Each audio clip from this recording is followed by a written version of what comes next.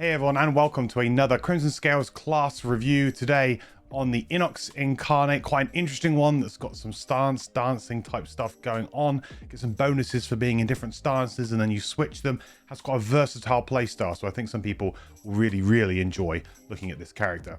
If you are here for the first time and you don't know what the Crimson Scales is, the Crimson Scales is a fan-made spin-off to Gloomhaven. It's a completely fan-made project, not for profit. You can go to thecrimsonscales.com to learn more. There's print and play files available. There's a tabletop simulator mod available. And we're talking about this character from the Trail of Ashes, which was an add-on to that add-on that you could get. I think it was with the second printing. There was a physical print run of Crimson Scales.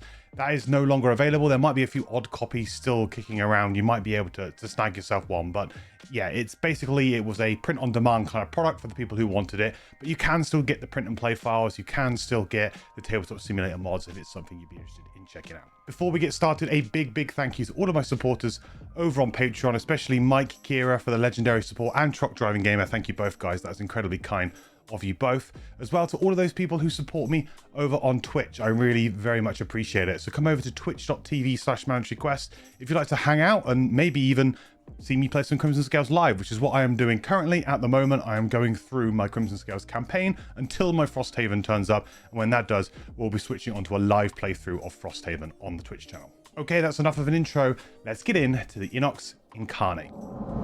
Most actions and some attack modifiers will contain one or more spirit change symbols. Okay, so these three. I mean, the symbology is very easy to follow, I think. Outside of any banner, after you perform an action with any combination of these symbols, you must either change your active spirit to one of the symbols shown, or maintain your current spirit if its symbol is shown. Interesting. Most actions and some attack modifiers will contain one or more spirit change symbols. Right. Outside of any banner. Okay, I guess we'll see that when the cards come up. Oh, and then we'll be forced to change. Interestingly, so some of them will like maybe force you into a spirit that maybe you don't want to be in, and then you have to kind of like adapt. I can imagine that there being some very nice kind of combos with this character, very flowy. And maybe some good points of like where you can change. Like you can go, actually, I want to go this way this time rather than this way. Maybe some flexibility there. Could be interesting.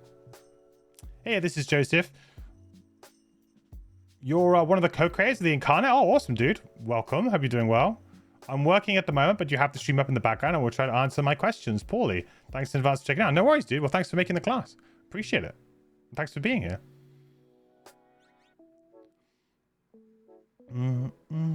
That was a pretty good estimation with the kind of attacking, supporty, rangedy type, and then the tank. Cool. Well, I mean, in terms of like mechanics off the bat, this doesn't seem to be too confusing. Like, you know, from the, you know, reading the player mat, I'm not sat here thinking, oh, what is this? You know, I feel like it sounds like it should be fairly easy to at least kind of pass the cards. So I guess we just get straight into it.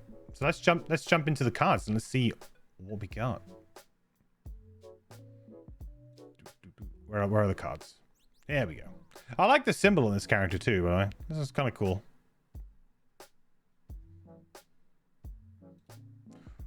All right.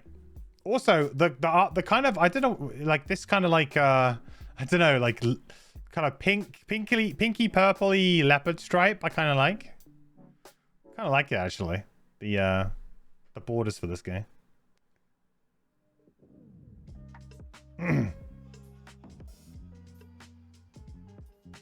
Can't tell you how happy was for Nitz to tell me I'm doing this. Well, everyone was pushing me to, after we finished Crimson Scales, everyone was pushing me to do Trail of Ashes as well. It was like, next week, Trail of Ashes. It's like, okay. And then it was like, oh no, the files aren't ready yet. Well, okay. But yeah, it's been good. I remember like, because it was looking like Incarnate was going to be #1. It went out to a surging early lead in the poll. And then the other guys just kind of caught up over the course of the week. So, but it was very close. It was definitely one that people who were like, who were on it, who would definitely wanted to look at Trail of Ashes were immediately jumped on. Don't forget the Empower Enfeeble rules. You linked me in the Discord. Awesome. Good idea. Should we go over that now?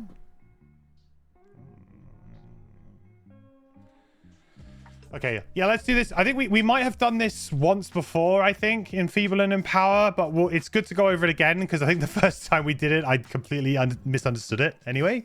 So let's do it. So Enfeeble and Empower, these are two new kind of effects. So a class can have access to two types of Enfeeble decks, Minor and Major. By these two symbols. Enfeeble decks contain cards that are unique to a class and are marked with that class's symbol in the lower left-hand corner. There's the Incarnate there. When a class enfeebles a figure, that figure must shuffle a card from that class's Enfeeble deck into its remaining attack modifier deck. When this card is revealed through one of the figure's attacks, it is removed from the deck and returned to the personal supply of the class it came from. Okay, so I guess the way of like thinking about this is like it's almost like a personal curse type effect. So when you do this thing, it's like you have unique cards that you can essentially put in. One thing that it doesn't say here, but I presume to be the case, is that we choose which card we use with Enfeeble. I would presume that to be the case. I mean, maybe they're all the same, so maybe that's irrelevant. But if they weren't, for example, but I presume that they might all be the same. So, but yeah, it's like a cursey type effect, but not being called curse. In the Incarnate's case, it only has minor empowers and minor enfeebles. Okay. Your personal curse, you use those. Similarly, Ruptures is all you've seen. Oh, so Rupture's on this guy too? Okay, that's cool. I mean, Rupture, I think Rupture, we've talked a lot about Rupture, so because Nitz is always, he's always going on about Rupture. So that makes sense. So Empower would be the opposite of Enfeeble, right? So a class can have access to two types of Empower decks, Minor and Major. Empower decks contain cards that are unique to a class that are marked with that class in the left-hand corner, blah, blah, yada, yada. When a class empowers a figure, that figure must shuffle a card from that class's Empower deck into its remaining attack modifier deck. When this card is revealed through one of its figure's attacks, it is removed from the deck and returned to the personal supply. So that's seems like it's fairly obvious, right? Do we actually have anywhere here? That was the Milestone card. Ignore that. We're not looking at that yet. Are the Enfeeble decks anywhere in this drive that you gave me, Nitz?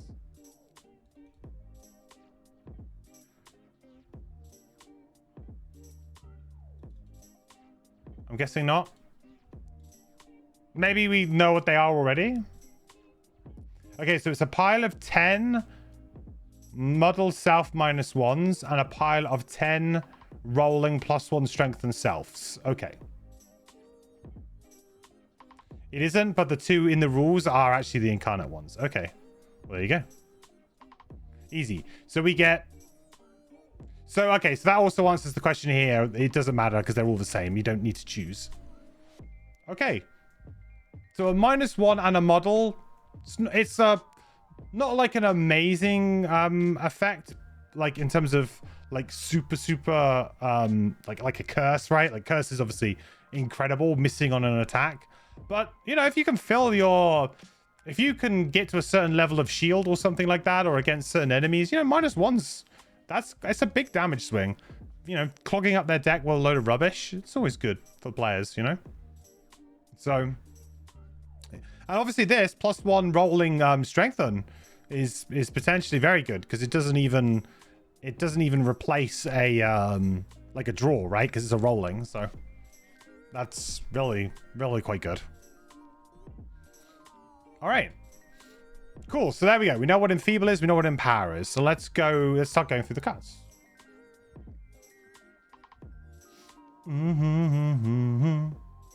It was in there under the individual files for attack modifier decks. All right. No worries. Well, we know what they are now, so it's all good. So let's start going through the cards. So Ancient Banner is our first card. So I'm gonna have to try and remember these different things. So this is Crusader. This is Ritualist. This is, was it Marauder? Was it Marauder? Reaver,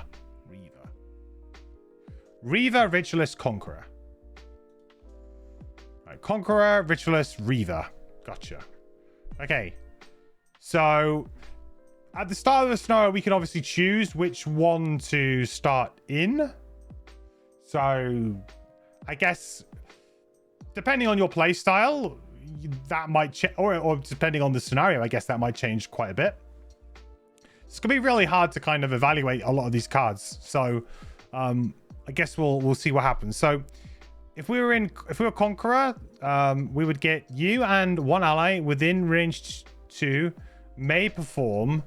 Okay, so basically, okay, so this changes this and presumably this to be you and an ally rather than just you, because this would just be you doing the effect normally, right? So what this does is it kind of grants it to an ally as well. Seems okay. So let's say we were in Conqueror form, right? So we're in Conqueror form. So we would be doing a move 3, attack 3, but 2 of us would be doing it. Which is... it's pretty flexible. I mean, it's not like... It's one of those kind of things, it doesn't sound amazing. But... You know, it's 2 attack 3s. That's 6. You know, 6 is that kind of number at level 1 that starts to look like a burn when you talk about attacks. Like, you kind of get like, oh, you can do 6. Like, you can split it across 2 different targets as well. Of course, if you are playing a certain types of scenarios that really required you to move a lot, or, you know, you needed to get to the end of a scenario, it's a nice way to just get some extra movement in there. It's probably not something that I would burn, like, often. But I don't think it's... Like, it's not bad. It's pretty flexible.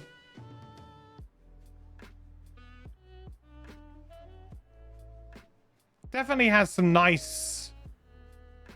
Like, some nice kind of, like, co-op play there, right? Maybe allows your ally to use... And yourself to use a bottom action that's not a move if you needed it to. So there could be some good combo setups with this type of thing. Whenever you see move on the top of a card, like that immediately kind of goes, okay, great. We now unlock some of our, you know, kind of non-move attacks or non-move abilities or buffs in certain ways that they become easier to use. So it kind of enables you to kind of cheekily get 2 actions for the price of 1. So it's almost like you played kind of, you know, 2.5 abilities rather than just 2 abilities in a round, kind of. It feels like a lot of the time. Where's the Falcon? Did you redeem Falcon? Is he still broken? Oh, Falcon. There you go. I'll manually play him. Does the ally also get the attack? Yes. Yeah, I would. I feel like it's pretty. It's. I feel like this formatting is going to be pretty easy to read, or I will, because of the in this kind of way, because it's like, okay, cool, we get this. This is kind of like the default action, right? So this is just what you always get. Like, this is just what you always get. But the difference comes with these 3 things, right? And I guess in a way you could have had this at the bottom rather than the top. But I think I quite like it here because then it puts it front and center. So, okay, so that's if we were to do it in the Conqueror form, which I think is, you know, it's one of those kind of abilities that isn't, like, it's not incredible, but it is actually useful and could be a nice combo setup for a powerful turn for you or an ally. So, you know, there's some good team play elements to it. So the Ritualist adds an additional +2 move. So that means that only you would be able to do a move 5, attack 3. Now, I mean, move 5 is a lot of movement. It's decent. And you get an attack at the end of it. And let's say you had another move bottom or something. You know, you're trying to race to the end of a scenario as fast as you can. Move 5 as a top action. That's a lot of movement for like a hybrid move attack action. So, I guess to me, you're probably, I always look at things like from damage perspective, because I always feel like movement is something that you can usually kind of cure with items, right? It's easy to, you know, get a pair of boots to increase your movement by 2 whenever you need to, right? So maybe it's just being spoiled with the wide selection of good boots around that we have. And maybe if you were playing something that didn't have as many good boots in, you'd view it a bit differently. But I always find that, like, you know, like added movement like this, it's nice, but typically it won't matter as much as it might first seem. So it's a good amount of movement, and in a scenario where you're racing to the end, sure. But I'm not so. I feel like this is better than this right now. Outside of like a couple of instances, maybe.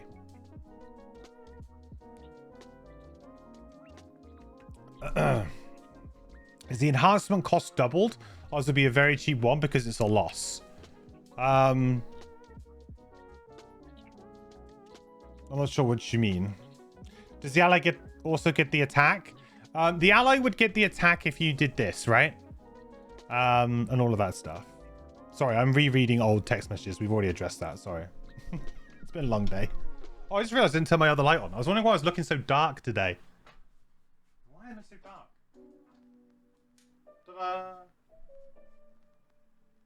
It's not much, but it kind of highlights my... There you go. That's a bit better. It's got a big shadow across my face.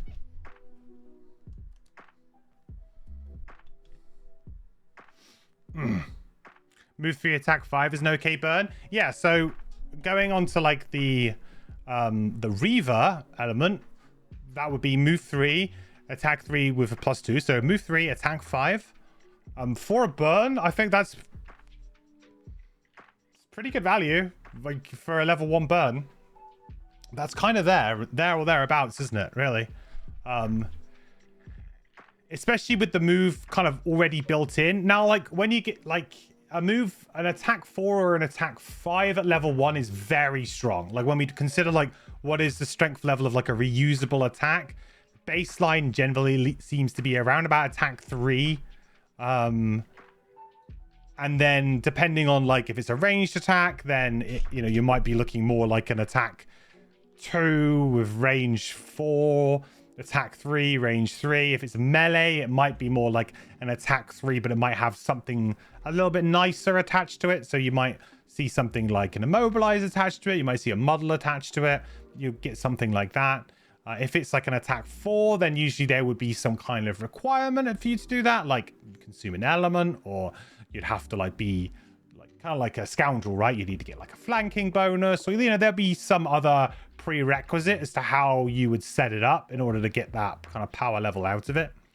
So when you're looking at like an attack 5 burn, obviously there are characters that can do, you know, fairly reliable attack 4s through their mechanics, but I mean, this has also got a move 3 attached to the top of it. So you know, I think like that's a good kind of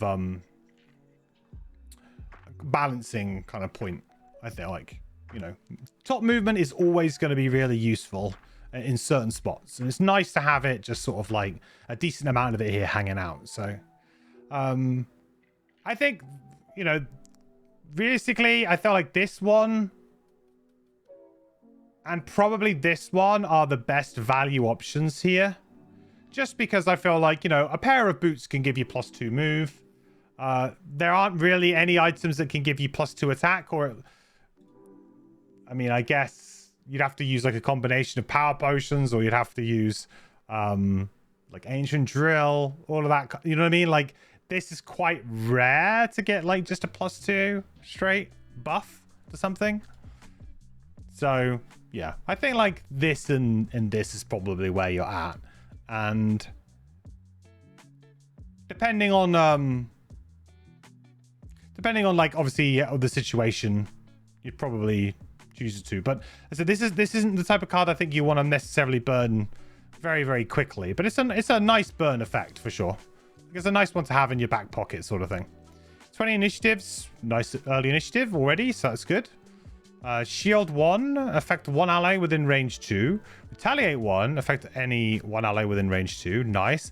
Then we get our spirit symbols. Okay, So this is where we have the opportunity to spirit swap. So we would have to spirit swap to one of the three. And because all three are there, we could, in theory, choose to stay in whatever spirit we are, right? Because the thing is that you have to change to one that's shown on the card.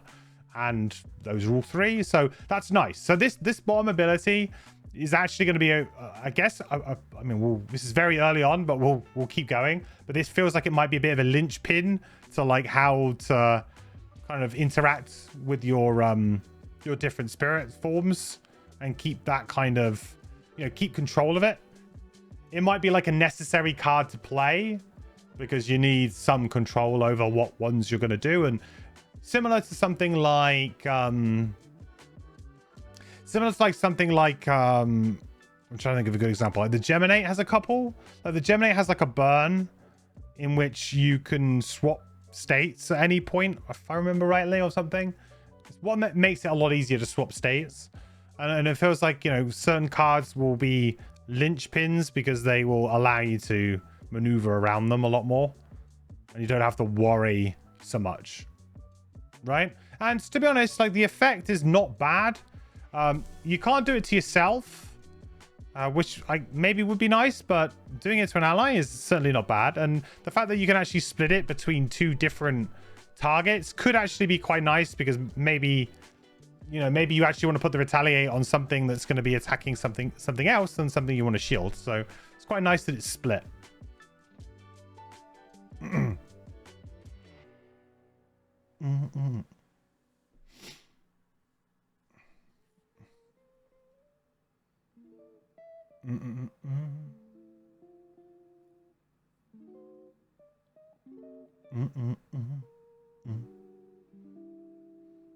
The bottom value is in the ability to change to any form. I would think so, but I don't think like the rest of the ability on the bottom of this is like it isn't good. You know, I think like it's actually a pretty usable one. Like say for example, if it was paired with like, I don't know, a loot action or something like that, I'd be a little bit annoyed.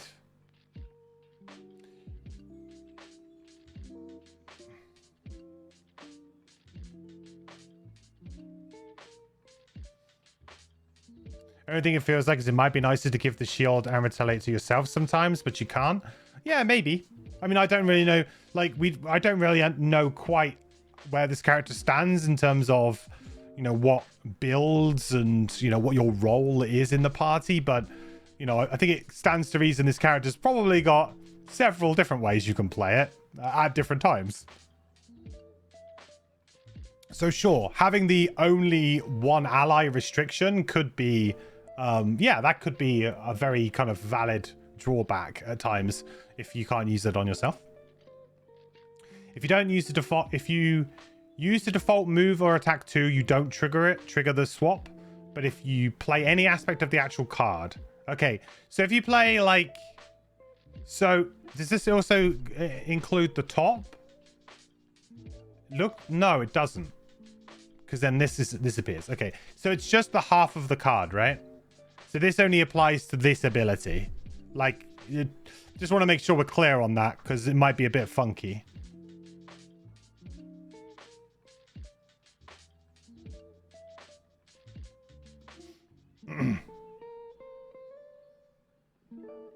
So if you choose to play the bottom, not default, but there's no one to target, do you swap? I would say no, because you have failed to perform any part of the ability. That would be my initial thought, because like that would be exactly like everything else, right? You need to use part of the ability to generate an element if there's an element attached to it. So I would assume that you would have to have it. So that, I mean, that's fair. That does mean that this could be more difficult than it first looks to use. You know, it's definitely going to mean that if you're playing 4-player, for example, you probably will find it much nicer than if you're playing 2-player and your buddy's running off and you're like, no, come back, I really want to swap, right? Like, so there's a bit of collaboration, a bit of cooperation needed there to make that work. But I guess in theory, you could, for example, decline. You could play the shield and decline the retaliate, and that would be fine. I don't know why you would do that, but you know, yeah.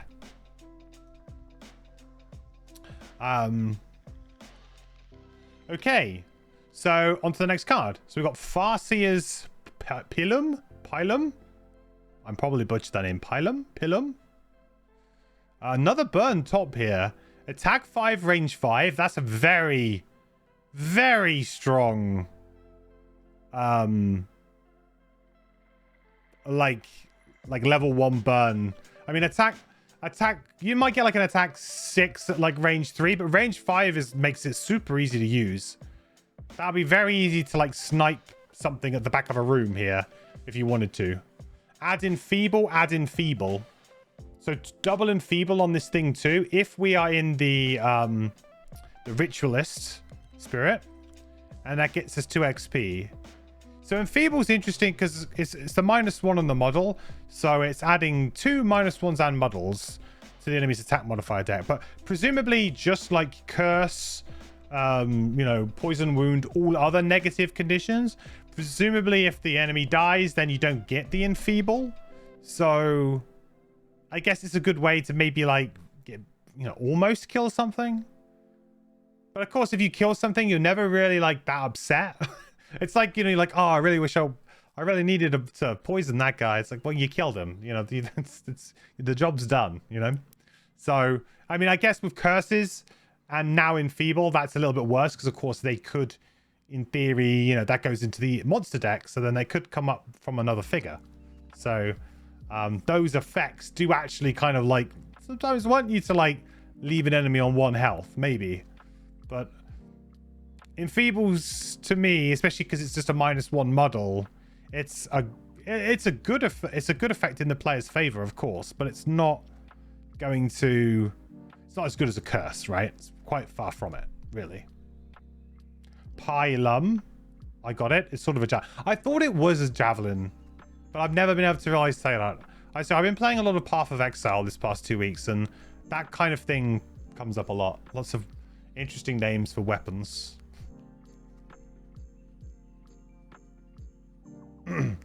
Just a better version of Race to the Grave Top. That's fair.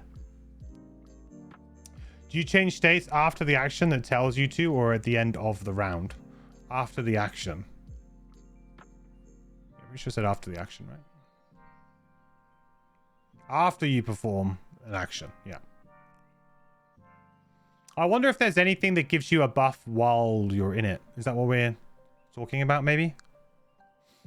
So anyway, in terms of like a burn attack, this is like I guess an effect that we've seen before, but maybe the range is a bit longer than we usually get, and of course enfeeble is a kind of a newish mechanic. So yeah, it's a bit different. Do you need to add the enfeebles for this to be worth it? I don't think so. I felt like if you kill something with an attack 5, range 5, you're pretty happy. You don't really care. You'll soon forget about not adding those enfeebles. Of course, adding the enfeebles would be nice. And I felt like, you know, what we might start to see, we haven't seen it yet, we're only 2 cards in, we might start to see XP start to like get linked up into this kind of thing. And when that kind of stuff starts to creep in, then you probably want to start making sure you hit it with something like this. But I would say this is like, if you're trying to kill something in a pinch, attack 5, range 5 is pretty good for that. And this would be a nice bonus if you get it, but certainly wouldn't hold this card back if I didn't get the enfeeble bonus, but it was a good time to play the attack 5, range 5.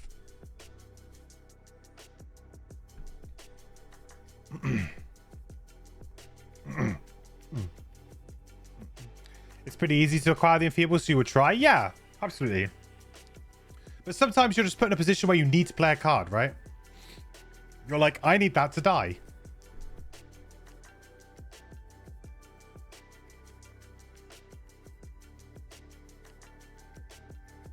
Sorry, excuse me. I managed to mute my mic for that time. I felt it coming. Okay. So 48 initiative. Very, very bad initiative right in the middle there. So no man's land initiative. So you know this card is not going to be used for a leading initiative in any way. It's not. This initiative is irrelevant. The bottom, move 3. On your next melee attack this round, add range 3 to the attack and generate air. Ooh. Quite like that. That seems fun.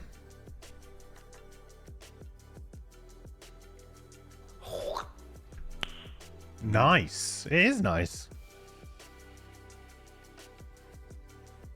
What's interesting here is that you immediately go into Reaver or Conqueror, which I'm guessing are the melee kind of, or the more melee focused spirits. So obviously you kind of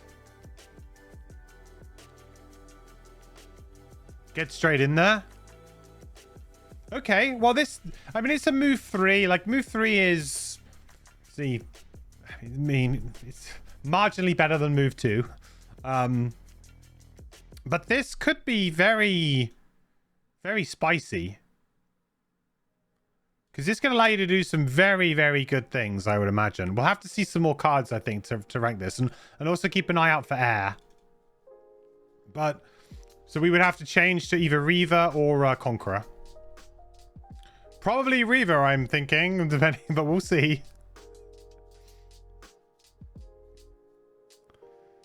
Throwing daggers. It's a Fire Knight ladder effect without having to place a ladder. Yeah, I kind of guess so. Okay, next card is Vital Tether. So attack 2, range 3, pull 1.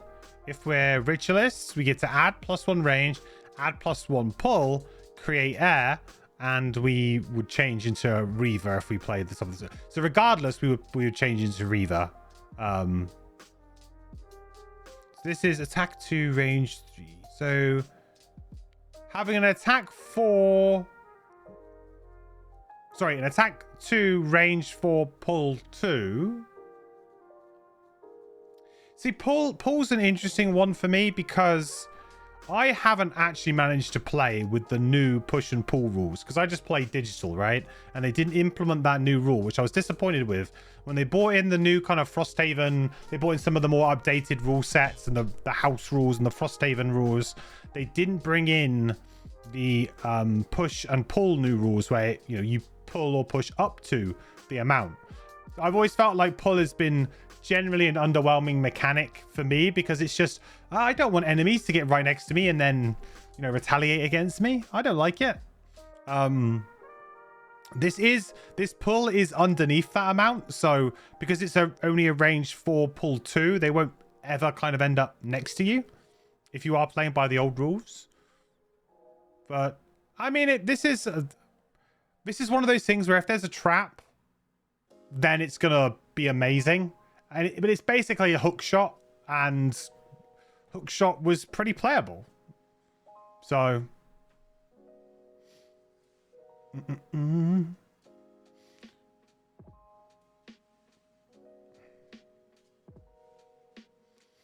get some nice combo potential later this one. I guess we'll look out for it. But getting forced into Reaver as well might be good, I guess. I'm guessing you'll be fine with that. Unless you attack something at range 2 or 3. Yeah, of course. Yeah. But what I'm saying is that you can avoid it by like moving with your bottom action or something, couldn't you? To try and avoid getting having to pull something right next to you. But with the change to the push and pull rules, and I feel like everybody should really play with them because it doesn't really change much about how push operates, in my opinion, because you just run around and push someone enemy through a trap, and quite often you're like, just get as far away from me as possible, please. And so like that was okay, but pull is a lot more nuanced in what you want to do with it. There's a lot more like cool planning abilities, like I want to get you into that AoE, that kind of perfect triangle, or you know, through that trap but not into retaliate range or whatever. I feel like there's a lot more nuance to pull than there is to push necessarily. And yeah, maybe playing with those rules is gonna those rules changes is gonna really help with that. So 61 initiative is I get a pretty bad initiative. Like you're never going to be choosing 61 as an initiative. Move 3. If you are in Reaver, Rupture, target one adjacent enemy, 1 XP. There you go. So this is one that does benefit you from being in Reaver, and then we would have to convert to Ritualist afterwards. So Rupture, for those who don't know, is an effect that was added in... I think the Ruin Moor is the character who added it, I think. But Rupture essentially is an effect where whenever an enemy moves, they take damage from movement, right? It's kind of like a...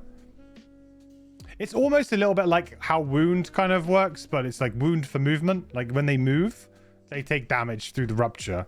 So Rupture tends to be really, really good with things like pull, push, forced movement, anything like that. It works really, really well. So there's actually some synergy here with the bottom of the card and the top of this card. Of course, that's quite often how, you know, card design in Gloomhaven tends to go sometimes. It's like, hey, yeah, let's make a card that's really good about like positioning the enemy. And then you get kind of like, you know, the classic attack, pull or push type action. And then you get something that's maybe a bit more nuanced on the bottom with your move. So I think Rupture's a good effect. It's a very good effect. It's another avenue to help kill certain enemies that might have high shield. And there are definitely some characters that can just take advantage of it in quite a big way in Crimson Scale. So yeah, I'm a big fan of Rupture as an effect. I think it's a very cool new effect. And definitely a good one for the players, right? Players really benefit from it. It's a very good one for them. Might not be so good if you get ruptured, but I don't think we've heard of any enemies that can rupture the players yet. Sounds like the cripple effect from Divinity Original Sin, if you're familiar with that. I played a lot of Divinity Original Sin 2, but I don't really remember the cripple effect. It's been a long time since I played Divinity. Very long time. I was thinking about playing it again the other day, but then I've sort of decided now that I'm just going to wait until Baldur's Gate 3 is like out of early access. Then I'm going to play that game. That'll probably be a game I'll play on stream, actually. I enjoy that system a lot.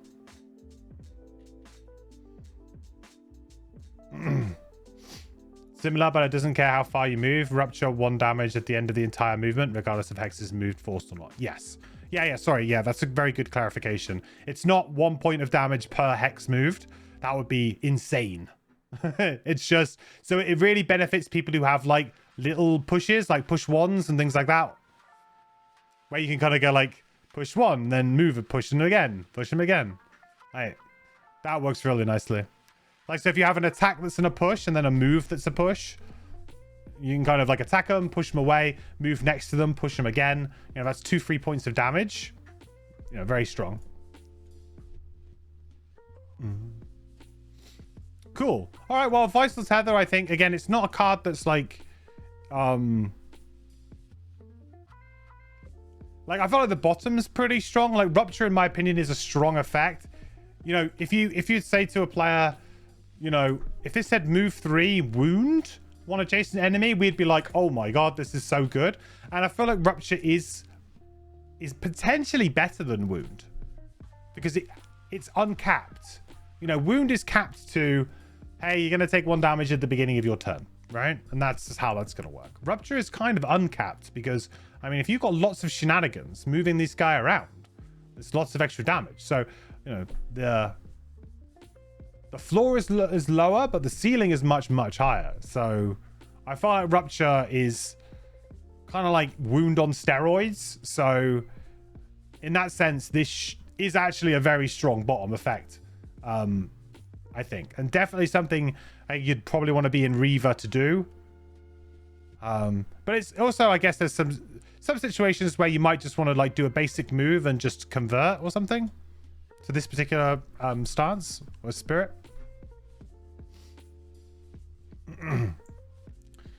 But less consistent than wound. Yeah, less consistent, but like if you think about it this way, like Rupture isn't immobilized, so enemies that are ruptured will still choose to move. So you can also just do silly things like rupture them, then like run away from them, and then they like come and get you. So you can almost like, if you keep away from enemies, you can kind of almost make it also into wound at the same time, because then they're always going to be moving to come to get to you, and then they're going to take the rupture damage, right? So there's like, it can it can almost be fashioned into wound by very clever play. So I felt like it's definitely like a much more powerful than wound. And like I said, the idea here as well of the idea of like move 3 wound would be very, very strong. Like I think move 3 rupture is potentially stronger than that. So there are some things, you know, where maybe enemies don't move and they just sit there, and obviously rupture does nothing then. You know, sometimes that could be nice. Like on certain enemies, rupture might not be quite as good. You know, ranged enemies, for example, might not be quite as good, but yeah. Worse on shielded ranged enemies. Yeah. That's fair point. There's definitely some situations in which it is worse, for sure. But then, you know, if you've got the right suite of abilities, you can make it better, right? You just got to push and pull that ranged shielded enemy around. Larger parties too. Yeah, like you want, I guess, yeah, rupture might be a little bit less attractive if you're playing 2-player, maybe.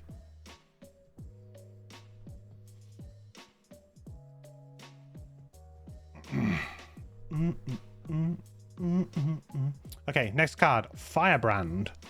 Attack 2. If we are in Reaver, all adjacent enemies suffer 1 damage. Create fire. Retaliate oneself, and then move over to Conqueror. So, I mean, this isn't bad. An attack 2, make your element, do a bunch of damage to like just some people around. I think that's quite good. I guess the attack 2's maybe a little bit limiting here, but then you get the extra, you know, direct damage that kind of just ignores shield and just goes through everything anyway, which makes it quite useful. We haven't seen any consume elements yet, but we've seen a couple of make. Like we've seen air and now we've seen fire, so it'd be interesting to see where they're used, if they're used. Might not even be.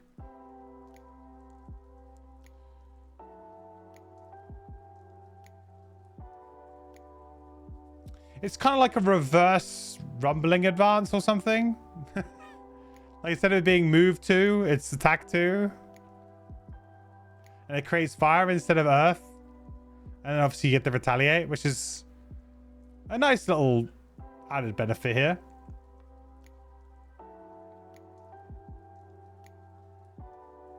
I feel like the good thing about the top of this card though is that, you know, we were talking that you have to perform some part of the action in order to switch, and we said with this one, well, maybe there's no ally around, so you can't do it. At least with this one, because it's retaliate oneself, you can literally choose to just go, I retaliate oneself, like, because these are separate parts. You can just, so if you wanted to change, it's fairly simple to change spirits with this card as well. Obviously it'll probably feel bad to do that. Like I don't imagine you want to take an entire turn to basically just switch, but I guess if needs must and you're towards a long rest, maybe. Ain't that a nice bottom too? Let's look at the bottom. The initiative is it's okay. It's verging on not very usable. The as I will say, so far the initiatives for this character have been, you know, meh. So hopefully we have some, looks like we have an 18 coming up, so hopefully we'll get a couple more early ones and maybe some late ones too, some really late ones. So attack 2 on the bottom here. 1 adjacent ally may perform attack 2 as well. Ooh, yeah, this is quite good. That is, you know, 2 separate attack 2s could be on one thing, could be on 2 different things. Really encourages grouping up. Actually works super well. Oh wow, that combos really well with this. I mean, I guess that will kind of be the theme going forward. But so if you were in Conqueror form right now and you decide let's just go for it, you could do you and your buddy could do a move 3, move together, do this attack 3, end up next to each other, right? And then you just go, then you do an attack 2, then they get to do an attack 2 as well. Ooh, That looks like a really strong turn. So that would be essentially like...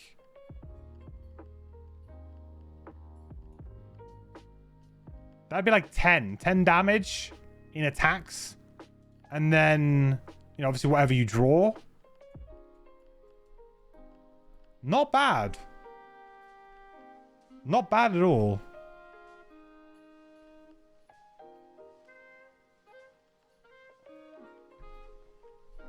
So you have got like the you've got the very, very easy and very like accessible combo of just Ancient Banner top and Firebrand bottom, which I think is cool. Like makes it really easy to just navigate as a player. If you want to have a powerful turn, here it is. It's a powerful turn. It's easy to do as long as you're in Conqueror form, of course. So you have to make sure you're doing that. Conqueror Spirit. That seems very strong to me as a single turn. Very, very strong. And you could do it on 20 initiative. Pretty good. 20 initiative won't be everything, but it will be an awful lot. Two attack 2s on a bomb is a very high end. Yeah, absolutely. I mean, attack 2 on the bottom of like a level 1 or early level card is reasonably common on attacking type characters. Obviously rewards you for starting your turn next to an enemy usually, unless you have some other kind of combo. But yeah, this could be very, very good. You could, in theory... I mean, realistically as well, you could just do this, really, couldn't you? You could just pull an enemy next to you and do another attack too. So even like it's a bit of a... I know it's not really like the dream way of playing, but...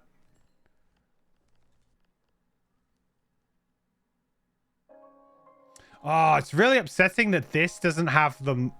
Okay, that's one thing we really need to start looking out for. That's just twigged. Right, that's just fired in my brain. Okay. Because, of course, we change forms as soon as we complete the action. So once we complete a top Vital Tether, we're immediately in Marauder, which then switches on all of the Marauder bottoms, right? So, is it Marauder? Why do I say Marauder? Reaver. It's because it looks like a... It looks a little bit like... Isn't Marauder a... Final Fantasy Online? Maybe. It's a bit like that. That role. That icon for that role. So, really need to keep an eye on that. It would have been so cool if that was blue. Because I'd be like, yeah, you just attack him, pull him next to you. Put him next to you and your ally, and then bang, you get to knock this straight away. I mean, that would maybe be too strong, but that would be cool.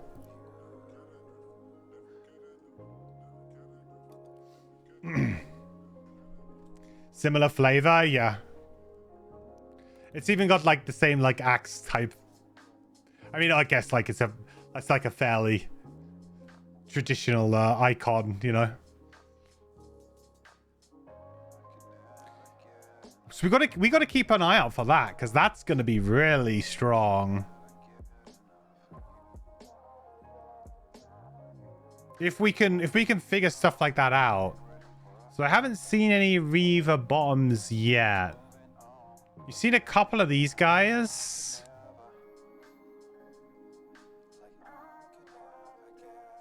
Boom, boom.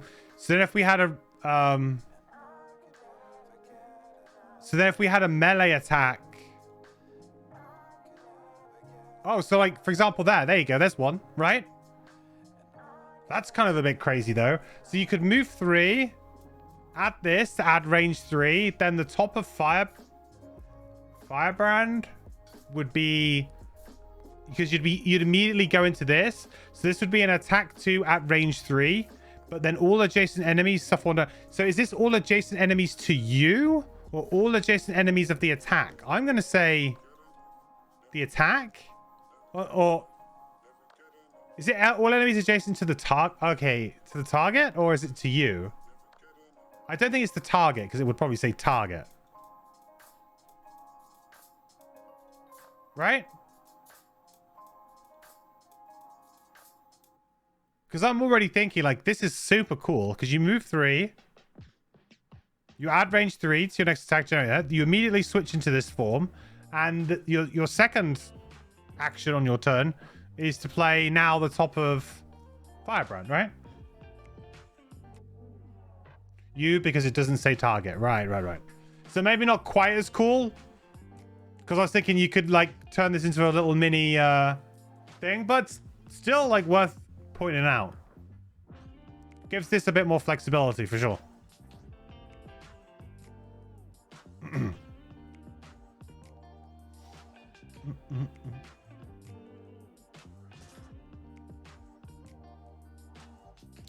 Conqueror equals move your bat. Richless equals grab and get. Reaver equals cut and gut.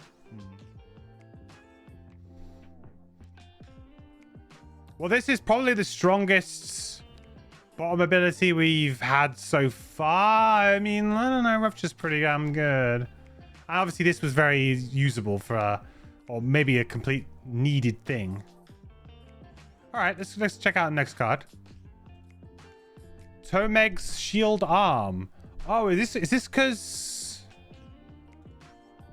Did we talk about this before? That the cards were named after people? I mean, Tomeg's Shield Arm, that sounds like somebody. Who's Tomeg?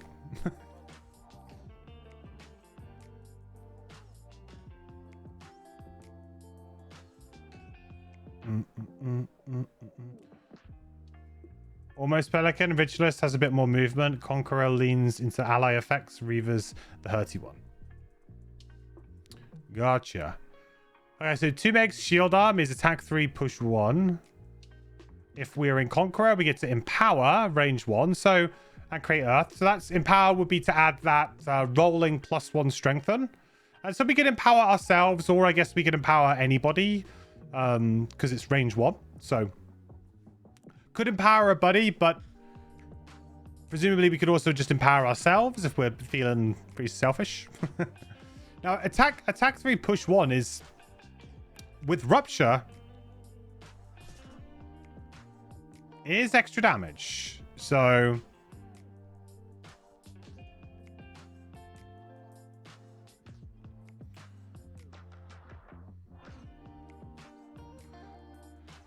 doesn't kind of work as a single turn because you'd have to be in the different form, and then you would, I guess you could be in this form, then convert over to that form, then you'd really want to be in this form. It's going to be really interesting and hard to kind of see all of the interlinking cards in this one, because it's like every single card that you look at, you can kind of look at it in many different ways. Like, you look at it as like a core ability. Like, is this good, right? Is the core ability good?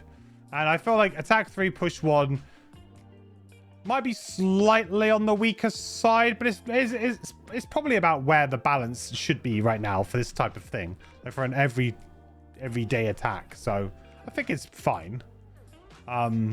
Definitely usable. And then you've got the empower, which you can get that, which is definitely worth it, because empower is...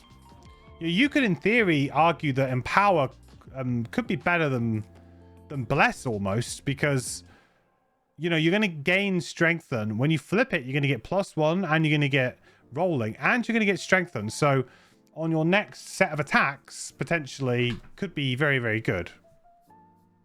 That basically sets you up next round for a very strong turn.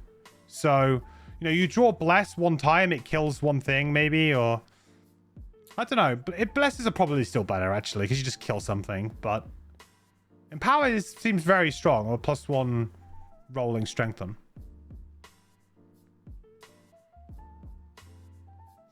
You made up a big list of what you thought were Inoxy names when you were designing cards. When it comes to design, you're the style guy, not the substance one. Okay, cool. And then, of course, we would change over to Ritualist after this. Okay. 18 initiative. That's nice. Very usable. Bottom is Shield 1. Affects self and all adjacent allies. If you are in Ritualist, Enfeeble. Target all adjacent enemies. Okay. And then switch into Conqueror. So, This strikes me as the kind of card, the bottom of this card anyway, strikes me as the kind of card where we would go, maybe we go late the previous turn. We go late the previous turn. We're in Ritualist probably. We do some sort of cool attack, right?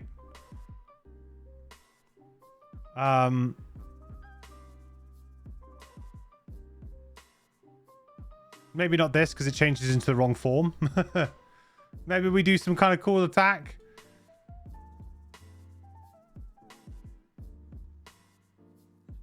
Then we switch. Then we kind of get the enemy or whatever. Then we kind of switch ourselves into... sorry, we go late and we run in. And then at the beginning, on like 18, at the beginning of the next round, we go early, we go on 18, we shield ourselves up, we enfeeble a bunch of stuff, then we switch into Conqueror, which is something that's got a little bit more kind of tankiness to it, or a bit more kind of ally control, maybe. I think we need to see some more Conqueror-like stuff.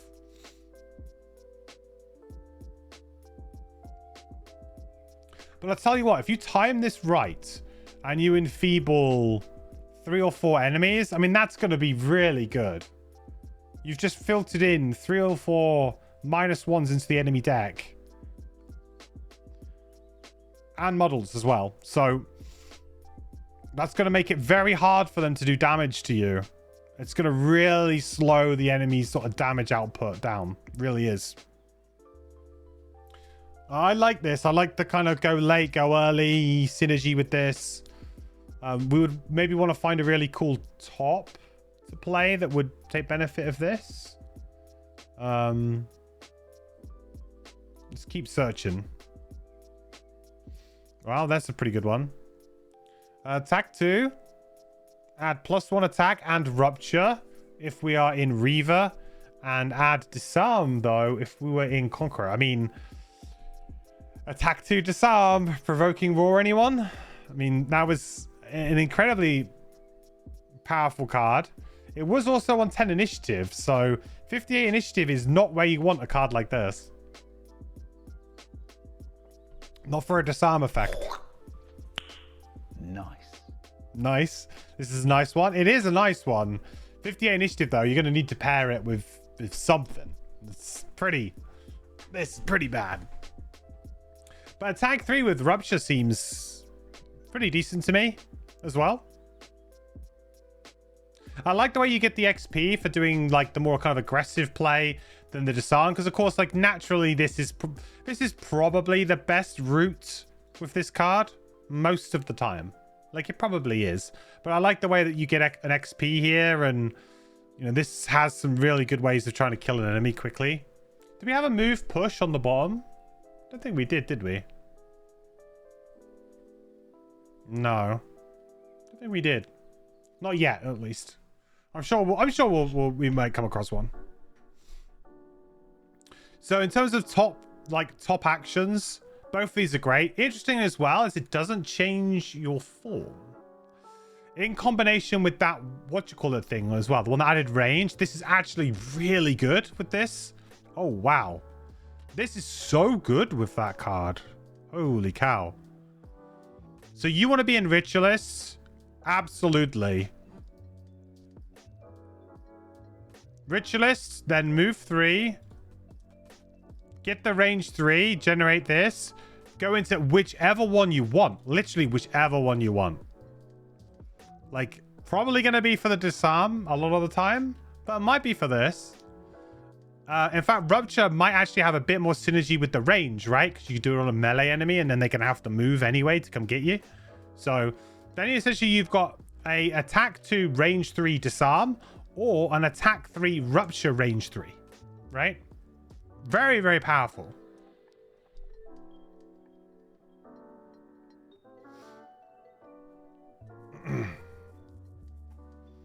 How is proc the rupture if it's a ranged attack 2? Yeah, absolutely. So it's actually a really very solid combo there. Very, very solid combo. I'd be all over that for sure. That seems like an incredibly strong like play. You've definitely got to figure out a way of getting that in there. You got to find a way of cramming that combo in there.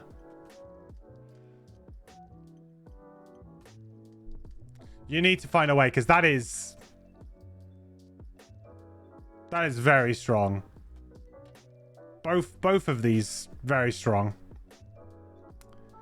So the bottom is move 3, enfeeble, target 1 adjacent enemy. Or heal 2 self if we were in Conqueror. Again, this is one that doesn't. This is an interesting one. This is one that doesn't swap you.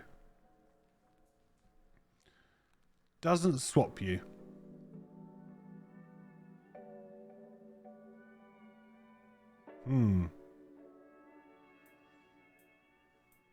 The thing is that heal 2, like a move 3 heal 2 is like just really playable. Because it just helps smooth your game out. You know, you're going to get poisoned at times. You're going to get wounded. You're going to take damage. It happens. And just a little bit of heal while not having to give up too much of a turn is always been really good.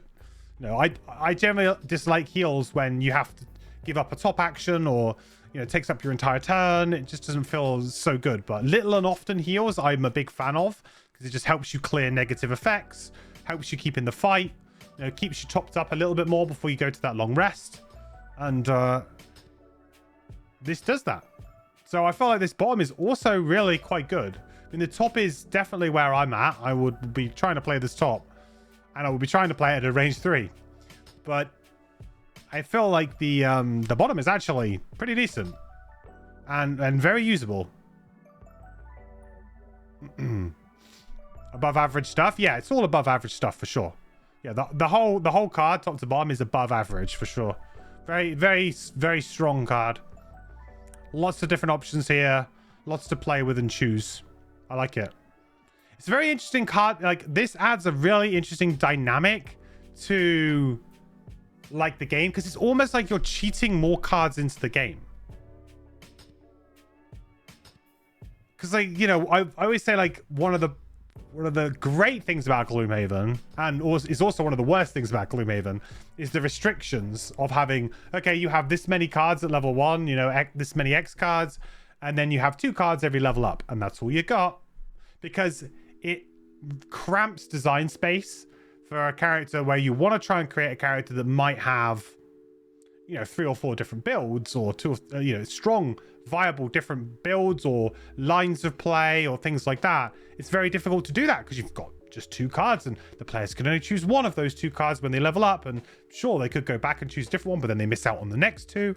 And so it's, yeah, you actually have a very restrictive amount of design space, which can lead to people being very creative. And, like, you know, that's what they say, right? Limits breed creativity. I absolutely butchered that quote, but there's a quote by someone who said that, and it's true, because this is a very clever way to kind of cheat extra cards in, because, like, you know, you're going to play this card, and this card is going to be potentially completely different 4 times you play it.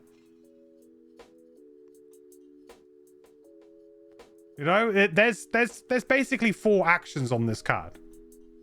And that's, well, maybe 3, but this is like, but you know, it's a very clever way to kind of cheat extra cards into the game almost.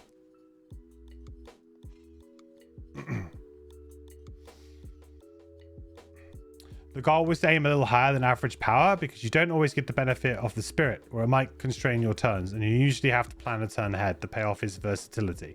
That's fair. I think that's fair. You don't want it so that if you don't want a character that is unfun to play when things go wrong. But having said that, a character like this, you have a lot more direct control over it. So I personally like let's look at the Blink Blade versus the Elementalist like example again. Like, so Blink Blade, in my opinion, that it's difficult and it can be annoying that you can have, you know, some bad turns, suboptimal turns, or whatever. But that does land with you, the player, right? You're the one who's controlling the time tokens. You're the one who's controlling like how many you have, when you're earning them, how you're playing, right? Yes, the enemy can do annoying things, you know, and go on annoying initiatives, upset your rhythm, you know, get in your face, whatever. Yes, there are elements of the game that are out of your control that can kind of creep into your game, but it's not nearly as bad as the Elementalist, who could be playing and they've got like friends who want to use the elements for their own abilities to get XP. You've got enemies that want to use them, right? And then also, you know, you can't bank it for multiple turns, so you've got to play it and then you've got to use the element on the next. Like, you haven't got that breathing room that something like a Blink Blade does, where you can be like, okay, I'll just leave my tokens there for a few turns and I'll use them in like 3 turns time. You don't have that. You have to kind of keep the cogs need to keep turning, and this character, I think you are in relatively good control, because ultimately nobody can take your forms away from you. You know, nobody can go, well, you're not doing that. You know, so it does fit, I think, a little bit more. I can get though that if you were to play maybe similarly to the Elementalist, where the Elementalist, if you play your cards in the wrong order for whatever reason, like, you know, maybe the enemy throws a curveball at you and you go, oh, well, my usual turn of doing this then this isn't really going to work out, so I'll play this and this. And that seems like a good idea for that round. But then you soonly realize, you know, the next round, oh, I don't have the elements that I usually would, and now I don't have this. And then you end up kind of compounding bad turns. And I guess that could happen here, where you find yourself in a spirit that is not matching up with anything relevant in your hand at this point in time. So then you feel maybe a bit bad about that. So I could maybe see that. But I still feel like players could have a relatively good amount of control here, right? Hey, Dareth. How many cards in are we? And do I like the Incarnate so far? We are 6 cards in. And so far, yes, very much so.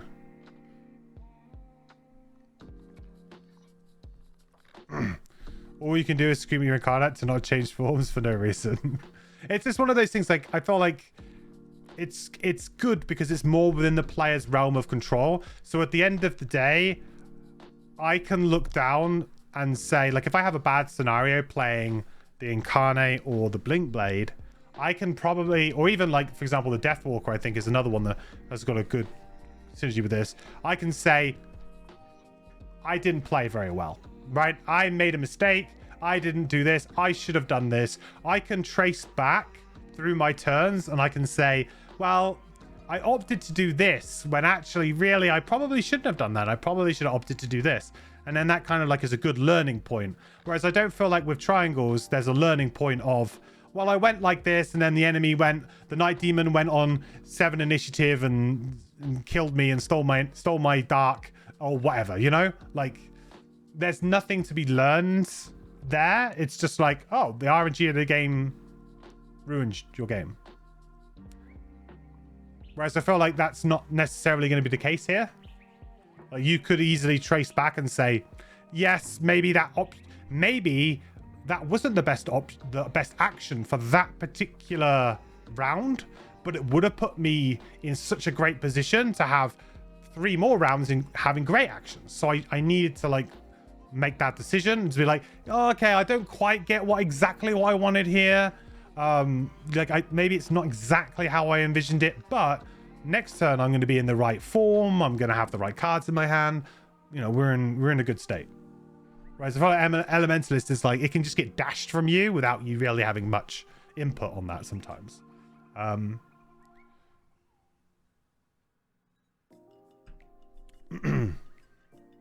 Yeah, the stance dancing is cool though. Some of the changes can be awkward. Yeah, I'm sure there will definitely be awkward turns because, you know, I felt like it would almost be bad if a character was too, I don't know, too like linearly obvious on how to play.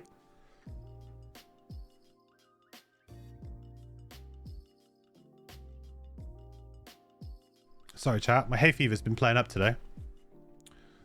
Cool. Anyway, on to the next card. Maku's Deadly Aim. Attack 3. At Pierce. If we are a Reaver. add range 3 if we were in Ritualist. So, I mean, again, this is another one that works really nicely with that bottom Ritualist move to add range 3, right? Because it basically turns that attack into that anyway. But you get the PS2.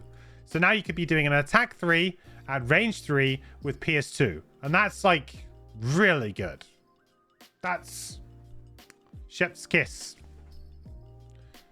When you're trying to fight living spirits early on in the game, if you're going to be running this in, you know, just general, either regular Gloomhaven or whatever, I'm sure there's probably living spirits in Crimson Scales as well, or Trail of Ashes maybe.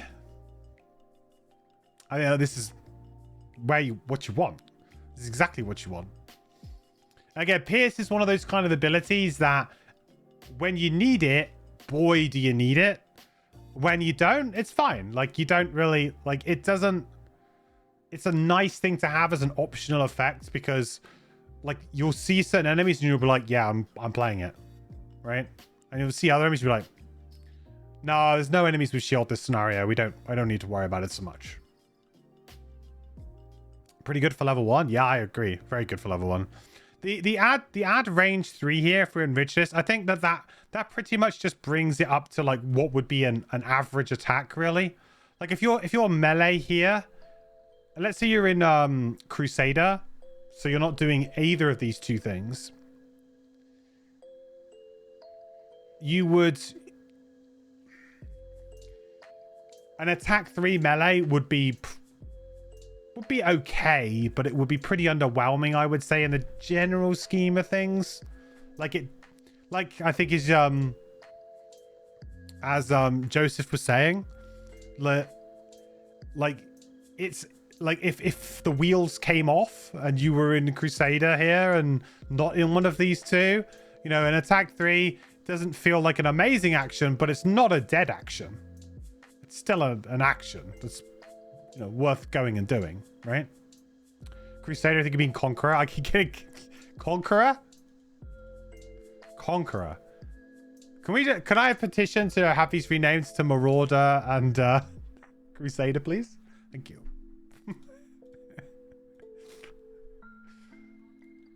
Oh.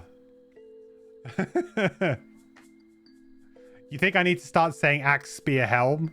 Yeah, but I feel like Spear is not... Yeah, maybe I should start saying Axe, Spear, Helm. Yeah, maybe.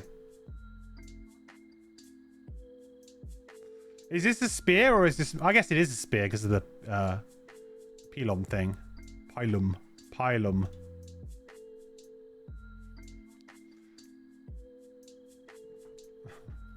To be fair, you kind of like my names too. I mean, like, they're just like names that... I don't know where they come from, but, you know, from just general role-playing game experience, this is the terms for these things. Like I said, like, these icons to me, I'm just seeing Final Fantasy stuff in front of me. It's been ages since I played Final Fantasy Online, but I don't know why, but all of these make me feel like... Because they look like skill icons, you know?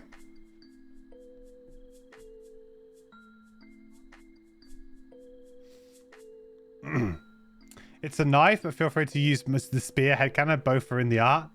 It's a knife? Oh my god. I'm really confused now. Okay, anyway. So, yeah. PS2 on this, I think, is probably where you're at. This puts it to an average baseline level, I would say. Pretty much. And this, on its own, is a bit mediocre. But in a pinch. 40 initiative is bad. You're probably not wanting to play that. So far, we haven't had very many late initiatives, so I'm going to keep an eye on that. I think 61 is our latest so far. Move 3. Get axe. Add +1 attack to your next attack this round. Nice. Always a good one. Always a good one.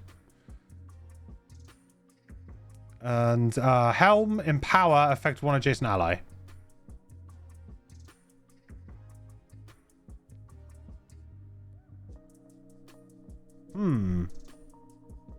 I mean, Like, I like Empower. Empower to me it's kind of like Bless and Curse in a way, where I never like blessing to be my only action. Like, if it was like, hey, you just bless and that's it. Like, I generally dislike the cards that are like bottom actions that just say bless all adjacent allies. They have a place in the game and can be useful for when you're building like a wombo combo, or you're, you know, beefing up your lightning bolt or something to go do a huge flurry of axes. There's some, you know, there's some like shenanigans you can pull with cards like that. But like, I generally dislike them as actions. So, I mean, having the move through on it makes it very nice and easy to use. So that's a good benefit there. But I feel like this would be the kind of thing that I wouldn't be like, oh, yes, I can get the Empower. It would be more of the case of like, I find myself in this form and this is available to me, and I will get a bit of extra value out of my move 3. I mean, quite a lot of extra value, but extra value out of my move 3, basically. You know, this is obviously as a more aggressive player, this is where my eyes are drawn immediately.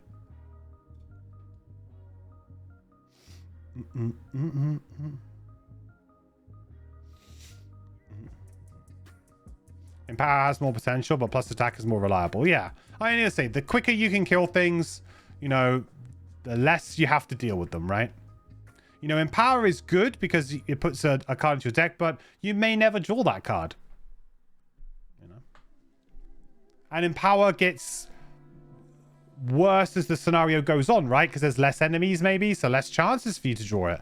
Like, blessing and empowering could feel really, really good at the beginning of a scenario. But once you kind of get moving, really, you just want to be killing things as quickly as possible, as efficiently as possible. And this is where this kind of comes in.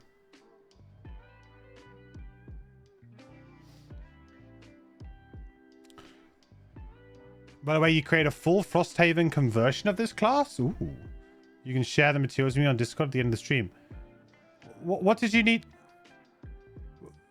So when you say conversion, what needed to be converted? As in, like, did you take away some of the extra materials and stuff? Like, you know, like Empower is a mechanic, obviously, that isn't in Frosthaven, so, and Rupture and stuff, or just the formatting? Oh, okay. Oh, with the new icon system?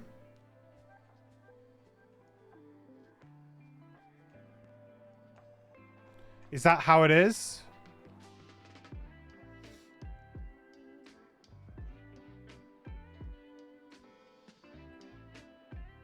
A good job is done on the class, putting the XP to balance things out a little bit. Yeah, no, that's a good point. Some of the XP so far, I mean, I would, yeah, I mean,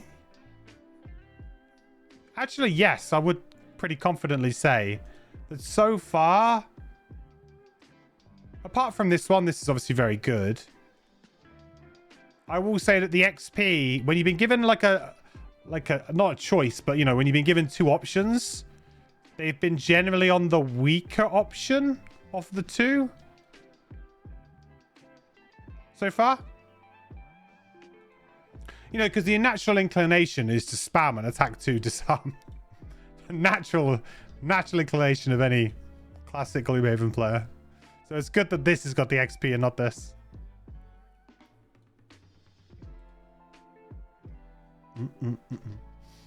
All of the materials turned into Frosthaven format for the class mat, cards, modifiers, and a character sheet. Interesting.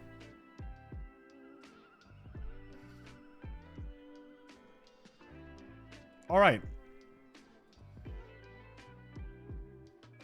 Another very solid card. Very good card. Is that Pax Lunge? Pax Lunge? Park? Park? Is that an R or a K? That looks kind of like an R to me, but also like a K. I'm going to say it's Pax Lunge. Attack 3. Spear or knife. You know, we don't discriminate here. Turn the attack into Rage 2. Well, that would make it more like a spear. Just saying. Turn the attack into this. If we're in Helm, add push 2.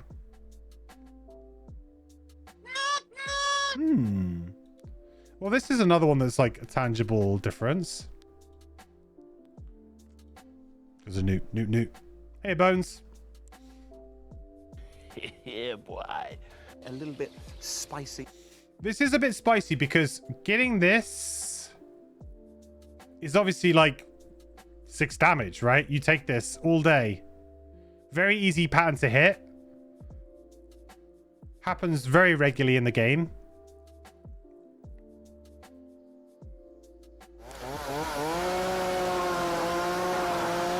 Push 2 though.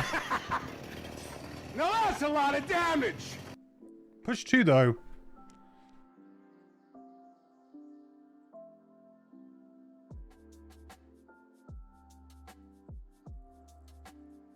Oh god. Oh, I'm very sneezy today. Push 2 is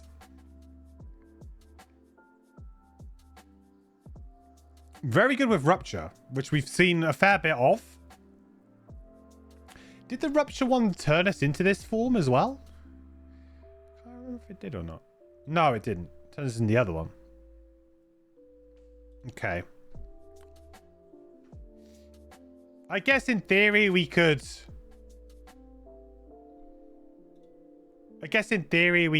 change that anyway with like a bottom action if you wanted to. Like what's going to be interesting is that it's going to be... There's going to be loads of different lines with this because you would use that to then turn into this. And then maybe you would use... Then on the next turn, maybe you would use this to get range 3. And then you could immediately do the push 2. Oh, man. The thing with this character is unlike, say, you know, triangles, I would feel pretty confident that you could just say, well, you plan like 2 or 3 turns in advance, like you're okay. This character doesn't feel like that at all. It feels like you want to plan like 5 turns in ahead. Like, what's the end result? Where do I want to get in like 4 turns? 4 or 5 turns. So I want to get ruptured. And then I want to push him in 2 turns time when he's ruptured to gain an extra damage. I want to do this like... There's a lot of like interconnected and interweaving options here that make it very hard to like... There's clearly going to be a very good play order here. I'd need to like almost... What would I really benefit from doing would be like to set all of the cards out. Like how I've done before in the past with like my Elementalist guide. And I've done it with my Lightning Bolt guide before. Where I've set all of the cards out and basically said, turn 1, play this. Turn 2, play this. Like to give like a new player like an idea of like... This is like a good... You know, obviously you want to be able to adapt to what's going on. But, you know, in theory, if you do this, you will get these results. Which are good results. And this feels like another one of those characters where really what I'd want to do is go, okay, what does turn 1 look like? Where does that put us for turn 2? Then what does turn 2 into 3 into 4? Like, and then once you get confident with that kind of pattern, you can then find like deviation points where you're like, okay, at this point in time, I could actually switch into this way of playing. Or I could switch into this way of playing. Like, then there's like a branching path. And you'd want to kind of come up with 1 or 2 very simple, like, turn structures.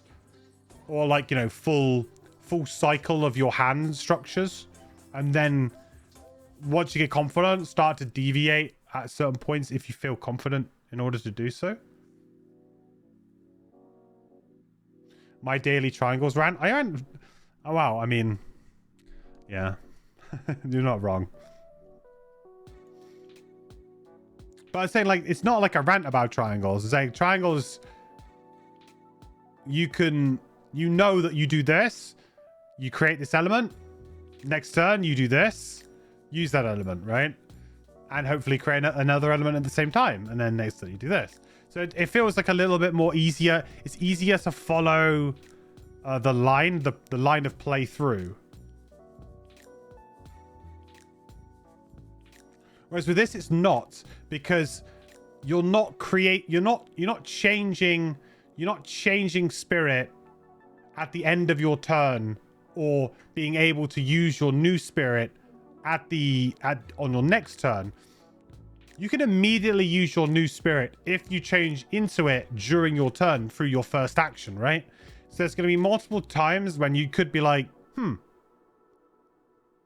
I'm going to change it to this, then use this. So it's almost like you're almost like double speeding through elements. You're creating and using elements the same turn that you make them, which is a fundamental different kind of way of playing the game. Like no one's ever been able to do that before.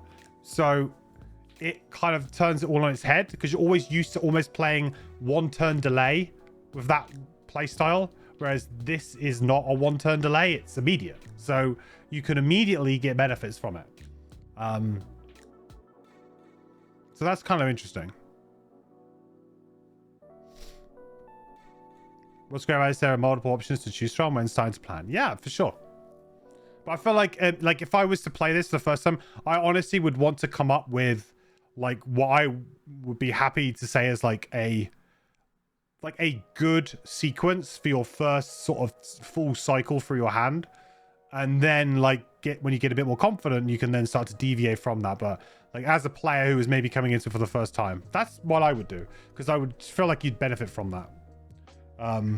So anyway, this top is a really strong attack if you turn it into 2. If you don't and just use this, it's still pretty good. You know, pushing something into a trap could actually be better than this, especially if it's only one guy you want to attack anyway. Definitely much better than this. So, you know, traps, interaction with traps is good. Interaction with rupture, which we already have, is very good as well. So, yeah. Very solid top attack. 53 initiative, another poopy initiative. So, don't know what that's about, but there you go. We've had a lot of poopy initiatives. Maybe because the character's a little bit stronger, and maybe we're sort of being nerfed a little bit. I don't know. Move 3. If we are spear, add +1 move and jump. Axe. One adjacent enemy suffers 1 damage. Create fire. Okay, we've had another element. We haven't had a single thing that consumes an element yet, but we've had a fair few generators, which might make you a really nice kind of team player. Might be like really good like team player with who wants fire and air. Geminate.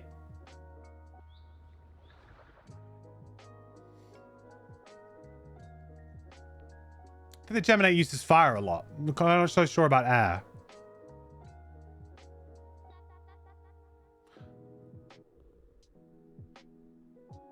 Who else uses fire and air a lot? I mean, fire a lot would be the Fire Knight, of course. Early levels especially.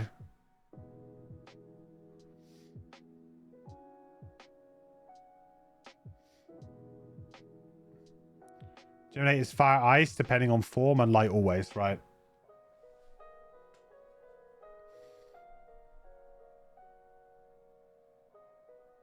I mean, a lot of free fire generation going on here, which is generally quite good, because most people who consume fire, they consume it for plus attack.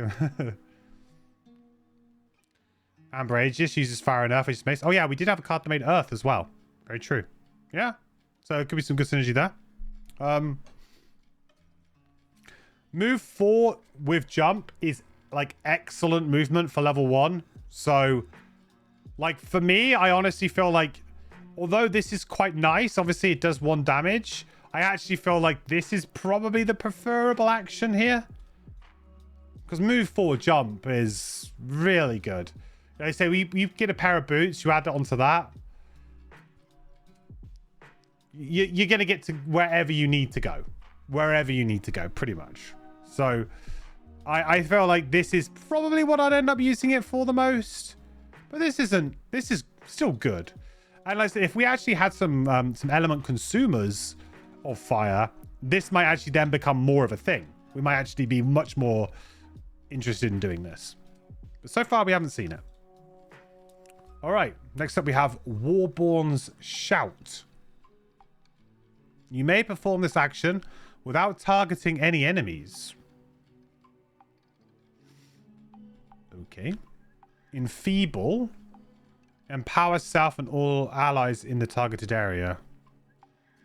Oh, okay. That's just... Okay. So that's just a thing because in theory, you wouldn't be able to do the empower thing. Because if there's no enemies to target, you can't do it at all. So this is just so that you can... Basically, you can do the empower without needing to do the enfeeble. That's all. Okay, well... Let's say that you're probably getting 3, maybe 4 things with this. Enfeeble, that would be 4 -1s and 4 models. That's pretty good, I would say. I would say it's pretty good, except for the fact it's a top action, so maybe not quite the best use. Empower sounds interesting, though.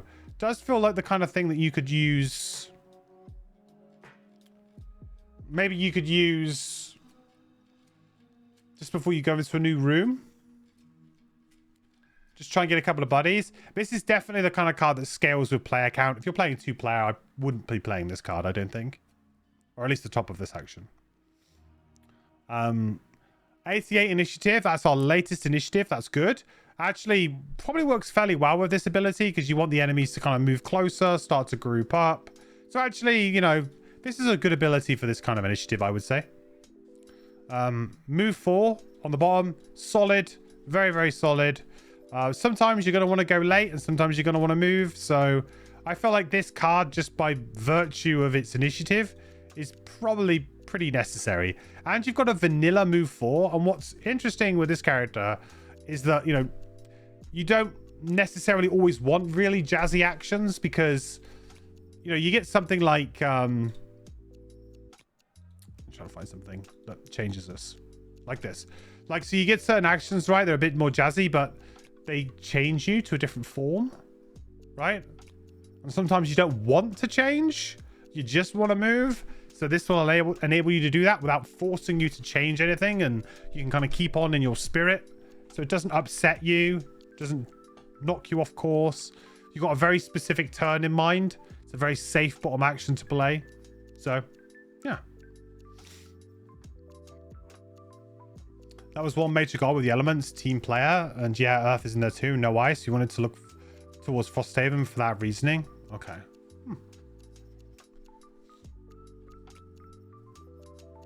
Cool. Well, yeah. I mean, this card to me is going to be pretty much an instant include because it's a move 4 on 88 initiative, which is just very usable. And I'm not a huge fan of this top action, but I can see it has a place. Like it has a time and a place, which is fine. But yeah, not forcing us to change here is actually probably secret power level. Goals Tonic. Attack 2. Target 1 enemy within 2 hexes. Enfeeble. 11 initiative. That's our earliest initiative yet. Liking it. Attack 2. Target 1 enemy within 2 hexes. Enfeeble. I mean, that's...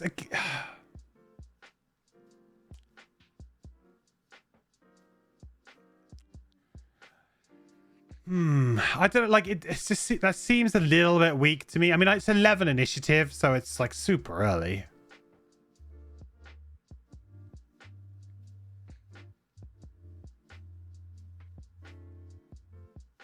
It's kind of like ranged, but it's not ranged because obviously the target 1 enemy within 2 hexes. Double Enfeeble.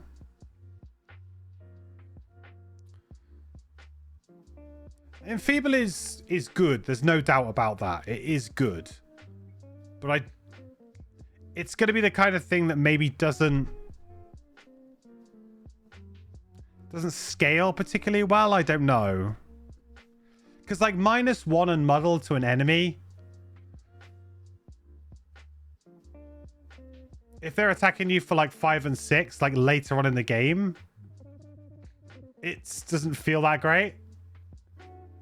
I mean, it's still something, but you know what I mean? It's not But when you're being only attacked for 2 and they draw a -1 in a muddle, it's going to feel really good.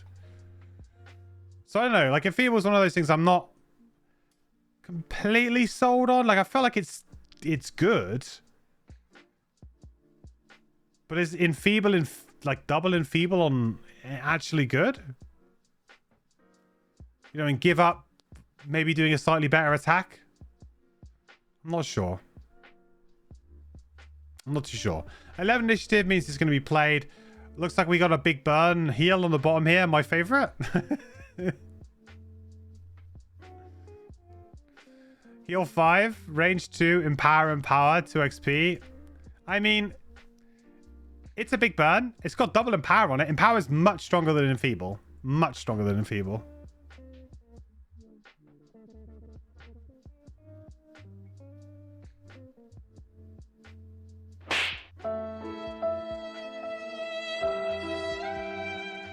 That camera's still not on the right place. It's all right. I think, yeah, I mean, as far as heals go, burn heals go, this is probably one of the better ones. Because at least you get the double empower, so you don't kind of just heal 5 and then that's it. Like, thank you very much. You know, you get some extra power level out of it as well. So I quite like that. It also, like, there's some nice symmetry on this card, right? With the double Enfeeble top and then the double Empower bottom. Like, it's some nice kind of mirroring of the two abilities here, which I like. This will probably end up being a move to 11 initiative for me on this character a fair amount, I would say. Because also the benefit of using a default move is that you don't use any of the actions, so you don't have to worry about changing as well. So sometimes you're not going to want to change as well, and that's something. I mean, it's 11 initiative. We're playing this card. Yeah, mid to end way of the scenario. Excuse me. Having a card that you can burn for 5 heal, get double empower and 2 XP is strong.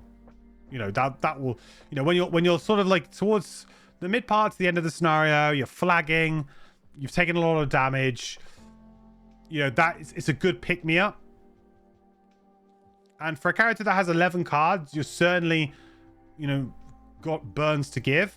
The problem is obviously when you burn an 11 initiative, you've lost your 11 initiative. So sometimes you want to kind of keep those cards around for a long period of time because they're important for you to be able to go before the enemies. So that's the problem with burn abilities on low initiatives, because they sometimes play quite an integral part of your strategy of play. So you wouldn't say much stronger, although you gravitate towards empower on the class. I mean, it's a rolling +1 and strengthen versus just a flat -1 model, right? I mean, it's an extra damage to this attack, plus you're going to be strengthened for all future attacks, and depending on when you draw it, that could be strengthened across several more attacks. Especially if you had some kind of, I mean, I don't know if we've got any, but if we had any, you know, attack, you know, 3 attack actions in 1/2, could be pretty interesting. Could be pretty spicy.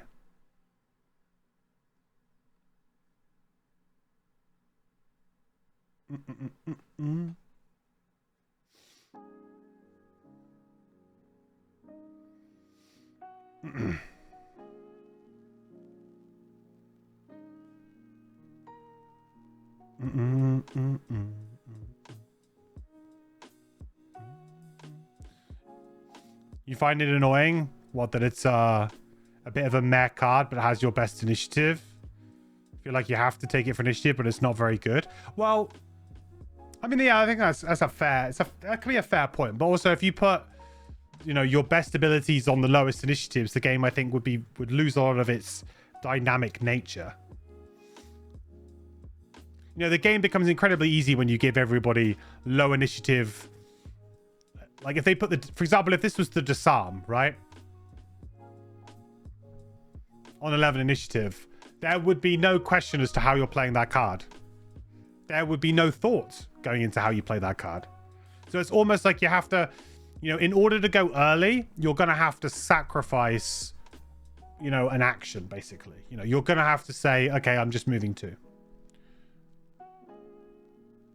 You're kind of having to go for an inferior or maybe less desirable or less efficient action to be able to do it. I agree that potentially keeping a card in your hand comparably just for that can be a bit feels bad for sure, but at least this has a big, like, you can just burn this for 2 XP at some point hopefully and get a good effect out of it.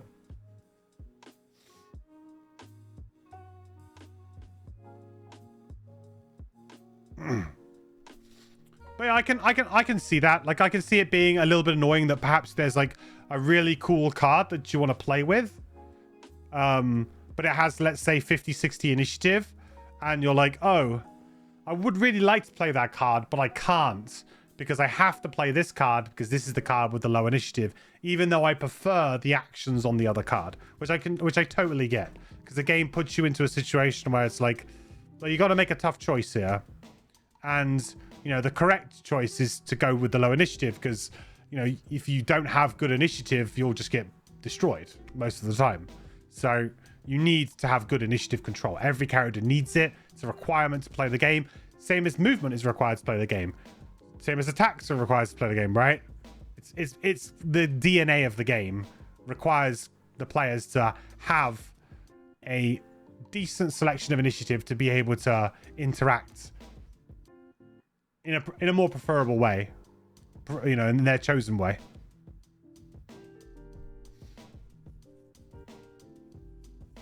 You don't have to put the disarm on 11, but a usable move on 11 would be nice.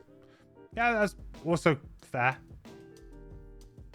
We've seen that before in other characters. We've seen characters with, like, you know, like sub 15 initiatives with like move 4s on the bottom or move 3s, stuff like that. We've seen it.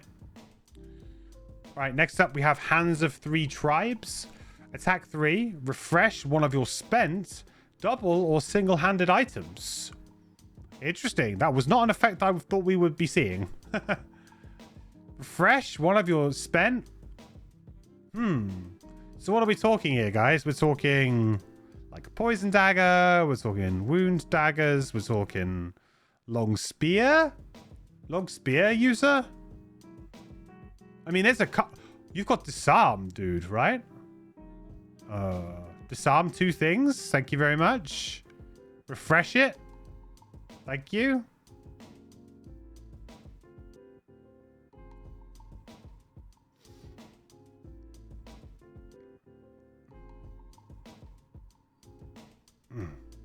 The good move ended up at the literal opposite end of the initiative scale. The 88. Yeah, that's fair. I mean, like I said, I feel like that card's maybe a necessary card as well, just because of the 88 initiative.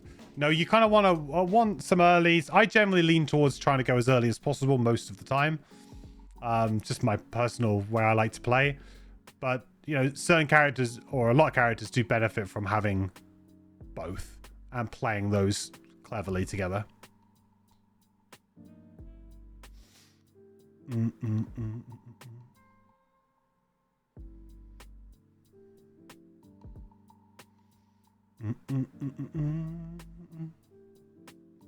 Double and feeble. It seems like it could be strong over time to me. You're guessing it's like 2 damage worth of reduction in the future. Minus on the draw, and I assume Muddle makes them deal 1 less damage. You typically see Muddle as preventing 1 damage, don't you? Generally.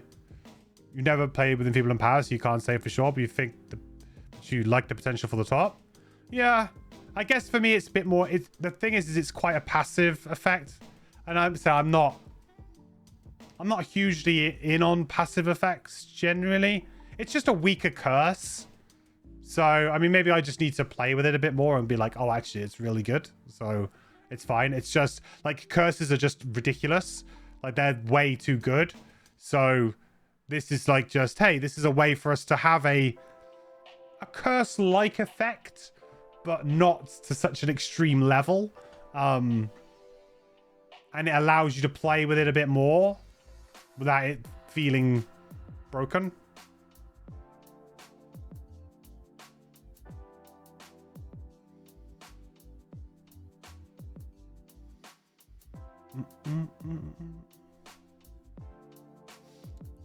If at Prosperity 1, we're likely just be an attack 3 poison for free because of just the poison dagger.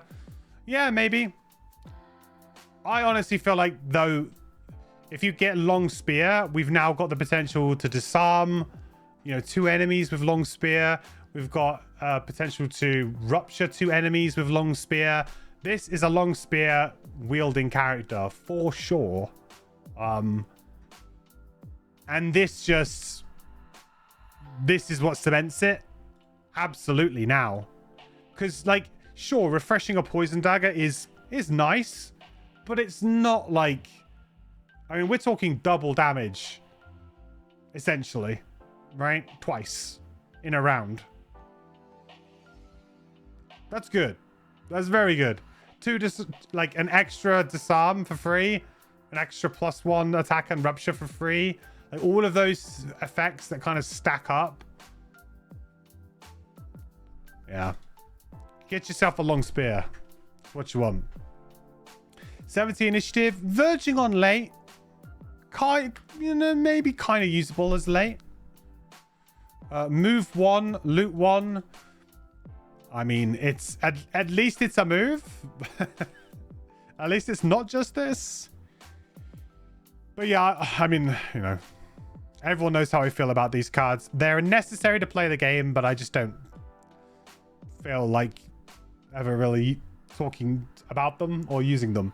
The good thing is that this is something that's got me kind of excited to play with. So this card will probably end up, you know, in my rotation just because of this. And then maybe I will actually end up using the bottom occasionally. Who knows?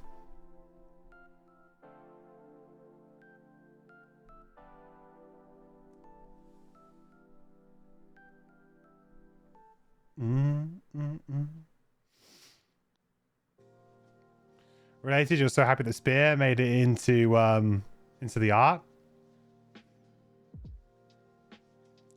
I mean, that would be, yeah. I mean, into the... I mean, what's it covered in?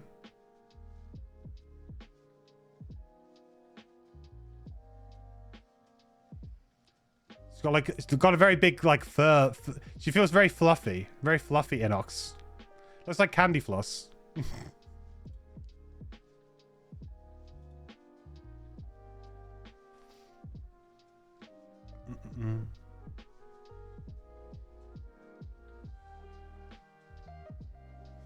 At some point, if you take a circle, I'd actually recommend a battle axe plus reusable hand item. Yeah, maybe. I mean, like, battle axes can be good.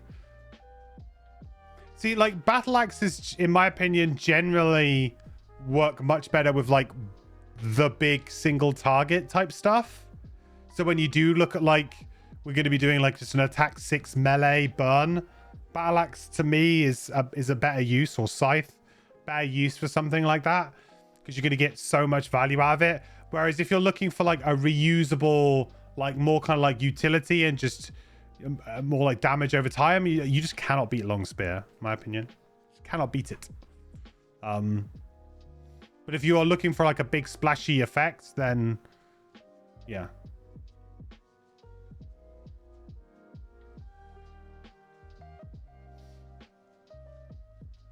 It's a sheath, so you don't accidentally stab someone if you bend over, sure. Anyway, so I mean, I thought this was something interesting that I didn't think we would see something like this, so that's cool. You know, this kind of opens up something here. You know, this should get the gears turning, right? Because there's gonna be something here. You should be able to find some nice items to have fun with here. Oh, you meant a specific card? Okay, sure. All right. Well, we'll see. Onto the X cards now. So we'll do the X cards, then we'll go on to perks before we go on to level 2. So Ancestral Blade, attack 3. Reaver, Axe, push 1, target all adjacent enemies. Then change into either Spear or Helm. So, I mean, push works really, really well with Rupture. We have seen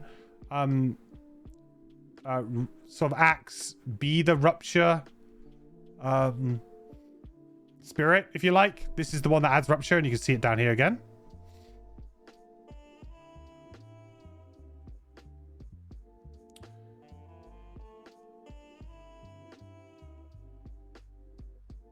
feels pretty decent.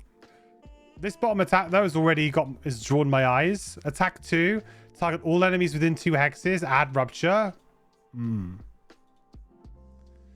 know me. So now with something like this, you'd be looking at Warhammer, really. Now you're looking at Warhammer. If you wanted to go for the mega burn turn, right? We're going for the huge burn turn. We're going to move for 3.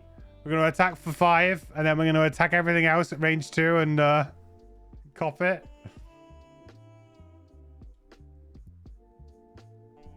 Could be a good idea. Oh, but it's a loss? Yeah, it is a loss. But you can go crazy and just go for the double burn turn, right? The thing with Burn Away the Dark, though, is Burn Away the Dark is like, it's great the turn you play it with Warhammer, and then once Warhammer's gone, it's like, oh, it always just feels a little bit sad after that. It's like, oh yeah, that card. It does have a good move disarm on the bottom, though, so like it has a very good other half of the card as well.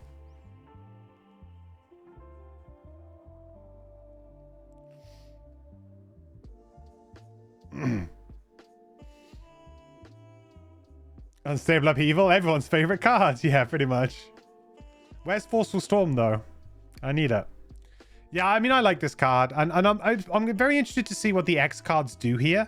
Because I guess there's a bit of a... There's maybe a bit of a... some flexibility or options here to add cards that maybe highlight one of the... Like, so each card here could highlight one of the spirits a little bit more, maybe. So then perhaps this would be where you would start to maybe shift the balance of cards in your hand to be like, oh, I would prefer to be doing this sort of thing. And yeah. And maybe this is where like kind of like some of the customization can come in. But yeah, I mean, like this card's, I like it a lot. This I think is a little bit vanilla, but obviously with Rupture could be quite nice. So, you know, there's some inbuilt synergy here. And this is wombo combo time.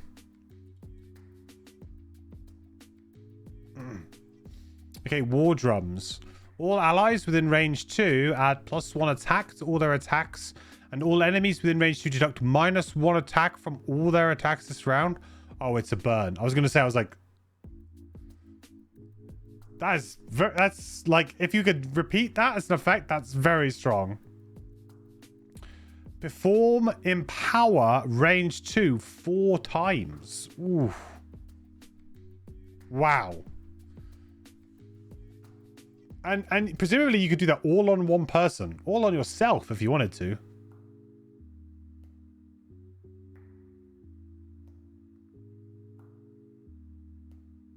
I tell you what, this works really well with that bottom ability, right?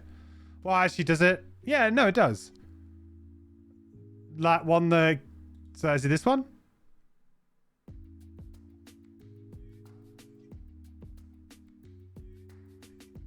It's pretty good.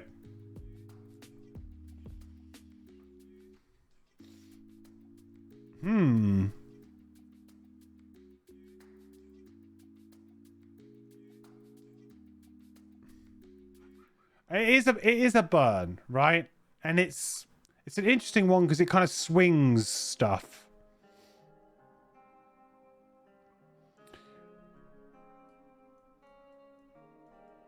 This is the kind of card that could have been printed as like a non-burn with a few different changes, but it would have had to have been like a higher level card. Like it couldn't really have been an X card. Like for example, if they nerfed it to something like all adjacent allies add +1 attack, but maybe it should still be range 2 for the enemies. I don't know. Maybe reduce the empower from 4 to like 2. Then it could be a reusable effect, but it probably couldn't be a reusable effect at level 1. Would probably have to go a little bit higher than that, maybe. I don't know. I like the idea of it, though. I really do. Very cool name, War Drums. It's kind of exactly what it does, right? kind of empowers your team, literally. Literally with the mechanic, but also like just gets morale up, and then it demoralizes the enemy.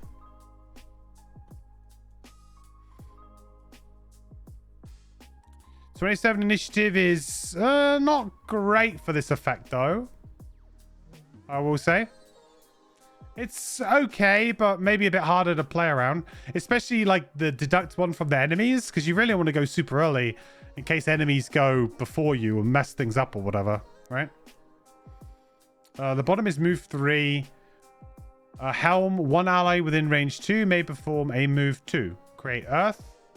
And then you can switch to either Axe or Spear. It's 27 initiative move 3 with a change on it. That's probably pretty playable as well. Like if you consider that basically move any amount, really, even two, I would say, on a decent-ish initiative, and you can change to a spirit that is, you know, preferable to you right now, it's probably going to be very playable. Like it's probably going to be like very useful to you just to have in your hand, right? And this gives you the choice of 2. Not all 3, but it gives you a choice of 2.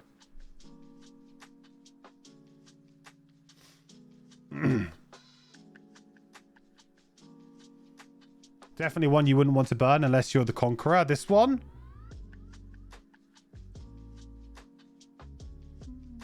I mean, yeah, this is a really big bonus. It's a very big bonus, yeah. But I mean, you might be pushed to have to do this. Or perhaps like your ally wants to do a wombo combo and you're just not ready. I don't know. But yeah, you're right. Like realistically, you're probably very averse to doing it without this. 27 is a little late to do something like this, but it could do a lot. Maybe more effective at higher levels. Not always have big AoEs available. Possibly, yeah. With certain... I mean, it's a good X card, I think. Like the way it's designed is pretty good for an X card. It's like you might want to bring this, you might not. How many people are you playing with? You playing a 4-player? Are you playing 2-player? Are you playing with like are you playing like with some busted combo? You know, this does feel like a good kind of X card. Like this is what X cards should kind of be. Cards that kind of work in certain situations, don't work in others. Although I do feel like this bottom could just be playable because it's just move 3, change to one of these 2. And if you have a look, I think most of the other ones haven't done that. Right? This one forces you into this one. Yeah, in fact, it's the only one. Maybe it's playable for that reason alone. I think that's kind of interesting. This could be playable just for that. Because the initiative's not... I mean, we're a character who doesn't have, like, incredible initiative, right? So, I mean, 27's, you know, kind of attractive to us right now. You know, it's like, huh? You know, it's the best we got. It's getting to that way. So, maybe just a move 3, change into one of these 2 is actually just solid. Especially if you're in this as well, right? Because if you're in this, then you're getting bonus out of it too. Although I will say, you know, getting your ally to move 2. Sometimes your allies don't want to move, or they've already planned their own moves at times. So, like, giving allies gifted movement requires very tight teamwork. Oh, I'm going to sneeze again, I think.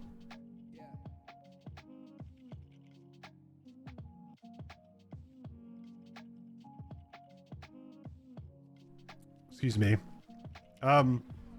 So yeah, I don't feel like it's something that you all like. Allies sometimes be like, nah, I'm okay.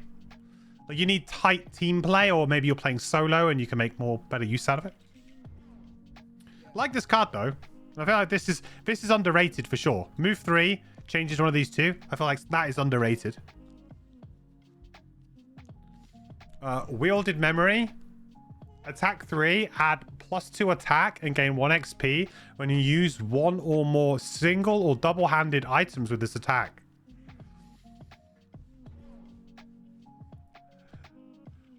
Oh. I mean, come on. And you what? Attack 5 poison would be nice. How about attack 10?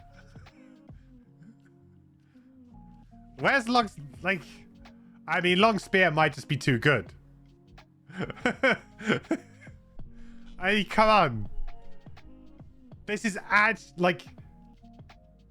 This is incredible power level if that item is in your game.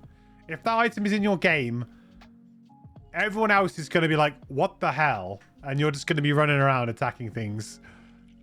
Like, that's just madness. And the best thing is that you do that, right? Then you finish one of them off for 3. Refresh it. Then you stamina potion. Get this bad boy back. And you go and do it all again. All in one round, right? I guess the weird part of this, though, is none of this interacts at all with the character's mechanic. It's like a bit awkward. It's like, it's really, really powerful, but it doesn't interact at all with the character's mechanics. It's just like, hey, long spear is good. This we can confirm.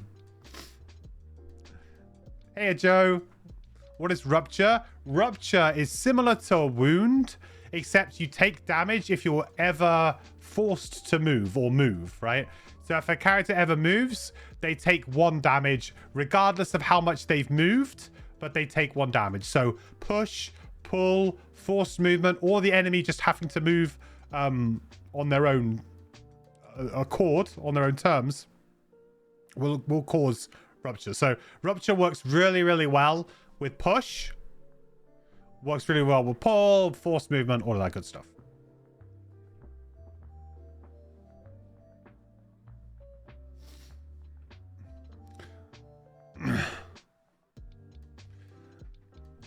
This is the character's new mechanics. Long spear equals good. Basically, we needed more confirmation, of course, because Monday's stream did not confirm that enough.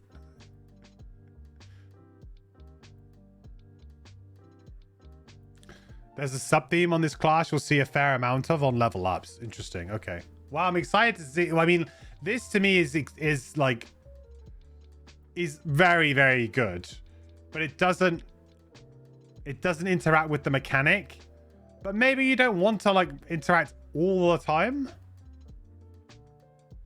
But the thing is, though, is that like, okay, let's say that long spear doesn't exist, right? You don't have long spear. You don't have it.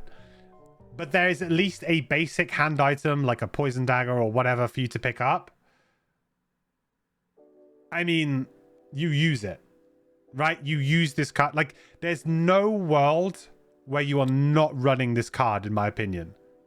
Because it's always going to be an attack 5. Like, you will have enough gold. There will be an item you can pick up early enough to just get the +2 anyway. So just attacking one thing for 5 is power level. Like, it's high power level. So you're going to be doing it. So regardless of long spear being available to you or not, you're playing this with some item, whatever it is. The bottom was rupture and push 1. Target all enemies within range 2. Burn. That's a pretty nice burn too. If you can get into the middle of a bunch of enemies, rupture them and push them away, so then they're going to take 1 damage. And then if they're all melee and they need to come and attack you next round, then they'll all take another point of rupture damage when they move in. So that could be like 2, if you time it right, could be 2 pure damage to like 4 or 5 enemies. That could, you know, we're getting up to like double-digit damage potential with this. All through shields.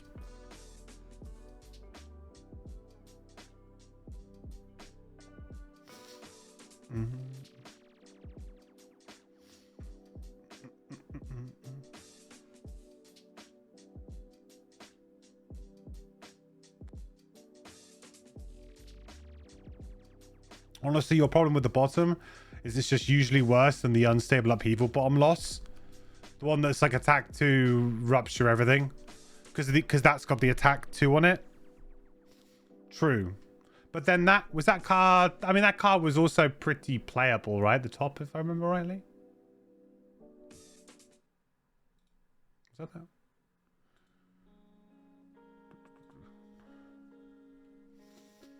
Where's it gone? Yeah, the top's fairly playable on this one too, right?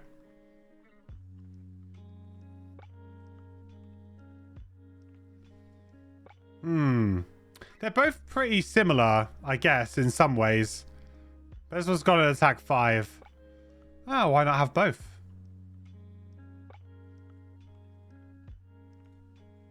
Why not have both? Oh, that's it. All right, end of X cards, chat. Woo! Let's check out perks. Now's a really good time to check out perks. We can see how good we are at attacking things and what kind of things we can expect. Hey, Dion. Lady, how's it going so far? Is this the multiple personality one? Yes. Yeah, it is. Yeah, so we get well, we're naming them Axe, Spear, and Helm now because I keep pronouncing them wrong. But essentially, whenever you if you are in the form, when you take the action, you get the benefit. If you ever perform an action that has the icons like this outside the bottom, then at the end of your action, you must choose to swap to one of the listed ones.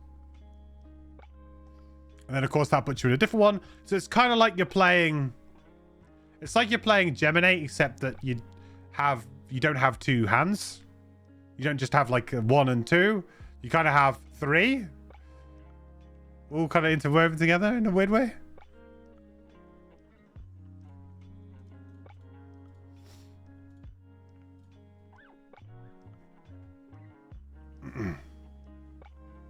Hold up, I'm not pronouncing them wrong. You just keep calling them other things. No, that is like pronouncing something wrong, right? I am pronouncing it wrong.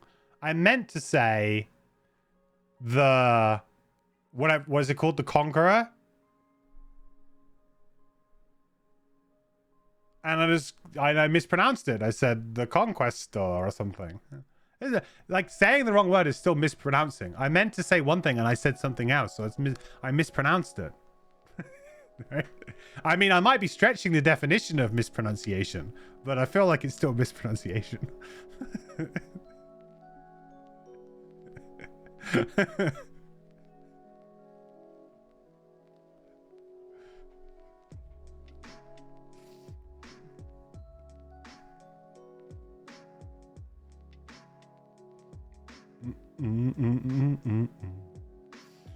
Regenerate fire, do we ever use it? No, I think yeah, Joseph said that earlier as well, that we're quite like supporty in that respect. Like we do generate elements, you know, to help others more so than ourselves. Yes, it might change a little bit when we level up, but that was the initial kind of thought process. Okay, so what's the perks?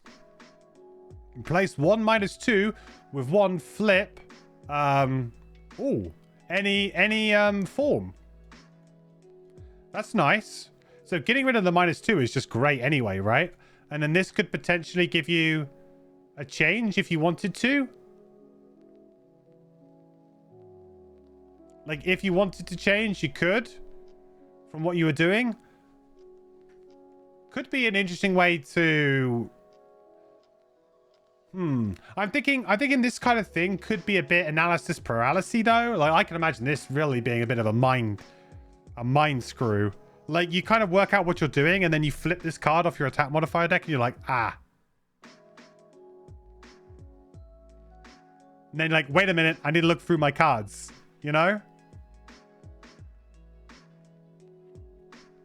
It's definitely a nice thing to have. And you could just say, I'm going to stay in the form that I'm in. It's fine. I'll pick the one I'm currently in, right? But it could also lead to a bit like, oh, right. Because it kind of like offers you like an opportunity to change path.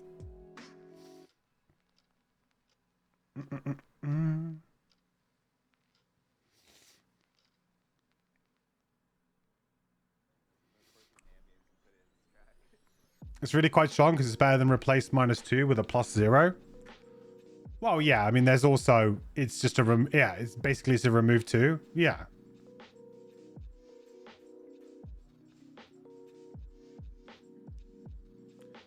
Yeah, I think my only worry with something like that is, you know, like when you flip an element and you generate it, you know, so most of the time it's a nice surprise, sometimes not if the enemies are going to use it, right? But it will, you know, you just basically go, cool, that's now infused, put that up on the board, don't worry about it right now, carry on with your turn, finish your turn, all's good.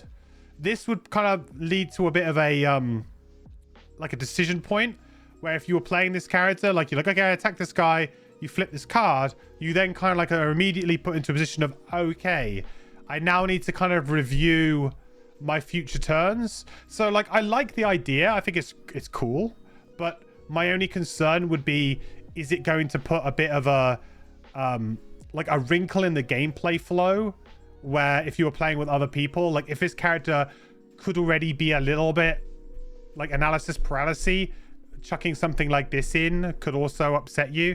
You know, even if, you know, I know you can stay the same, but, you know, as a player, you're naturally going to go, oh, could I now do something better? You know, it's like when you play any board game, right? You play and something happens and you go, oh, and it kind of like changes like, oh, is there now something more efficient that I can do? Is there something I can do better now? Now, I know you couldn't change your cards that you've played this round, right? They've already been played. But maybe you had like, okay, I'm going to play these two so that I'm in this form. So that on the next turn, I can do this because I'm going to be in the right form, right? And now you're put in a position where, well, actually, no, you got access to all three. So what do? So I don't know. Like, it's probably a very minor thing, but it's just something that like kind of popped into my head because it kind of immediately says to the players, hey, you've now got a bunch more choice, which they might not have been thinking about. Change at the end of your autonomy. It's after the action's resolved, technically. So this would be like after this action is resolved.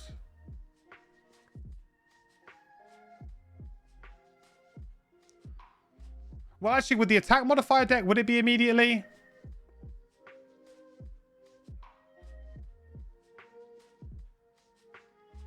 With the attack modifier deck, would it be immediately? It might be, actually. With the cards, it wasn't. It was after you perform an action. So you would perform the action, then you would change. But this is kind of different. Still follows end of action after the action is resolved. Okay.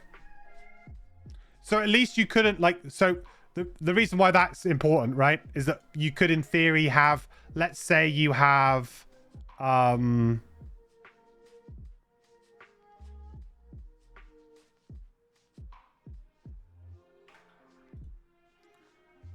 trying to figure like if there is one here that has the two separated lines or not. I don't think we've had one yet, maybe.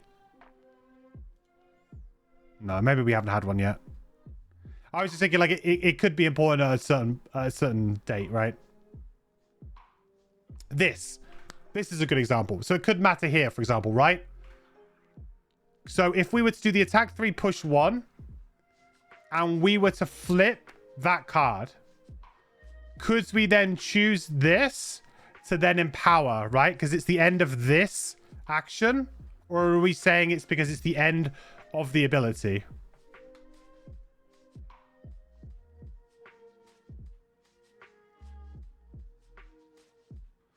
So what would happen is essentially we would attack 3, push 1. We would flip that card. We would choose this, right? We would resolve the attack. Then this would happen. So because we are in this form technically. So we would get an empower at range 1, create Earth. Then we would switch to this. Action is the card half.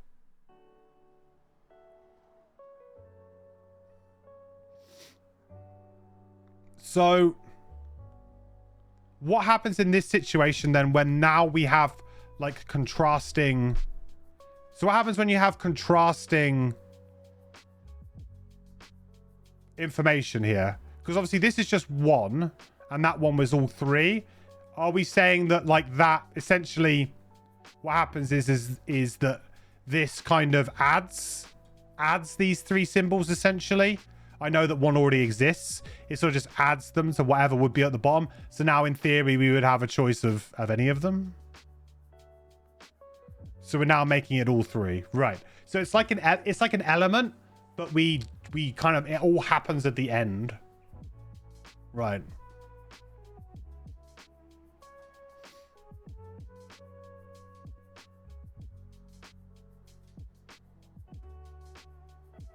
We're now making all three. We can choose from any of the three in the situation. You wouldn't get to swap in the middle of the action.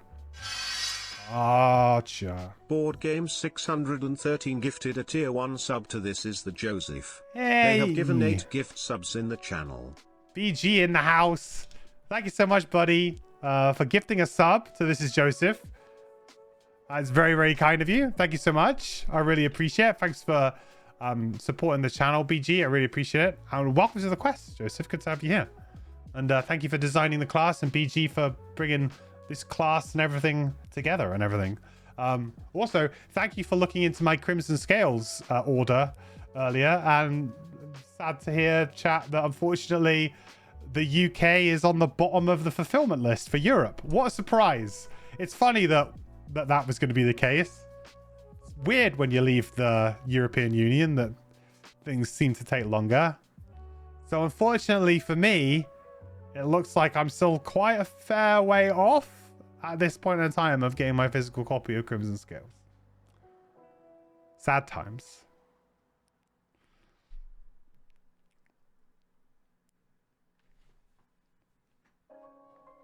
Sad times.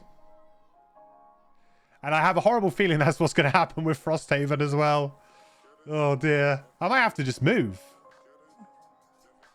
Maybe that's the answer.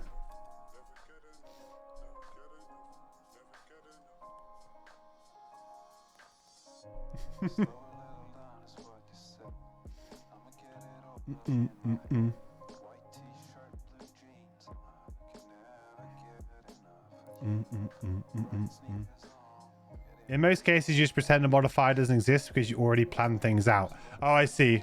Well, yeah, that's what I was thinking with this, right? With the whole...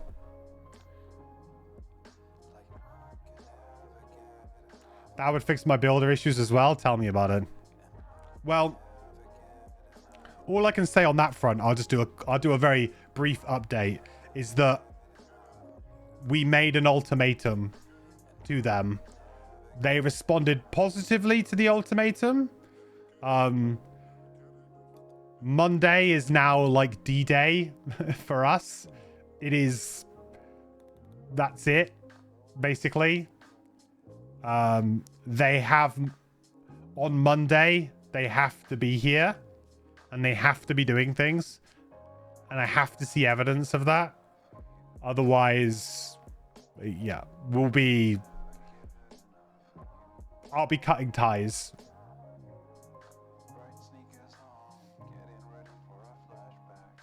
Got any friends I can ship to in the EU? I do. But it feels kind of cheeky. It feels kind of cheeky to be like, hey, by the way, I haven't spoken to him for a while. I actually do need to speak to him because I want to meet him, see if he wants to come to Essen.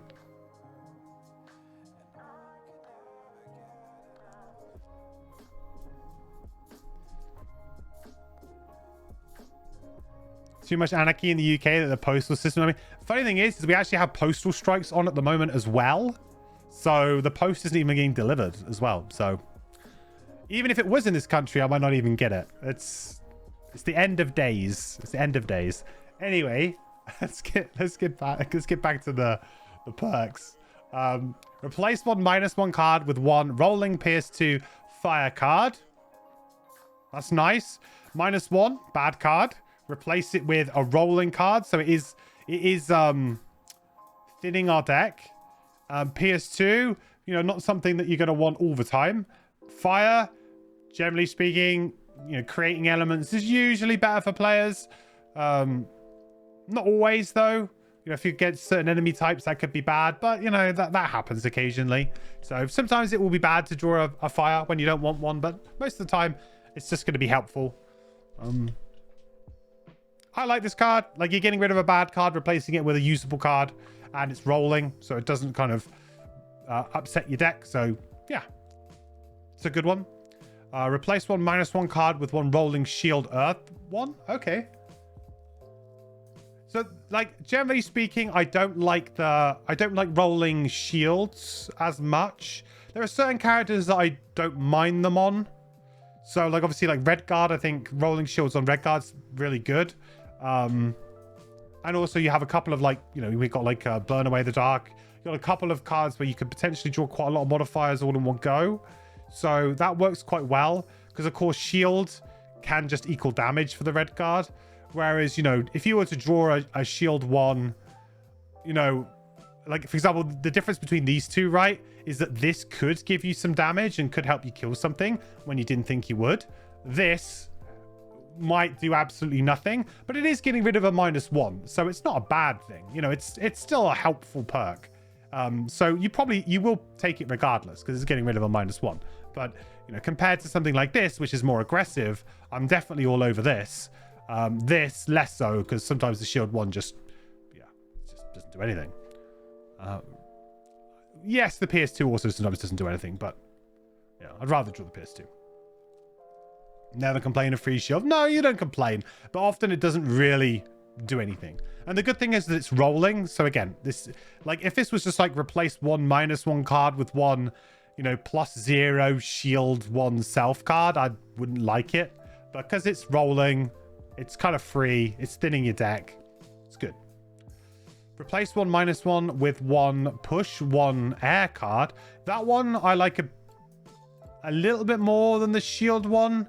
Maybe a little bit less than the PS one. I don't know. Maybe they're all, that's about similar maybe than the PS one.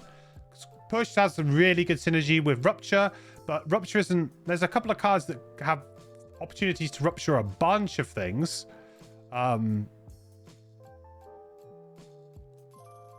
But then you would be rupturing them and pushing them if you drew this at the same time. So that wouldn't really work, right? The unstable upheaval bottom is you would resolve the rupture of the push at the same time, technically, right? Or no, I guess you would choose the ordering, wouldn't you? I'm so used to playing digital, I'm just used to the game doing it all for me. But I guess you're playing physical, you would choose the order, right?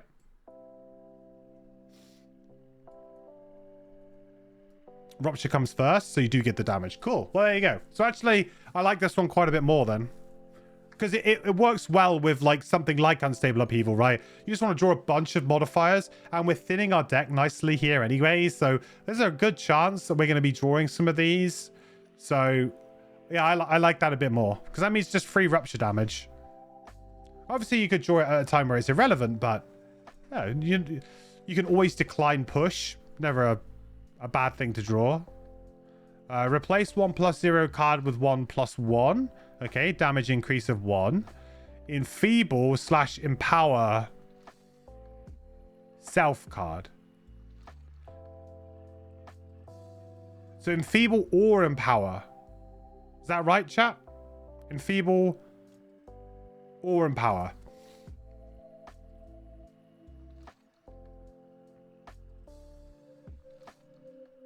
The rules specifically say that rupture happens before push pull. I guess would make sense because the players would always choose to resolve it that way if given the choice. So you may as well just say it, right?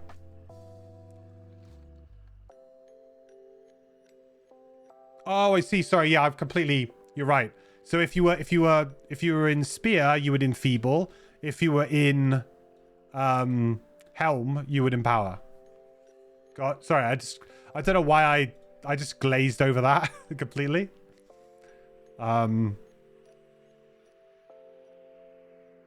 Interesting that it's not for this guy. Oh, there's some cool. Okay, I like this. There's some like nice little. There's a nice little bit of customization here, right? Like, which are your favorites to play with? You just pick the ones that are your favorites to play with.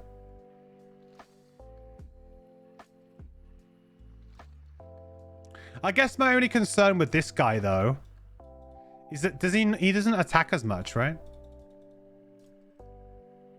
I think you go for this. This is the one. Boom. I'm on this one. Both of these spirit forms attack a bunch. This guy's a little bit more chill. He's a little bit more chilled out. He's not slower pace of life, you know? These guys are all about the attacking. They all attack a lot. To be fair, Reaver is just more offensive. Well, there was a lot of actions, right, where he wasn't attacking. Or like we were encouraged not to attack. I guess that one. I guess that. Actually, with that's pretty damn good. Because then you get to empower yourself. All right, maybe I've been a bit harsh there. I guess I just had that one stuck in my mind.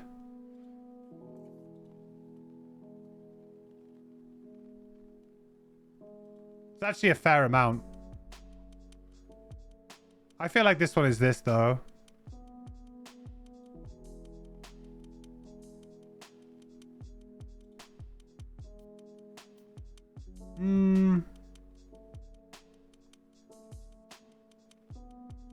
Interesting one. Empower, I think, is stronger than Enfeeble. Just about. So maybe you go this one first? I don't know. Pick your poison, I guess. People are definitely going to find their own playstyle with this character, and they're just going to use whichever one suits, right?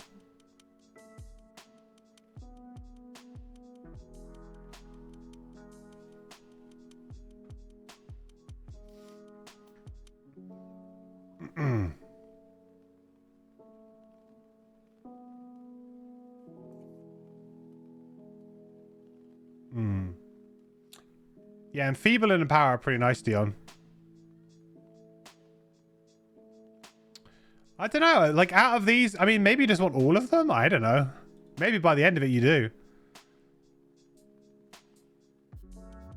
Add one refresh, one small item.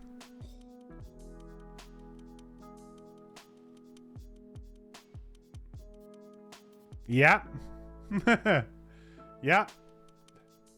Oh, this one, though. Okay. This is the one. First perk.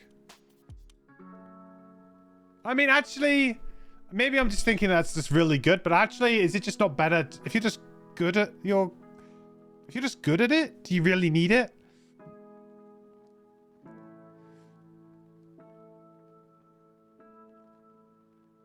I mean, the thing is that it could let you, like, it could let you go into a long rest on a spirit that's, like, not really your preferred spirit. And then you could kind of reset. Like, it's like a free reset. Is that good? I mean, it allows you to play differently. It allows you to play differently. Like, yes, there's an element of, well, if you play really, really tightly, do you really need it? But there's also an element of, yeah, but I could play differently if I had it.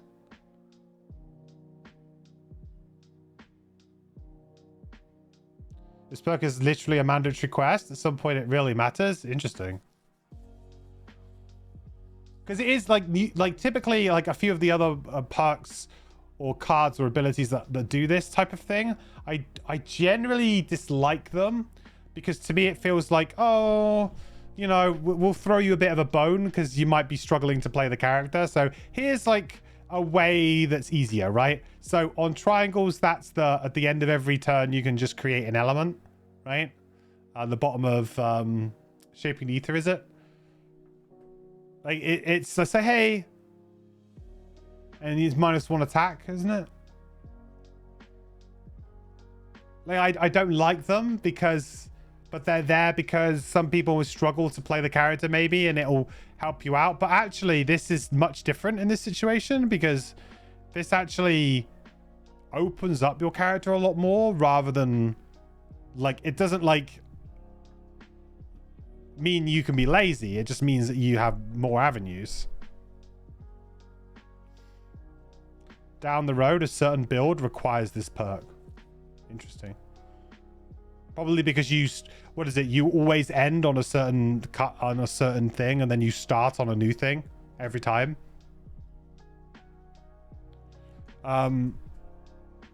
You may bring one additional single-handed item into each scenario. Ooh. Drifter says hello. We Drifter now? That's the kind of perk that you might, if you haven't got good items in the shop, you really don't care about. But again, there's so many ways that we can refresh items and get bonuses for using items. Maybe we just go for it. This one's very spicy for item shenanigans. Yeah. I mean, it now means that you can ring the long spear and something else, right? Yeah, spear plus flame sword or something. Yeah, exactly. Yeah, exactly, Phantom. That's what I think you want, right? Yeah, the elemental swords. That's a good point, actually. Elemental swords seems like a very good thing for this character, considering the amount of elements we're chucking around. Didn't really think about them at first, but certainly going to be no shortage of elements kicking around. Long spear and battle axe. Yeah. Well, battle axe is technically one-handed. Each time you short rest, refresh one spent item. Each time you short rest, refresh one spent item.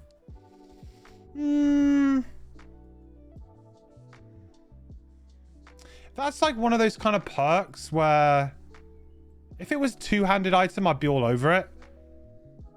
One-handed item.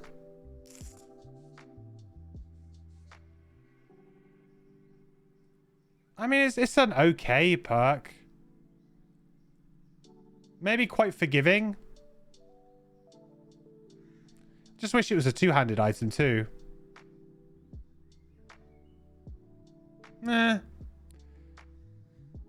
Again, one of those ones where maybe if you have a certain item that's really important, it's quite good.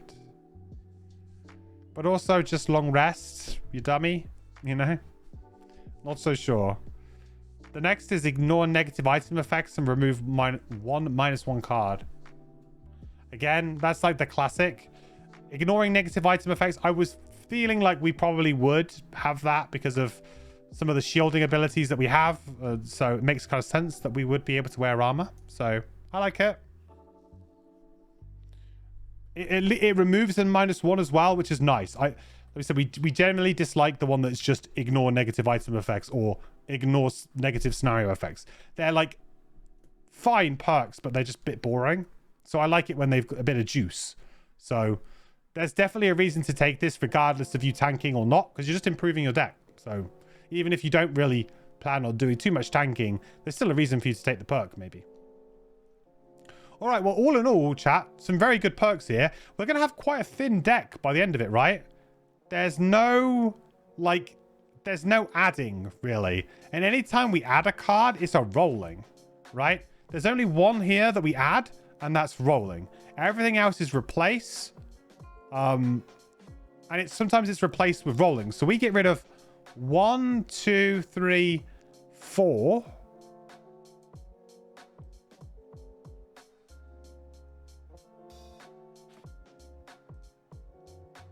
Potentially 5. So potentially 5 cards out of our deck.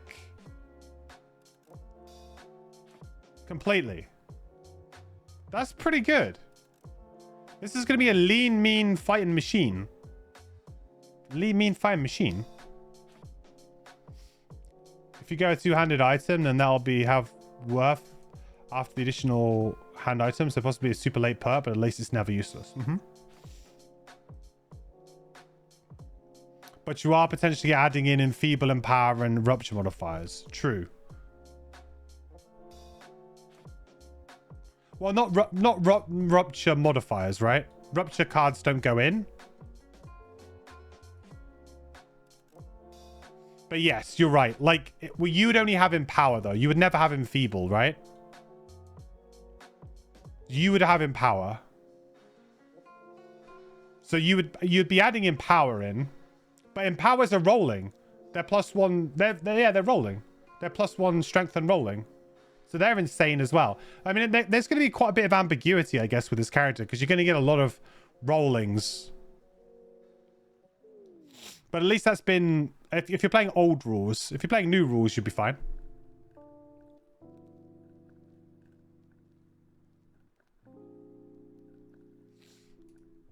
Cool. Well, yeah, very, very, very thin deck. And the thing is that the power level is not going like crazy, right? There's not... There's a general push here to like push to +1. So there's a general kind of elevation here to like +1. As being like a good number for us to hit. And then there's benefits on top of that. Like rupture, enfeeble, power. But yeah, the general thing is that we're hitting +1. This is not like a big, you know, let's draw like +2/+2, like big crits type character. Doesn't feel like. So, for example, all of those like low-level attacks that we had, like the attack 2s, you know, at best, they're really going to be an attack 3. At best. Yes, they're going to have some extra value, but, you know, we're not like lightning bolt here, you know, drawing like +2 fire and getting, you know, that attack 2 turning into an attack 4. Like, advantage is going to be good for us, but it's not going to be like, you know, we're not going to be like doing some crazy pulls, right? We're not going to be doing some crazy pulls. There won't be ambiguity, actually. It was explained in the enfeeble rules, was it?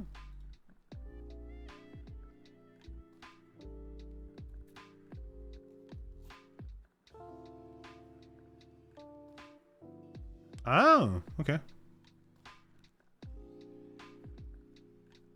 Interesting.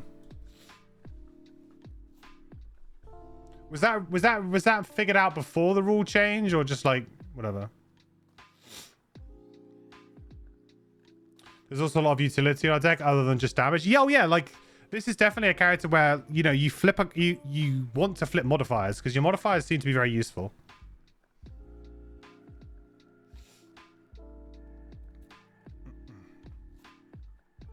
Enfeebles are considered -2 for ambiguity, so enfeebles will always be considered worse than -1.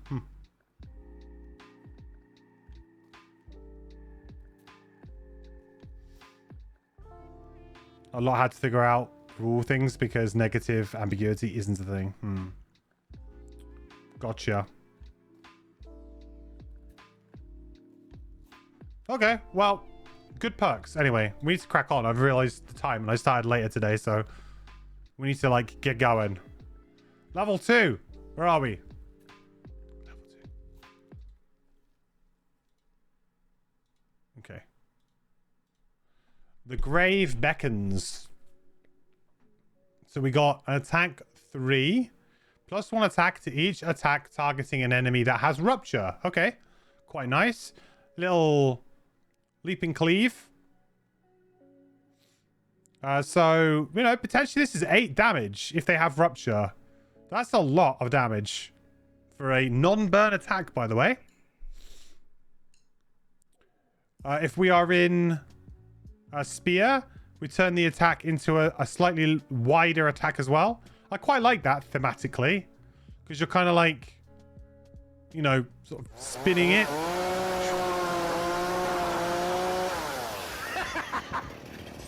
Now that's a lot of damage. That's a lot of damage. That's huge. 3 hours to get through level 1 cards and perks. Only another 8 hours to go. Maybe, yeah.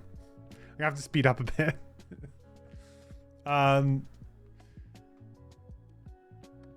Yeah, this is very good, right?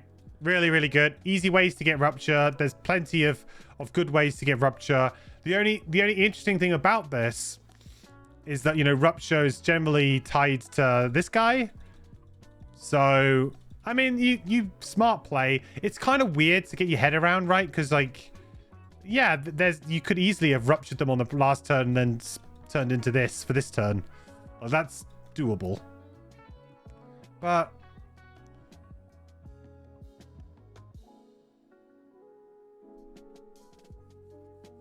I mean, this is very, very strong. Really good, actually. You might not care about this, though. Sometimes you just want to attack 2 things. And we have to change into axe at the end of it. Sure. I'm wondering if this will work as a little bit of a downside sometimes. Like, oh yeah, I really want to do this attack, but actually I really don't want to do this. But I don't know. At this point in time, I'm not sure. 37 initiative is meh. Rupture and Enfeeble. Target 2 enemies within range 3. If we're in Helm, add pull 2 and create Earth. Okay.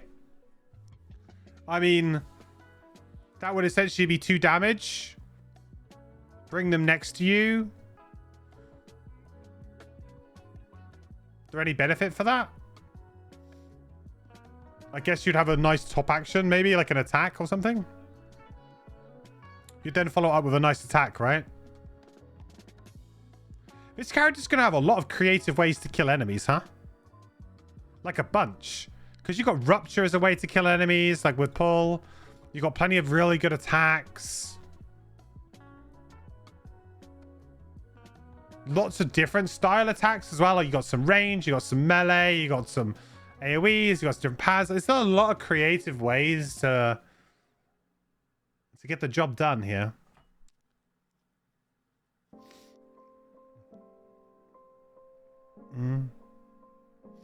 Stamina pot this turn and use it. And oh yeah, to just immediately use it again.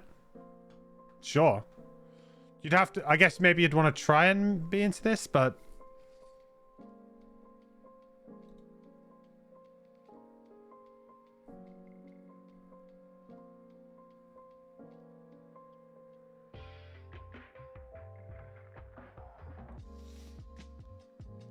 I tell you what would have been cool. Maybe it would have been a bit broken. Would have been enhancements for this character, but you can enhance the forms. Like you had stickers of the forms, and there was like a special enhancement dot down here.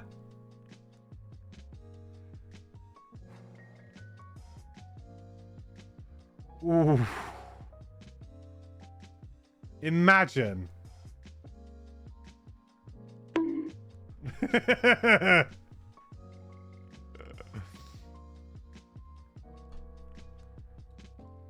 Yeah, would have been great with Ancestral Blade, right? That's why I'm like, enhance this. Enhance this with this. It's fine. And then bam.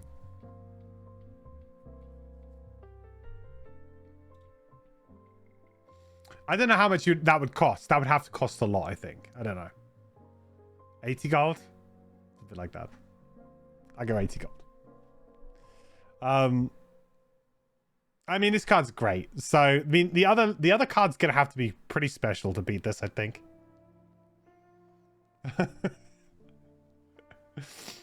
Form has madness, you like it, but you agree, probably. I mean, the thing is that it would also kind of like break a lot of the playtesting, because then you'd have to like look at a lot of different cards in different ways. Like, oh, okay, what happens now if you do this? Like, it would be a lot harder character to balance, I think. There's 2. That would suck. Trying to balance that would be like, oh god. Because every time you like make a new card, you'd have to be worried that then, oh yeah, you just enhance that there and then it's GG, it's over. Okay, the other level 2, Matriarch's Dominance. Attack 3, Pierce 3. If we're in Helm, we get shield oneself. Nice. That's a nice little shield attack though. I always enjoyed what's the brute one? Like it's like attack 4, shield 1. I always thought brute, is it called brute force actually? Is it called brute force? Or is it skirmishing maneuver? I'm confused. But anyway, that card I like just the attack 4, shield oneself. I felt like if you're playing a bit of a tanky character, it's nice to be able to do some damage and like tank up at the same time. Like it feels good. Like I'm helping. I'm not just sat here like with a big target painted on me. I'm actually kind of helping. And attack 3, pierce 3. That is a lot of pierce. It is a huge amount of pierce. There are going to be enemies that absolutely melt. Having said that though, significantly weaker than this because obviously Rupture is pure damage. So it gets through Pierce. So like this kind of like Pierce and Rupture can kind of do a similar-ish kind of job in some ways. Obviously, Pierce could just annihilate an enemy in one go. Rupture's a bit more of a slow drain. But, you know, you can, like, they're like the same kind of mechanic to solve the same kind of problem, you know? Like, different mechanics to solve the same problem. Which is that, hey, there's enemies over there, difficult to damage them because they have so much shield. So you go, okay, well, we have to damage them in more creative ways. Like pure damage, which Rupture does, Wound does, all that stuff, right?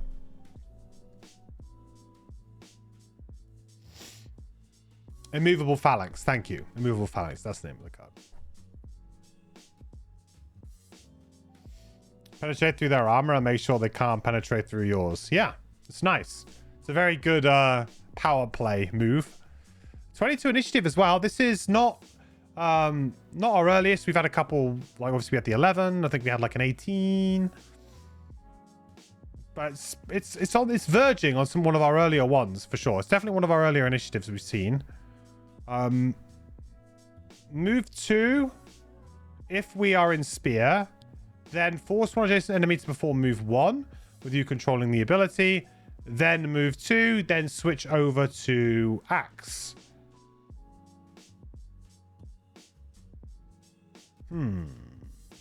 So again, like this has got Rupture synergy as well, right? Forcing an enemy to move. Rupture synergy. And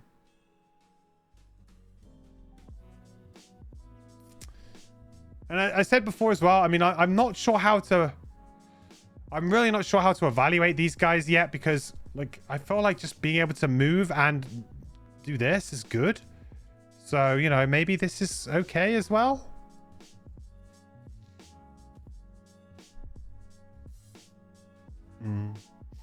You like the first one better? I'm leaning towards the first one too. I feel like the first one's really quite aggressive and I like it. I like that it's very aggressive. I like the way that we kind of get a free Rupture as well here. Like this is double Enfeeble, double Rupture. Like pretty much for free. Like we don't move, of course. But if we were playing a ranged attack turn, so let's say we were in spear form, right? Let's say we're in spear here. We're not with this guy. Then we can still kind of do a ranged attack, get some damage on some people. And we can do this and just get this going. And, you know, maybe the Rupture will pay off a little bit later on down the line. The Enfeeble will pay off later on down the line. Doesn't seem too bad to me.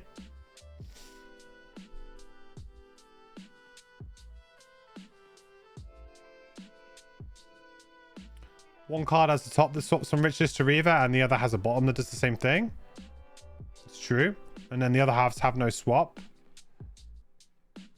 Conqueror benefit. So they're very similar.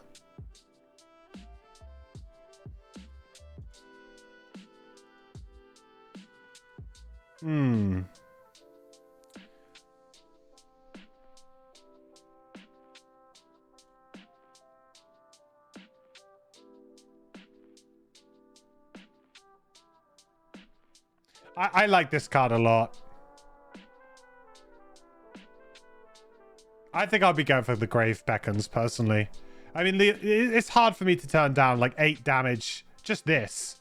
8. This does something. You know, this isn't bad by any means. It's pretty good, actually. As a whole package. But I'm always going to be drawn to the big flashy things. I guess the thing is, though, is if I am playing long spear strat, this would be better for long spear strat. It would be better for long spear strat.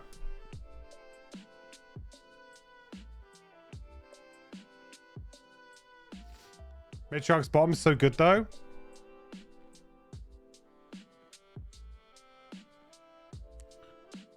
Is it like, I mean, it looks pretty good, but you getting to move, then get someone to move, and then move again?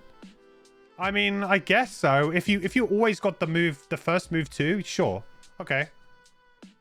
But if you don't get that first move too, Is it not just a bit like it's okay?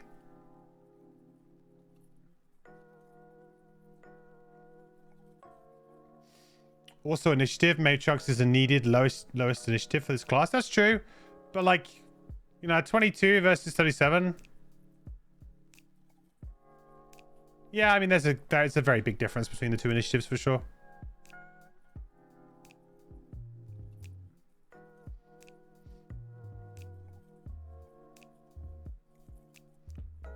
Dude was very particular about making sure level up cards followed that pattern, as you didn't lock yourself out of certain spirits accidentally. Ah, that makes sense. You don't want to like make a mistake and only realize about it like at level 4 and you're like, oh, actually I can't actually take this card because I physically cannot, or I can't make it. I mean, I guess you'll always have your level 1 cards to fall back on, but people don't like to have to do that, right? You don't want to drop a level 2 cards to put in a level 1 just because. Yeah, I can see that. Makes a lot of sense why you would do that. Yeah, I can see what you mean. We'll keep our eye on this. I mean, like I think they're both good cards. There's no doubt about that. But this one's just, you know, my damage senses are tingling at this. Just feels like, oh, could do some just disgusting things with this. This just seems more efficient. Maybe, generally. All right, level 3. Q's favor? Q's favor? Cow's favor? Attack 3, add disarm and gain 1 XP if you use 1 or more. Oh my word, we don't even need to be in this form. Okay. Long spear. 25 initiative, and it's like double here. You choose, it's pretty nice. It's very spicy. The next 3 times an ally within range 2 uses 1 or more single or double-handed item with an attack ability, add +3 attack and pierce 3 to a single attack of theirs. What? The next times an ally within range 2 uses 1 or more.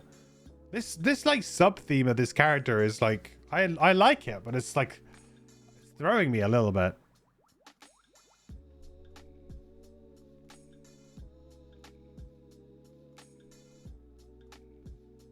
That's a lot. It's only a single attack though, so you know they can't do the long spear shenanigans. You can.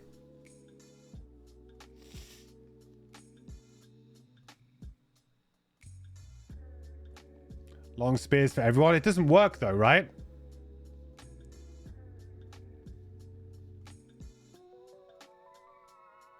Well, I mean, it works in the sense that long spear would trigger it, but they'd only get +3 attack and pierce 3 on 1 attack of the 2.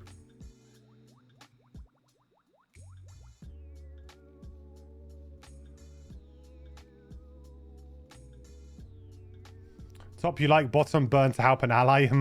I'm similarly, even as a pretty hardcore solo player, I generally don't, unless I'm trying to do something silly. And this doesn't allow you to do anything silly because it's capped to a single attack.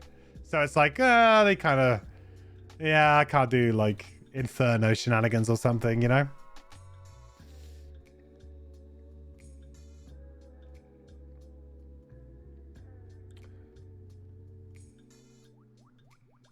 You never take Q's favor, and honestly, you'd 100% agree with Nid here. You never take Q's of 3. Well, we'll see what the other 3 is. But obviously, like traditionally, any card with the word disarm on it, especially if it's got the word attack on it as well, it's been pretty good. So, you know, again, though, there is, a sentiment here of, do you go for the tried and tested, you know, I've played thousands of hours of Gloomhaven with characters with disarm attack cards, right? You know, do you go for that, or do you go for something that is maybe a bit more spicy, a bit more interesting to play with the character mechanics? So we'll see what the other level 3 is. But I mean, this is obviously incredibly strong raw power level. On the next 3 melee attacks targeting you, gain shield 3 and retaliate 3 for the attack.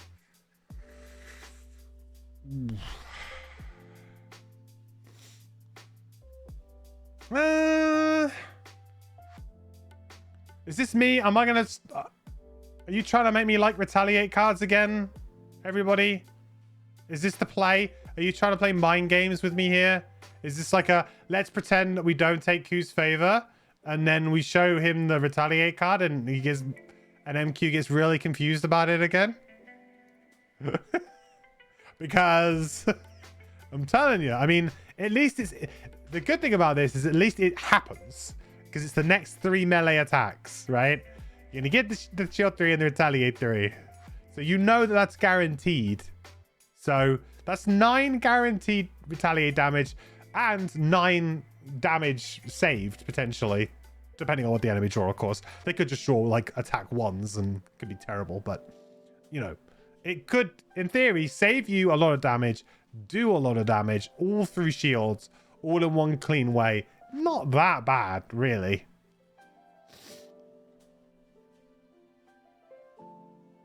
You literally wrote a guide on the class bullying Q's favor. Oh, okay.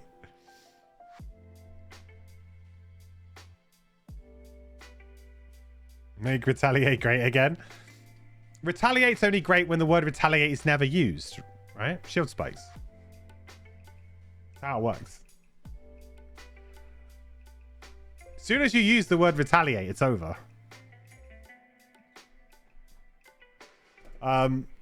15 initiative though. That's really nice. Very nice and early. So looking for more early initiative. So we'll take that. The boss, and then this is what everyone's going swooning over.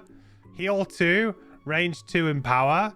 Then if we're in axe, attack 2. Then we can change either of the other 2. 1 XP.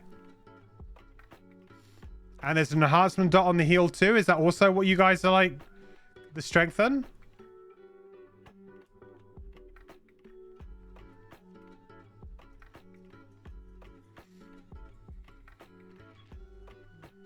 Just +1 heal? Everyone's like, yeah, that's what we really want. But it could be heal 3, MQ. No.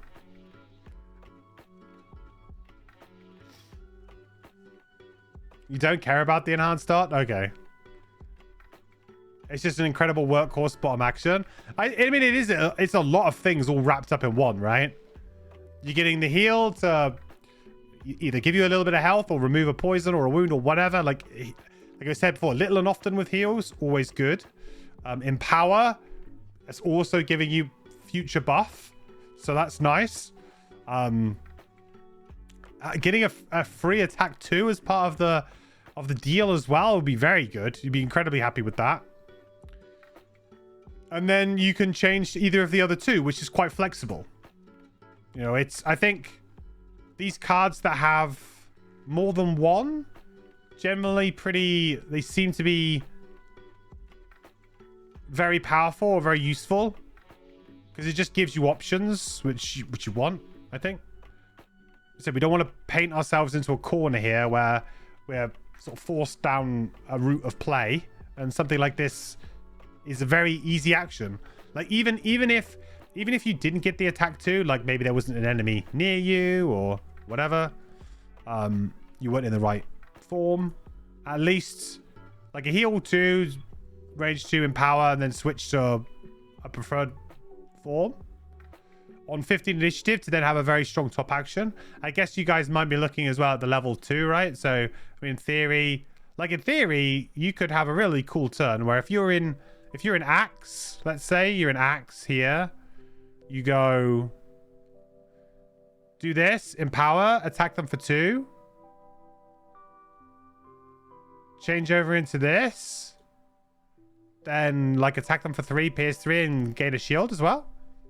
I mean, that seems like a pretty nice little turn.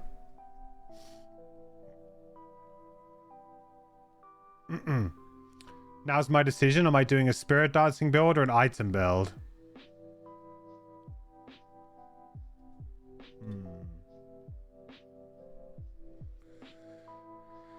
I mean, I do like me some long spear.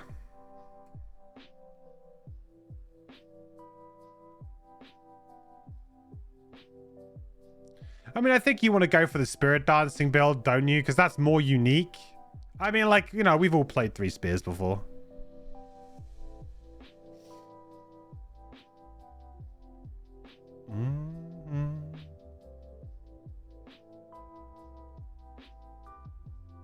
Is long spear a thing in CS?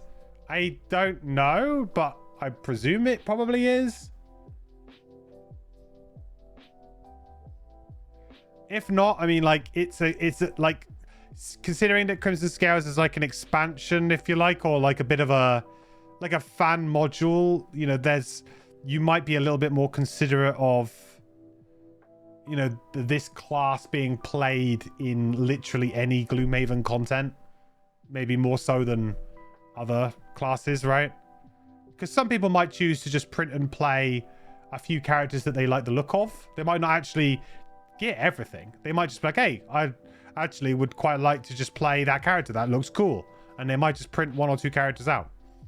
So there might be a little bit more like flexibility, like generally speaking. Prosperity items are there. Okay, well, there you go.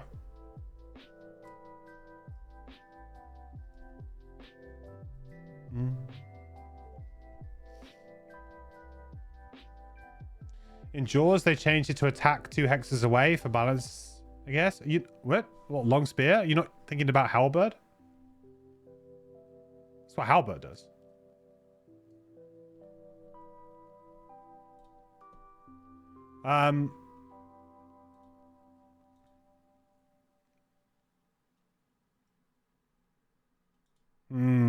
I mean, I'll take your word for it, chat. You guys are all like swooning over this card, and it is good. Like, the raw values of it are great, and what it does is great.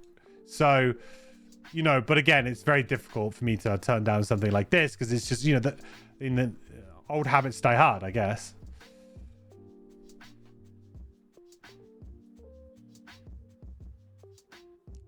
Oh, Iron Spear.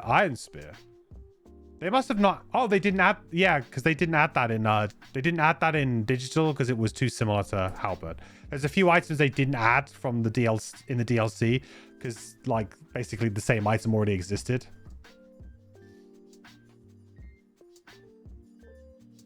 You really like the item build too? The item build looks good, but maybe you don't want to. You want to try both quite badly. Yeah, at least you've got 2 clear decisions. And depends on what prosperity items you have unlocked as well, right? I mean, if you don't have the long spear and you're playing from level 1, playing a bit poor, then maybe not so clear cut, you know? Like, oh yeah, you should go for the item build because you just got the most crazy items. Memory of the Hunt, level 4. Attack 4, heal 2 self. If we're in Helm, range 2, target 2 instead. Ooh, that's on the heal, right? Wow. Good heal? Because it's actually an attack? What?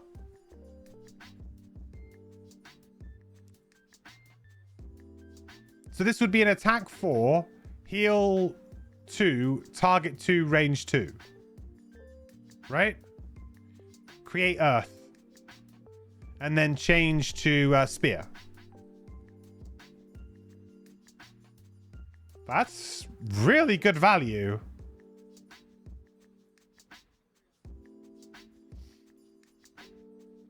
You have to head out for an hour or 2, try to catch the ending live if you can. It's been a lot of fun to watch. Appreciate the hell out of your review. Awesome, dude. Well, thanks so much for making the class and stopping by and helping out and clarifying some things. I really appreciate it. Makes my life a lot easier.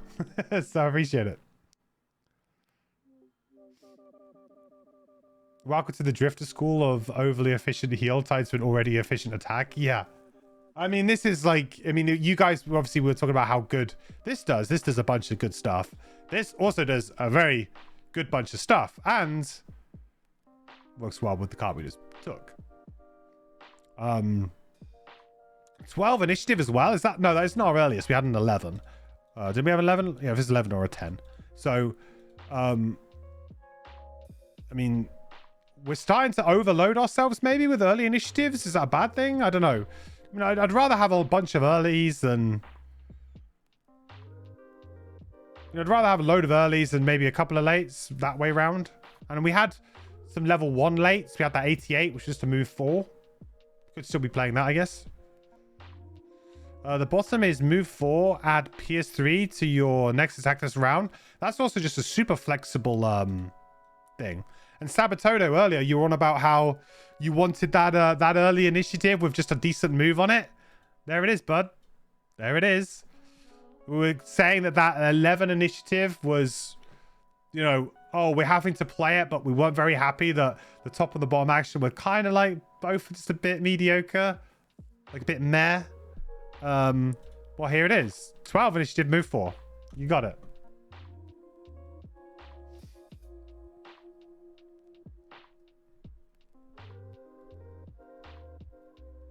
Move 4 at 12 initiative. That's sweet. Yeah, definitely. I mean,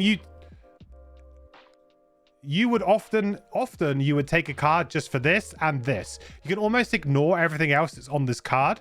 And to be honest, a lot of the time for many characters, you would take this and this all day, every day, and not really look back.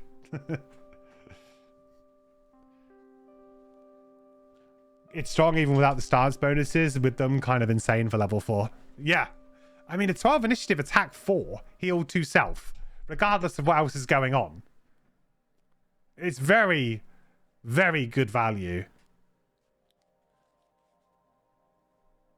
I get the feeling that this character as well might be, like, in terms of tanking, we've seen a fair bit of shield, but not like crazy level of shield. Like, we haven't seen the classic move X, shield X, right? Which is like, usually when I get a card like that, I'm like, right, we're in the tanking game. Right? We know what we got to do. We're gonna move this, shield this, we're all good. You do get, and then hopefully you get like a good card you can pair with it, like that attack, like this, right? Because then you're like, great, shield 2 for the round, or shield 3 for the round, whatever it is.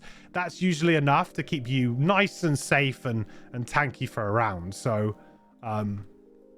we haven't seen that quite yet. So maybe having more heals is sort of like a way we can kind of get around that a little bit. We're just going to have to take some damage. We're going to have to heal it off. We're going to have to be a bit more active with our healing. This card's really good. It's really good for all of them. I like this as well because you're probably going to want to play...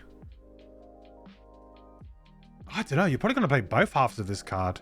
A lot. Interesting one. All right, what's the other level 4? Because this is like, again, this is just value town, really, isn't it? The whole thing.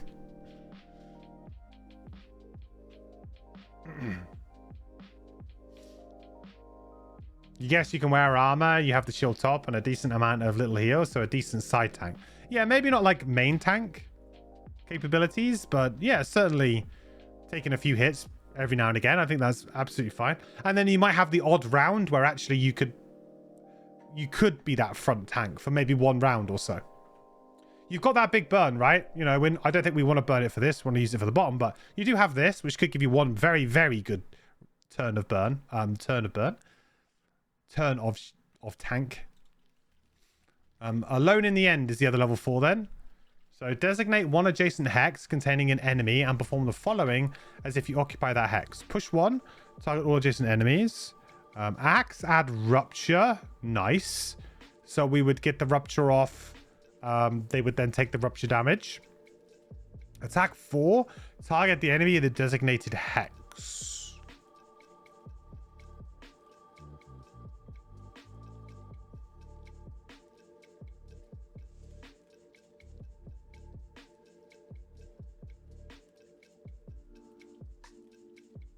What? Designate one adjacent hex containing an enemy. Okay, so an enemy next to us, right? Then we perform the following as if we occupy the hex. So we push it from within the hex. So it's almost like a move, but it's not. What? So we are pushing from the hex that the enemy is in, as if we're in that hex. And then we push everything around it.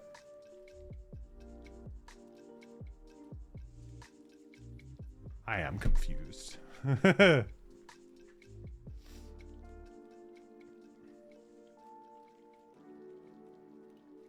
Wouldn't it be easier? Attack 4, push enemies adjacent to target? It seems like quite long-winded, and I'm not quite sure why. You don't push the enemy in the hex. Yes, okay.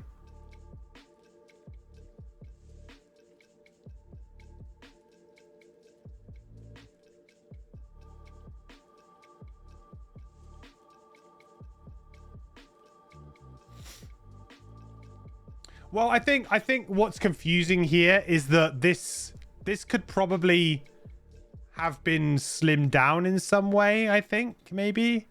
Like, I would say that this would be, you could, for example, you could just, I mean, unless it's worded very particularly for a reason, I don't know, but almost this one could be just,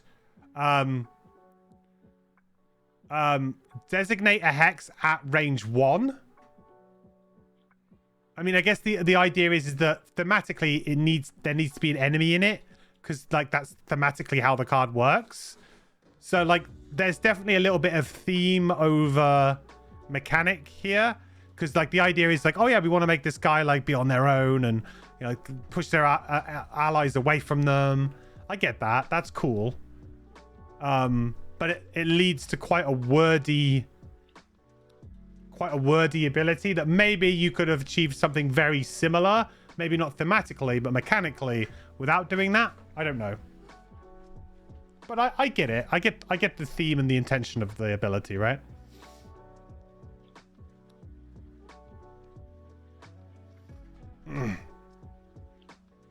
It got a bit complex for a lot of reasons. Main one was how its action used to work with long spear was super confusing. Okay.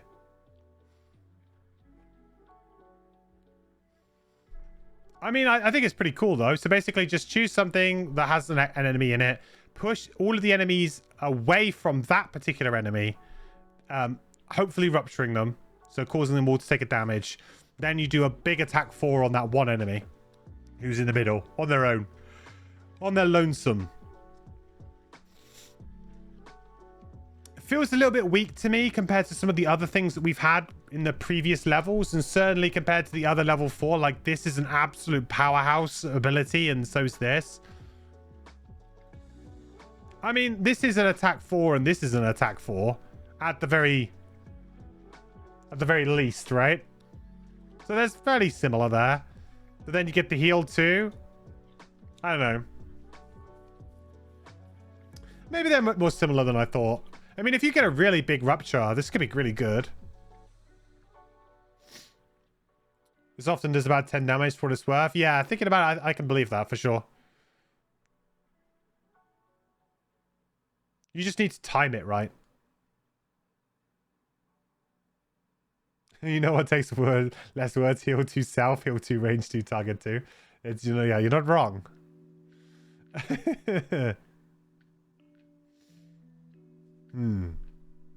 But then also, we're turning down a 12 initiative move 4.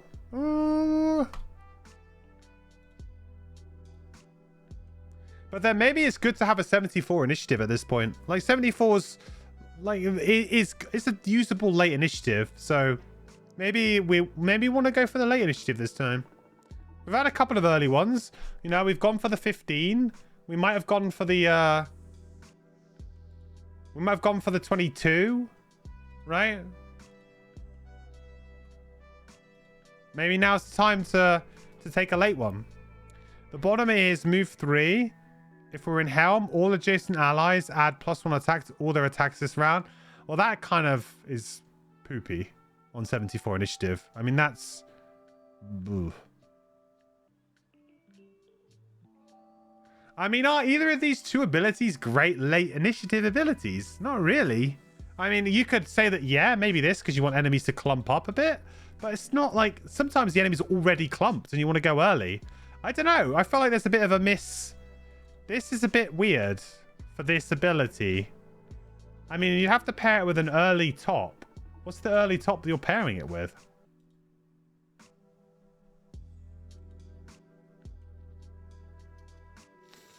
This?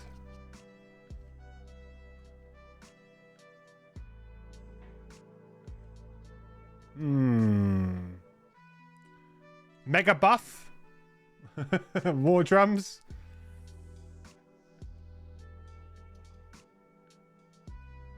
Hmm.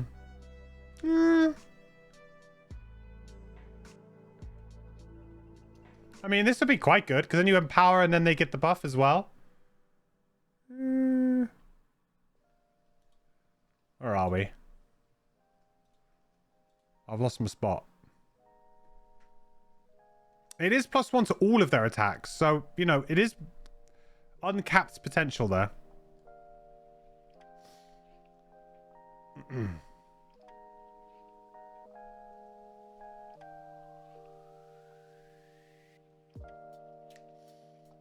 Alone in the Hunt is better for a spirit swap build, you think?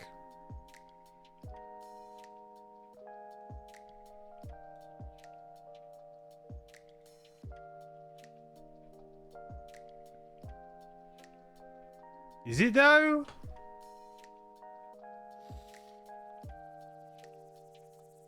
The problem that I'm having with Alone in the end is that I feel like the bottom is maybe not very playable.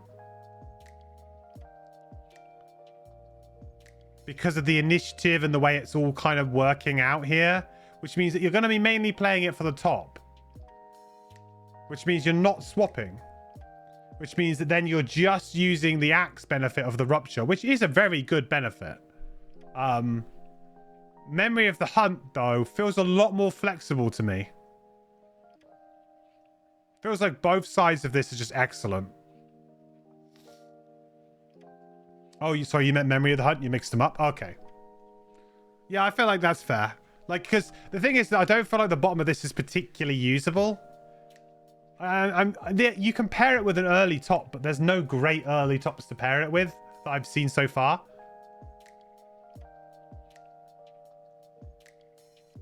It's almost like they put late initiative on this to, like, nerf this.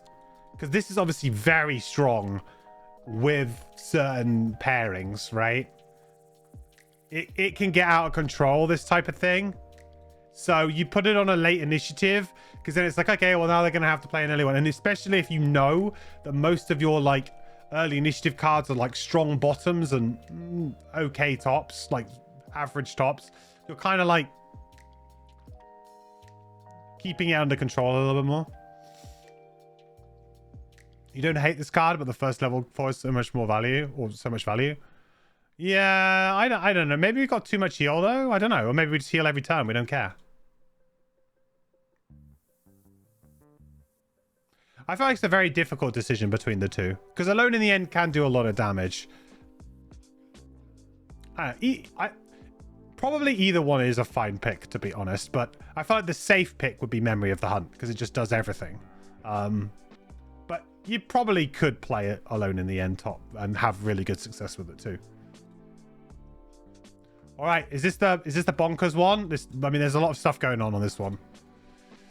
Level 5, initiate. Here we go. You hope I'm ready to see the class truly start level 5. Often when you hit level 5, you just go full on spirits. Swap out like 5 level 1 cards. Oh god. Okay. Yeah, boy. A little bit spicy. A little bit spicy. Just a little bit. Blood of Champions. This is a passive effect. Okay. The first time you change spirits each turn, perform attack 2. Yeah, boy. A little bit spicy. Enfeeble range 2 or empower range 2. At the end of each of your turns, if you did not change spirits at least once, lose this card. Oh. Oh god. The Jeopardy. Yeah, so this card is unplayable if you're playing long spear builds, right? Long spear build just cuts you off from this card completely because all of them don't have spirit swaps on. I mean, you might have to, you could play like a bottom ability, I guess, but that's risky. I guess this is why you say the long rest perk was required, because without the long rest perk, without this, yeah, you'd lose it the first time you long rest, right? Which is why this is like mandatory perk, that everyone was saying.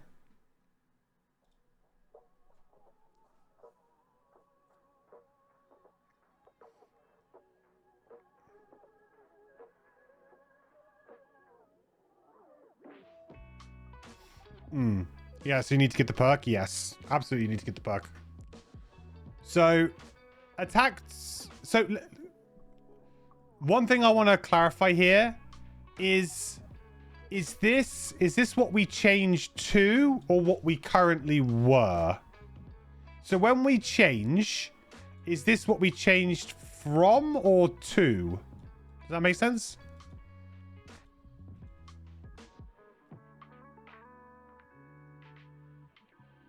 What you changed to? Okay. Use the ability of your new form. Gotcha. I guess that makes sense because of the way this is worded. Because you change your spirit, then something happens, right?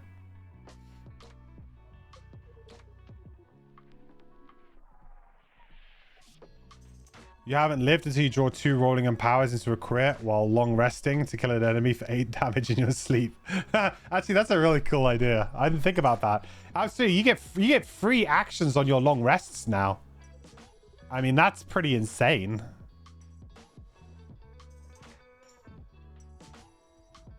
That's actually nuts.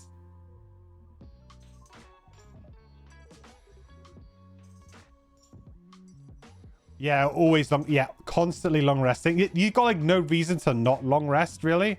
I mean, I guess the thing is you would go on like 99 initiative, so whatever.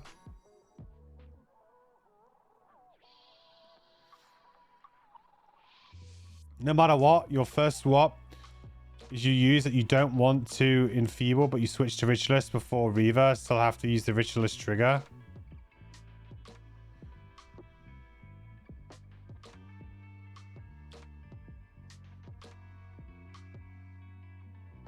Right, okay.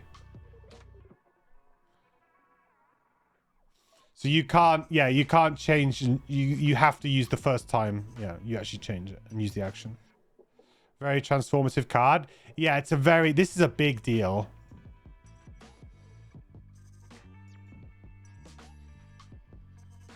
I mean, this opens the character up in a lot of different ways. Suddenly you're just getting, like, you're wanting to change. So actually, that I was maybe a bit harsh on that rolling modifier, but maybe that rolling modifier is pretty good now. Like, because then you just basically get, like, a free... Like, potentially, you can just get whatever of the 3 actions that you want, right? Like, if you were changing to this, but you couldn't make benefit out of it, you'd be like, ah, no, cool, man. I'll just take a free empower. It's still super mediocre. It's minor. It's like a nice thing, though. Maybe you don't want to derail your strategy too much just to do that. I don't know. Why is this not earlier than level 5? I think... So level 5, I think Jaws of the Lion was obviously the game that really kind of opened this idea up and explored it a lot more. And now it's become fairly common in character design going forward that level 5 is kind of like your transformative level, in which you get something that kind of opens your character up in many ways. I think the reason why it's not level 1 is that if it was level 1, there would only be one way to play this character, and it would be this way. In all honesty. It's a very powerful effect too, so you wouldn't want it at level 1, because in theory it would be giving you loads of free actions at level 1 over other characters, which would be a bit too powerful. But also I feel like it would be so powerful that it would just skew everything else. Like, we wouldn't have even like considered, oh, well, let's go for an item build, because this would just be like, oh, this is clearly the way to go, right?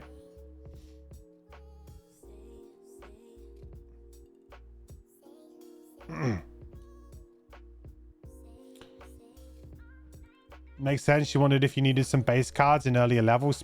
Yeah, you definitely do. I think you do too, right? It's definitely a combination of that as well. Yeah, you do need to have, like, at this point in time, you've built up a nice kind of suite of cards to use, and you can now pretty much, you know, obviously you need that long rest perk, unless you intend to short rest every single turn, I guess. But you've now managed to build up a nice suite of cards that you can have switches on every single card. Whereas maybe early on you didn't have that.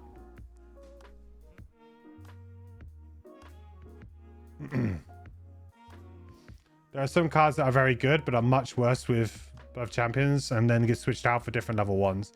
Yeah, I guess like because like for example you might have like really efficient cards, but they're efficient but they don't play into this, so you need to get rid of them. Like for example like all of the long spear type stuff. Like I still feel like the attack 3 get +2 if you use a single or double-handed item, right? That card is an attack 5 at level 1, and even when you're playing at level 4 and 5, an attack 5 is still very usable card. And I can imagine you wanted to get rid of that card entirely and putting in a card that's actually less optimal, but it works so much better with this strategy of play, right?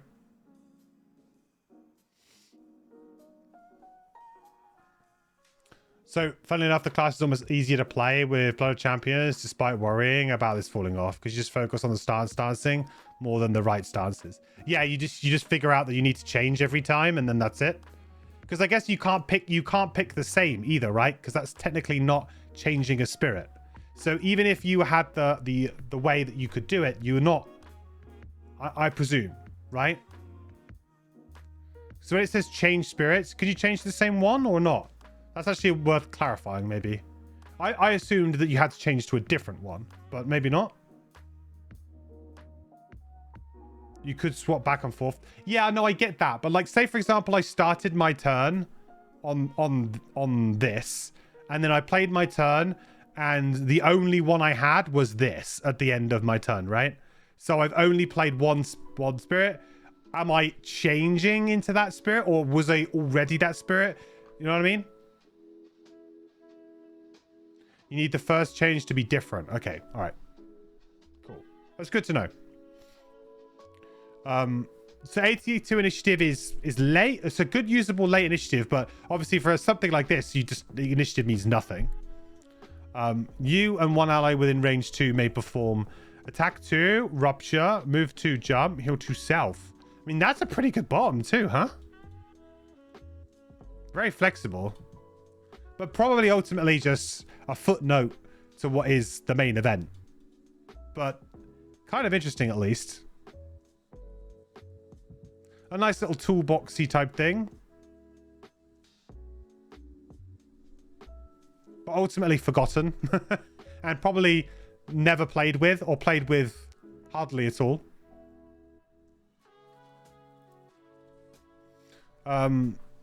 Next, level 5. The Arms of Oexipi?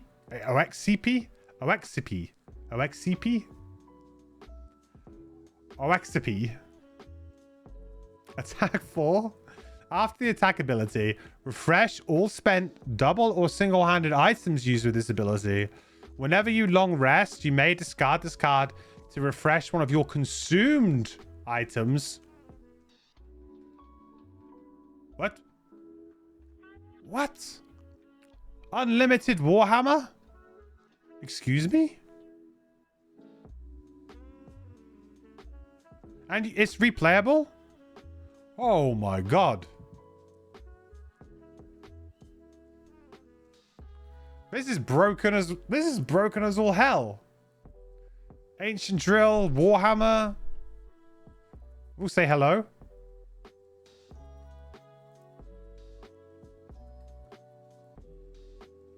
Any big AoEs yet? No. We've had a couple of like target 3s. That's technically not an attack. We had this guy.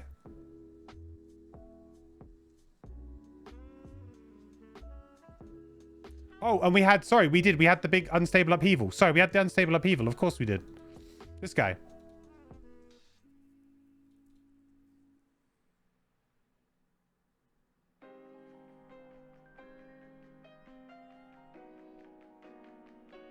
It's a loss? Yeah, this is a loss, though. Yeah, it's true. Spoilers. I mean, this is really good.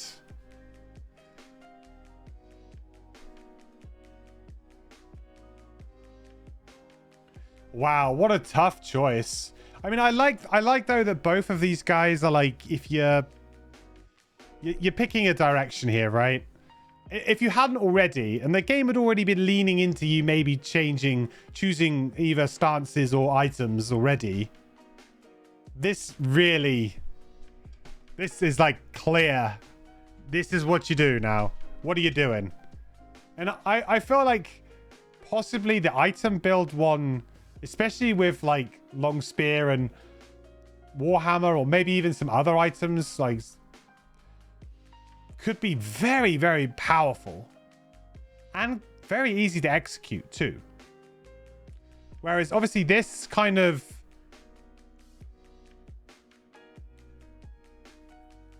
I mean, this is going to be a lot of fun though, but this is also going to be like, killing things is fun. And this, you're going to do so much damage with this type of thing with different items you have. These 5s are fantastic, super fun. Yeah, they're really good. Damn. To be fair, these feel like they could be like level 7s or something. This one in particular feels like it could be a level 7. This one maybe not so much. Like this one, you definitely want to get it earlier so that players can really enjoy playing with it.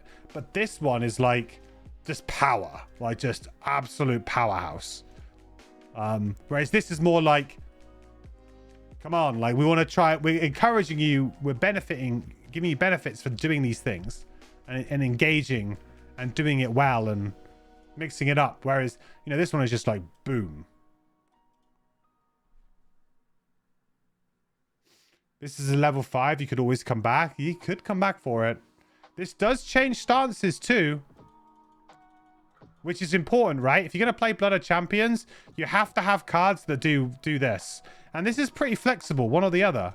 So, I mean, the value of cards that just give you more than one is going to go exponentially higher because you don't want to end up on the same one you already are. So I feel like cards with this kind of effect are going to be very valuable. What is the timing when you discard this during a long rest? You don't recover it until your next rest.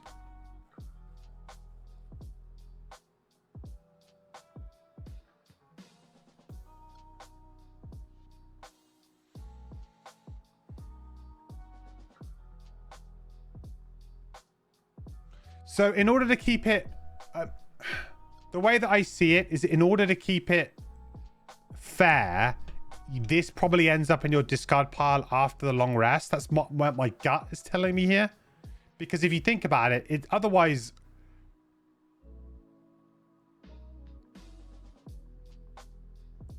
But then, oh, I don't know, maybe not. Then it would be kind of boring.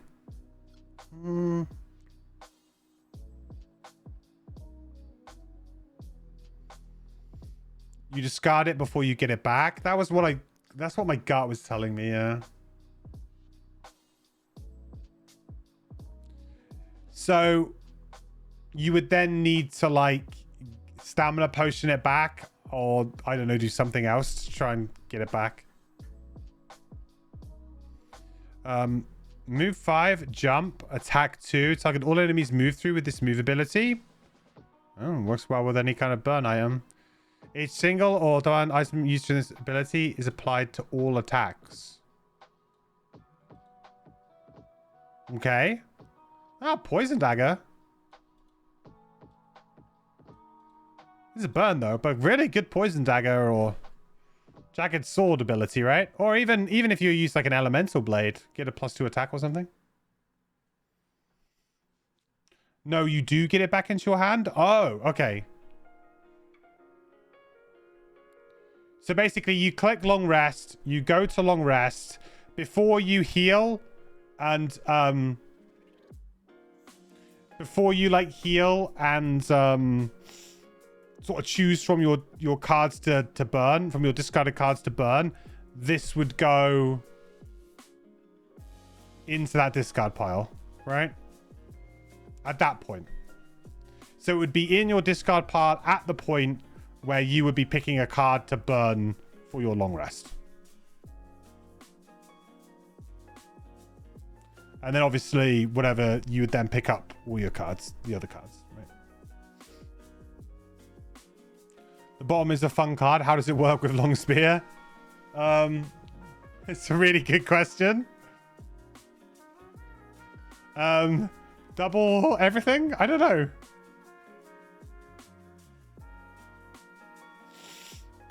Fueled Falcon? Is it a desperate attempt to make that card good? That item good? I mean, you can refresh it.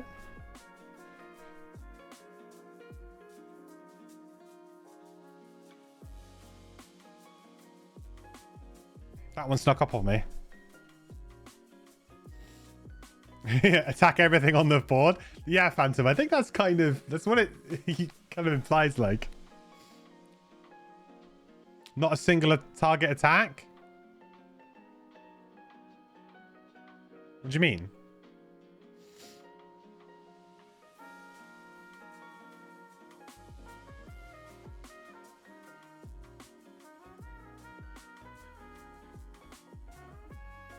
Target all enemies move through with the move ability. Oh, because... Oh, yeah. Because long spear specifically stipulates on it single target attack. Right, gotcha. Yeah. I was trying to think I was looking for something on the card itself, but yeah, the actual item itself specifies it. Yeah, so I was thinking more of like the card was specifying why it couldn't be used, but no, the item itself specifies why it can't be used.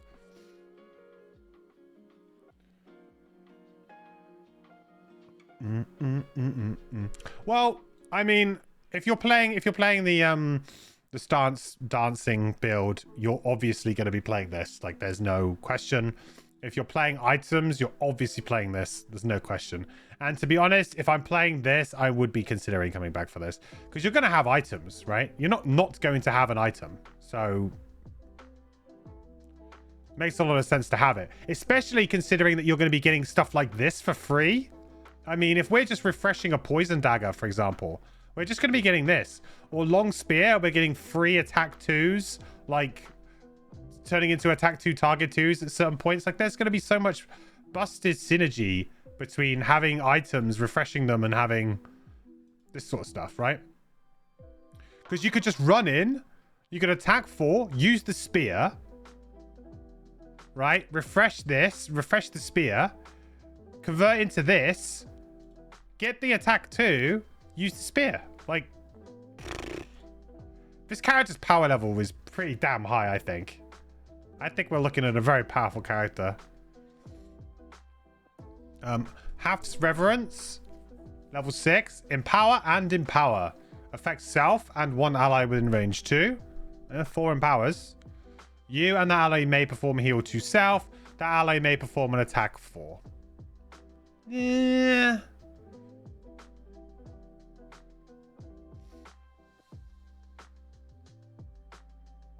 I'm not a huge fan of the... I don't know why. This just doesn't tickle my fancy. I mean, if you can get an ally to attack 4, that's pretty good. Like, a gifted attack 4 is... it's fine. It's pretty good, actually. Especially if you've got a... you've got a Mind Thief in your party.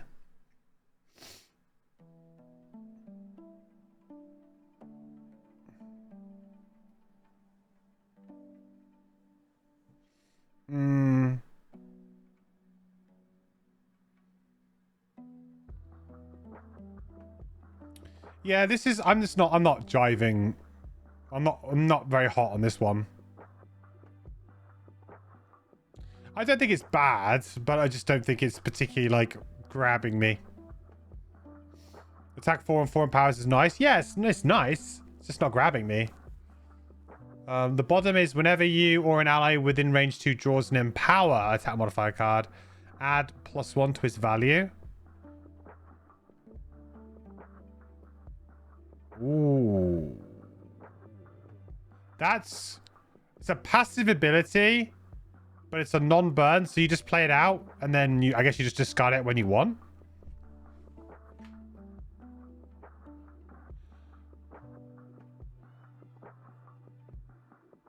I mean, how much in power are we doing? Like, it's hard to register that.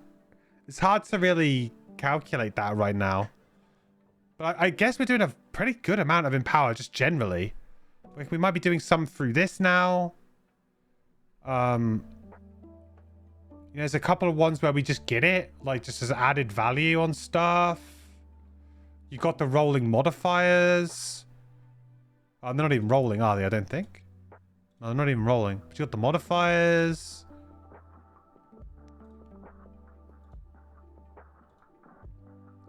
So, and it's allies as well. I mean, I don't know how much empowering of allies. Obviously, with the Ruin War, that'd be pretty crazy. Any other characters having powers apart from the Ruin War? No, I don't think so. Unless Nit says otherwise, but I'm not sure.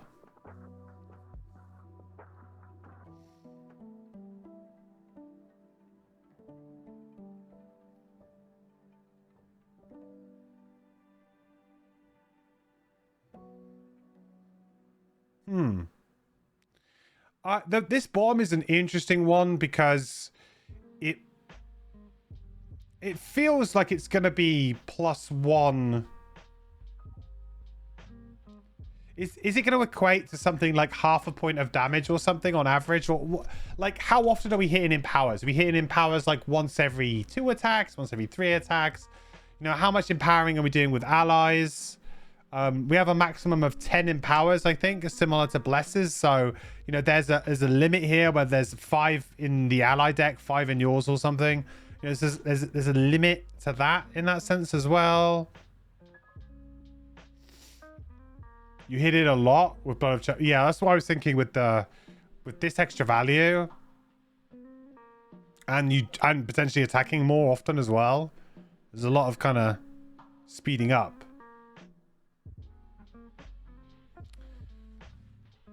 That's an interesting one. Is it a bit win more though, do we think?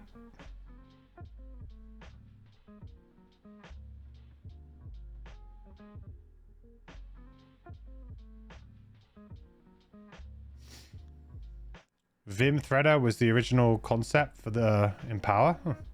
I'm guessing that class never made it to Crimson Scales or anything like that. Hand size of this character, 11. So we're okay. And this is a non-burn, right? So you just need to remember to like Mind's Weakness it back.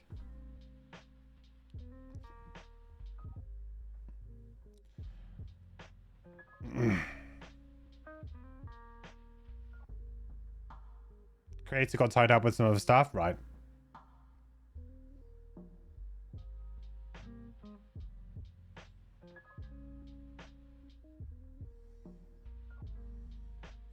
Non-burn passives are nice. They can be.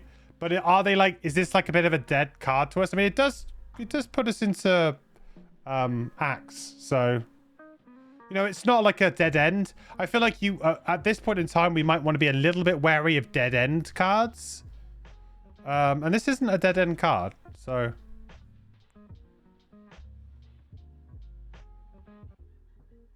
Like, let's see what the other level 6 is. Our News Retribution. Designate 1 hex within range 2, containing an enemy to have that enemy suffer 3 damage and gain Enfeeble. Okay. All enemies adjacent to hex suffer 1 damage. Add Enfeeble, 1 XP.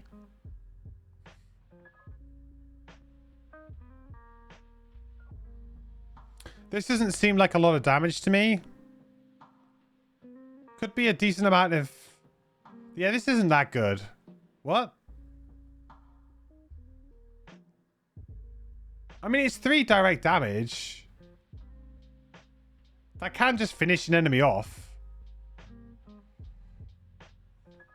But at this point in time, we're really good at drawing, like, +1 to attacks. Like, this is not a character who actually wants to be drawing cards.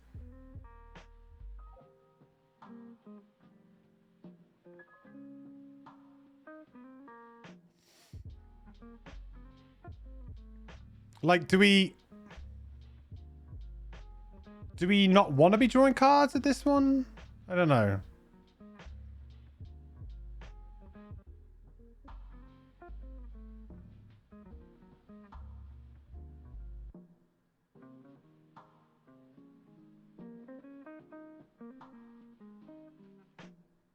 Five damage and enfeeble, or 3 damage and 3 enfeebles. I don't know. I'm not bowled over by these level 6s, if I'm honest, chat. I mean, level 5s was so strong. The bottom is whenever an enemy draws an enfeeble, they suffer 1 damage. Okay. Well, this is kind of fun, though.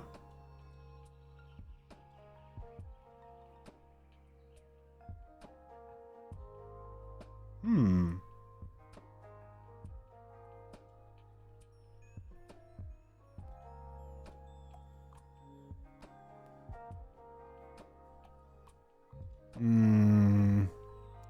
Like, I see what you mean. They're both just basically mirrors of each other. Just reversed. You got the empower bottom, enfeeble bottom, empower top, enfeeble top.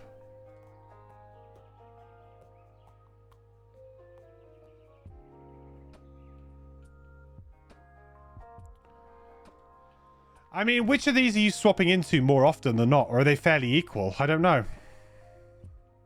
Because that could also be the decider here.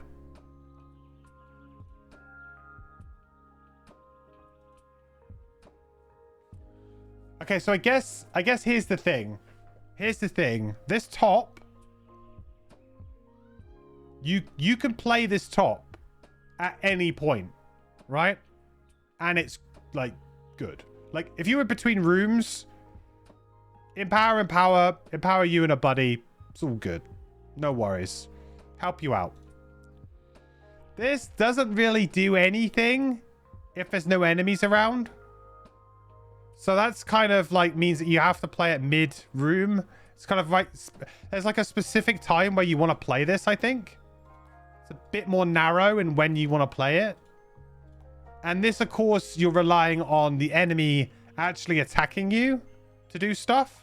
So, of course, if you're against an enemy that doesn't actually do much attacking, you know, they're more of a, you know, they summon stuff or whatever, right? Cultists or shamans or whatever, enemies that don't always attack, then this can be a little bit hit and miss. Also, they're still going to attack you, right? So I think probably overall, I think this is probably the better card because this is also aggressive. You know, it's helping you kill things.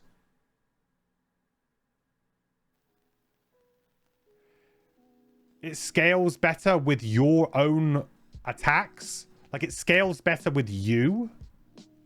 This doesn't scale with you really because your level of enfeebling is kind of like it's constant now, right? I think I would go for Half's Reverence out of these.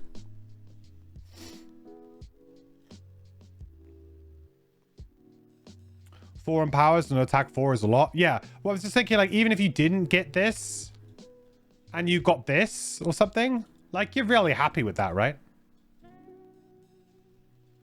And this is more aggressive. You want to like it because the 2 level 7 was one of your favorite levels? Me too. But it doesn't quite have the same punch as that did. Yeah. Well, I think it's because this character kind of wants to keep attacking and stuff as well. Like there hasn't been a concerted like we only enfeeble. Like I see empower and enfeeble as well, kind of like minor. There are minor versions of curses and bless. You know, bless could take up an entire turn sometimes. You know, with the actions, and so could cursing. Cursing could take up your entire action. Like to curse 3 enemies, it's like, well, that's going to be a full action. You know, not going to get much more than that. Obviously, there are broken characters that do more than that, but you know, now design philosophies are like, yeah, if we have like a curse. If we have like a curse target 2 or a curse target 3, it's like a level 6 card, and there's a downside to it. It's very particular or something. So these guys to me are like added value as you go along. Like you just get a bit of extra value on stuff that you do. And I feel like this is going to trigger this a lot of the time because this is going to be really good for you. And it's going to trigger this whenever there's no enemies around. And you can't physically trigger this sometimes because there won't be an enemy at range 2. So sometimes you'll do this and you'll be like, oh, well, I get this, but actually I can't do it. You could always do this. I mean, obviously you might have run out of cards, I guess, but the same is true for Enfeeble. So I would say Empower to me just feels a lot more, just like much more friendly to the player. So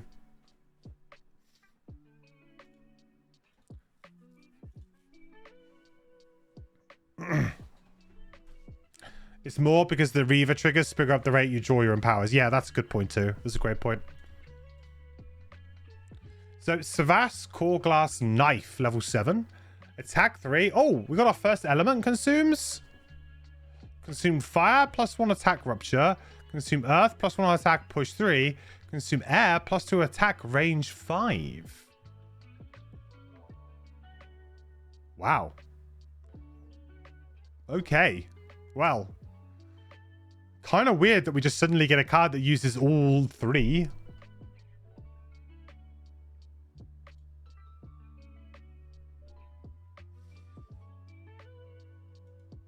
So for like context, I guess, fire seems to be generated a lot by Reaver, the axes.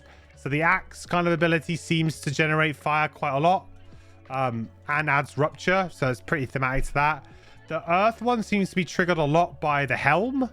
So the more kind of like, you know, empower, buffing, and shielding, I guess, more kind of supporty or ally side of it. And the air, I think, was sort of like a little bit with the other build.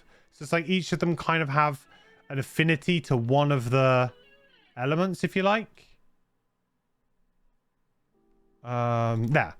So like, so they all kind of have like an affinity to one element. I guess if you're doing a lot of stance swapping, there's a good chance you get a few of these, right?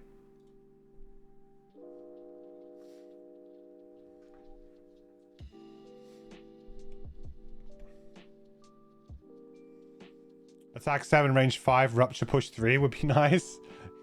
Yeah, well, yeah. I feel like you're probably going to be getting, yeah, air. Air will be the one to shoot for here. Because an attack 5, range 5 is insane. It's really good. So I think you'd be happy with that. If you could tick that one off. And then situationally, maybe you get like something like this to push something into a trap. This is actually probably the weakest of the bunch. Because realistically, you'd be hoping to kill with this and this, maybe. Or at least get very close to killing an enemy. This is obviously just to hit that really annoying archer or artillery, or even something like flame demons with a stupid retaliate range of 4, right?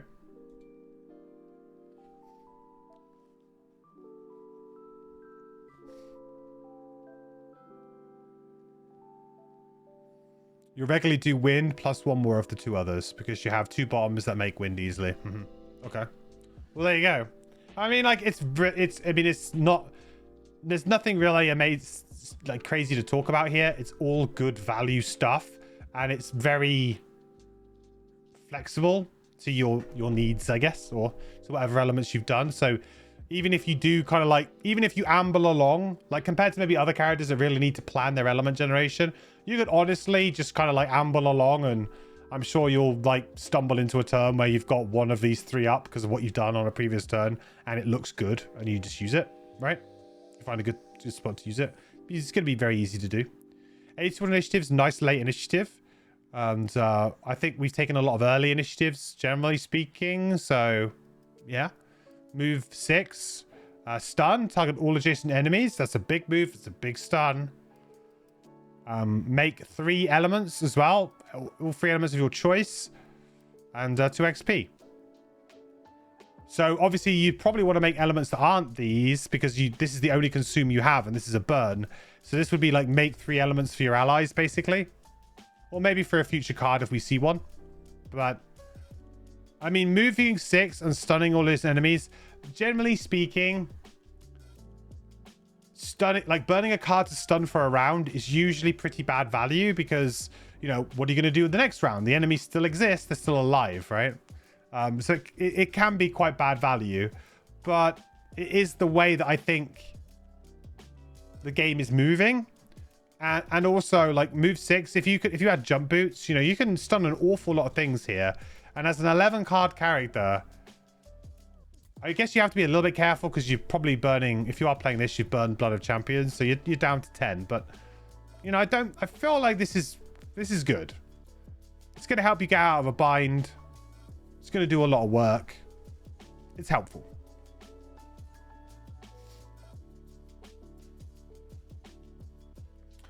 So it might be a decent value attack for the item build, although that will also make less elements. Yeah, true. Let's have a look at the other level 7 then. Remnants of the Broker. Designate one adjacent enemy. That enemy and all enemies adjacent to it suffer X damage, where X is the designated enemy's shield value. Okay. This is a bit of a scoundrel vibe going on. Then perform attack 6, targeting designated enemy.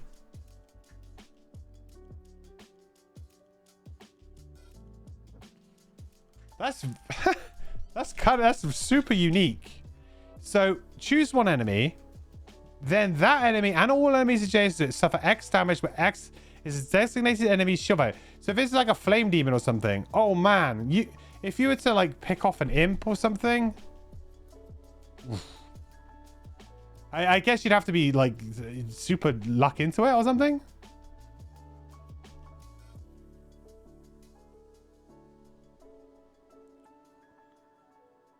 I kind of like this top. I think it's pretty fun. Like, you know when you get that turn where the imps or whatever just shield up? It's just like, ha! Got him.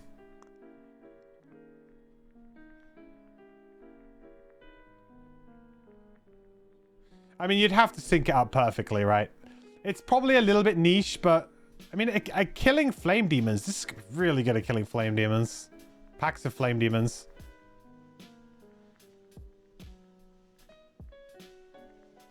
Maybe a bit too situational, especially for something like a level 7 card. But I thematically like it a lot.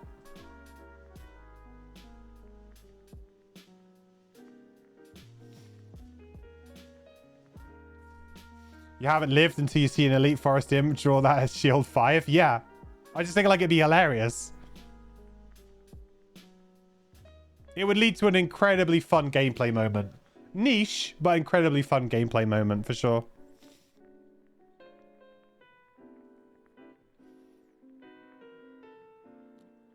You were going to move 3, but since those imps shielded up, exactly.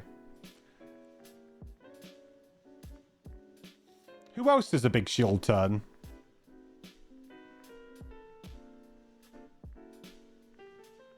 Some golems do as well, don't they? Like fairly...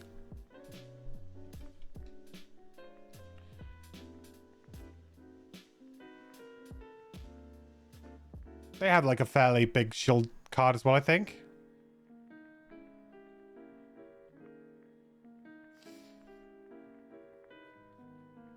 Handful of enemies do shield 2s, you think? Yeah, and then they might already have a bit of shield themselves.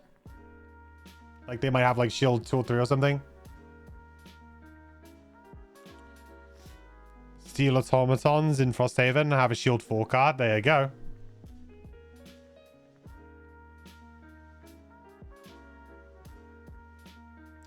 Blood of Champions loves the bottom so much, since previously our only other jump was a bottom that didn't change stances on either action. So here's the bottom is move 3 if we were in spear, add +2 move and jump.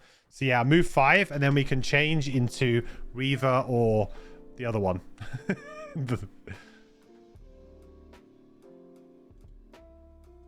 Conqueror.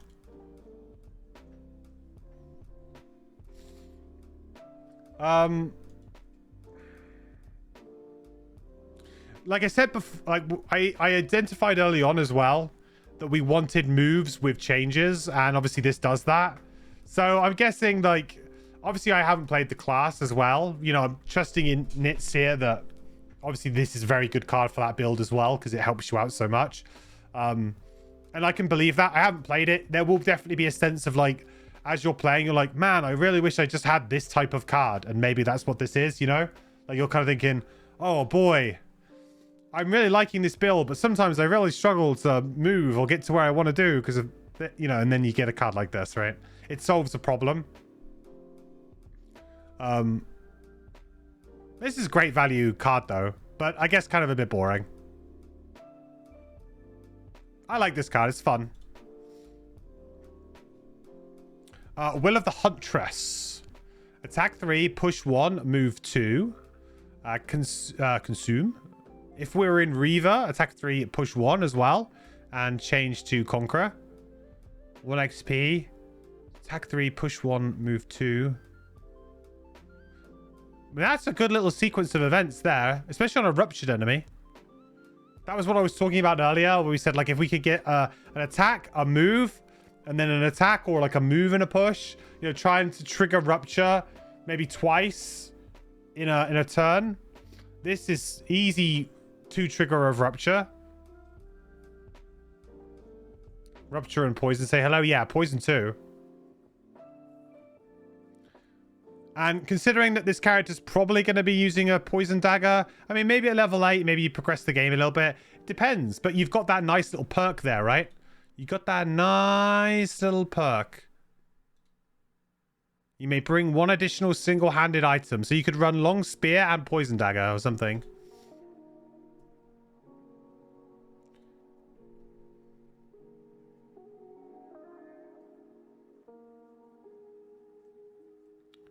And then, yeah, change into a... So then it's not a dead end either, potentially. So that's good. 40 initiative. Bottom is move 3. Rupture. Target all adjacent enemies. Wow. Push 2. Wow. No, that's really good. Because we've had similar abilities to this before, but they've all been either like burns or just like a little bit awkward. They haven't been so straightforward. This is incredibly straightforward. Move 3, rupture them, push them away. Job's a good one. You know? Like, this is incredibly clean, efficient bottom action. Both halves of this card are great.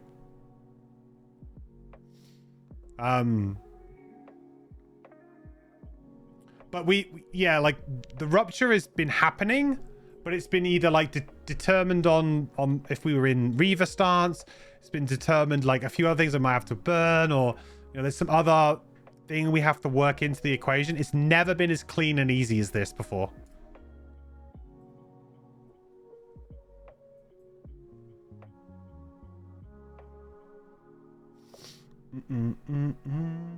You find both level 8 so hard to decide, to be honest. Well, this is, I think that this is a really, like, good value level 8. So let's check out what the other level 8 is, because I said this is, I mean, if you've been looking for, like, rupture stuff, this is just really good. And so you don't want to necessarily build a rupture build, per se. I don't feel like this character has, like, a rupture build. It definitely has rupture synergies, and you'll be using it here and there. But it's like, it's a bit like Empower and Enfeeble, right? It's another little thing that you have, a little tool. What I like about this character a lot is that you do have, like, it feels like you have like 5 or 6 mechanics, but really you have Enfeeble, Empower, Rupture, and you have your own thing, and then you have your stances, and then you have, I guess, the items. So you do have, like, you know, in terms of bang for your buck, if you like, for like a new character that also interacts with a lot of new things. This character's got to be up there, because most of the other characters might introduce 1 or 2 things. And like previously, my other favorite characters have been like Ruinmore, for example, because Ruinmore had like Rupture and it had Sated, so it had kind of like 2 new things going on, which were kind of interesting. And like this is similar.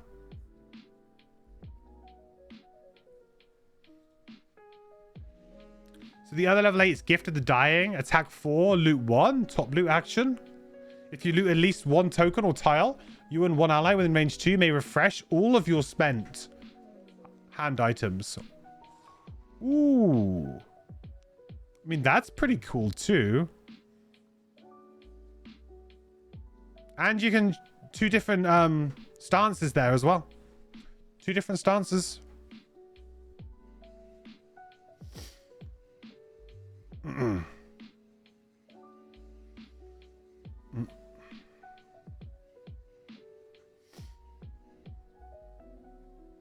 If most of these mechanics were a different flavor of vanilla mechanic, it would be a negative thing instead of a neutral / positive one. Yes, friendship card. Yeah. I mean, it's cool. You get to loot, right? And then you can... I think it's fine.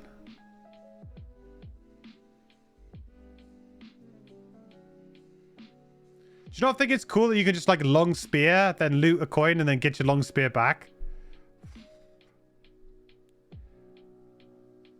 Pretty crazy.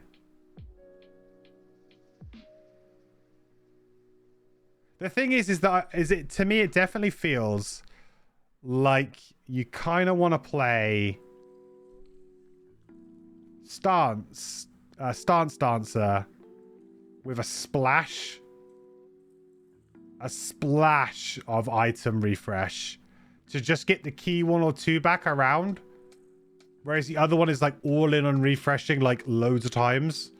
I don't feel like yeah, that's great, you do a lot of damage that way, but I don't know, I feel like you can't splash the dancing stuff as much because you kind of got to go hard on it to get the benefits from Blood of Champions.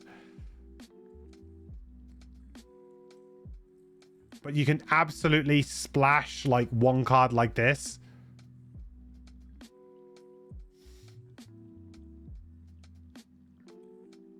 You prefer to go mono stances? Really? What, would you play the iron? Of all the characters in CS and Trail of Ashes, it looks like it has the most potential to be broken strong. Out of the ones we've reviewed from Trail of Ashes so far, I would say yes. I guess the thing with this character is that it's very open-ended. So all it would take is like 1 item to be made that was broken and it would be abused. Like it's very much balanced by the pieces around it, which means that it can be very easily broken by moving those pieces around, right? So, you know, oh yeah, this item's fine when you don't play in a campaign that has this item, or yeah, this is fine if you don't play it with this one mercenary who also interacts in this way or does something in this way, you know? Like, it feels like it's got some nasty synergies. Do you keep in mind 99% of this item refreshing is yeah, absolutely. But I mean, we just know how good. Like, long spear is an item that probably shouldn't really exist. I mean, let's be honest, or at least it shouldn't exist on like prosperity level 3. It should be like, I don't know, 5 or 6. Maybe items are just broken. Exactly. Items are not right. The imbalance in items in Gloomhaven is real. For sure. Or be consumed like Battle Axe? Yeah, maybe. Because Battle Axe is basically unplayable most of the time, just because of the existence of Long Spear. Like, that's a good example of like 1 item being so strong that it basically nullifies every other item in the game. And the other worst contender for this is Iron Helm, in my opinion. And possibly Cloak of Invisibility on certain characters. Like, it's an item that you can get and you can literally never spend gold on that slot ever again and never worry about it. And technically it's not worth your time to, a lot of the time. And long spears like that, because it kind of like, you get the item and then it basically is like, hey, do you want to try like halberd out? It's like, no, not really. Got long spear. The only place that long spear struggles is when it competes against Warhammer, in my opinion, or maybe Ancient Drill. Then it competes.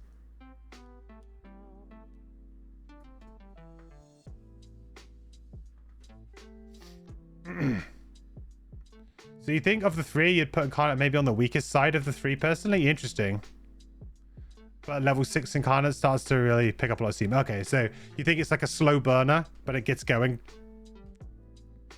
I mean, early on, I still felt like we had some really good attacks. We were still attacking for 5 at level 1 with 1 card. I think a lot of the other cards were like so-so though. Like, a lot of the other level 1s were a little bit like, yeah, like we were getting a little bit of a bonus from doing our stance, like being in the right stance at the right time, but we weren't like, it wasn't like, wow, we get so much more value. It was like, yeah, we get a bit better. I would agree that at level 1, we had 1 or 2 sensational cards. Then we had a lot of usable. Like, you're not complaining.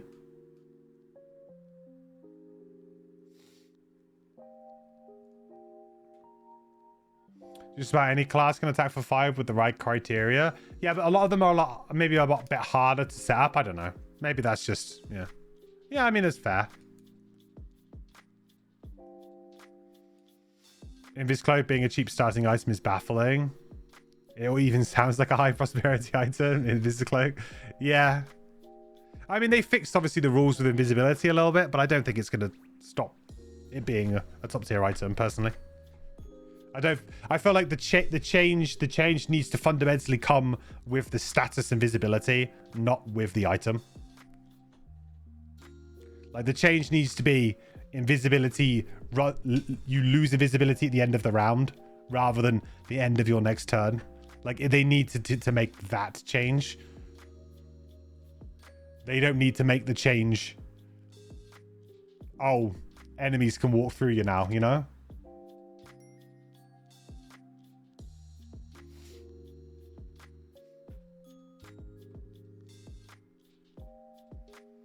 So now to use an element pre-level 2, multiple attack 5 advantages.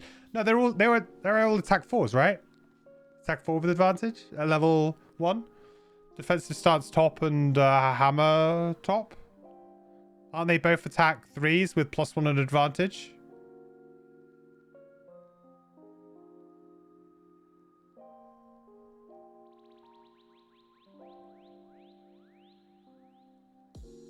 They're attack 4s? What? Hammer of the Gods is an attack 4, is it? What is Hammer of the Gods? Hammer? Oh, what is it called? Hammer something. Something hammer. I don't know why. I just remember that being an attack 3. Maybe it's just me reading. Maybe we've been reviewing so many classes that I've now been like balanced out that I'm just like, attack 4. Can't be.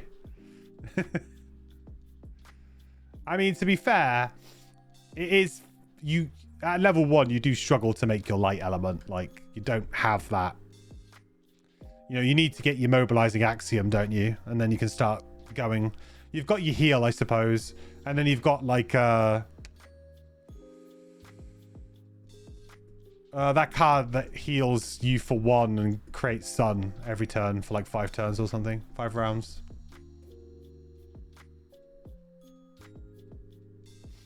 Retroactively balancing classes in my brain, maybe. It's a long time since I played Sun, actually.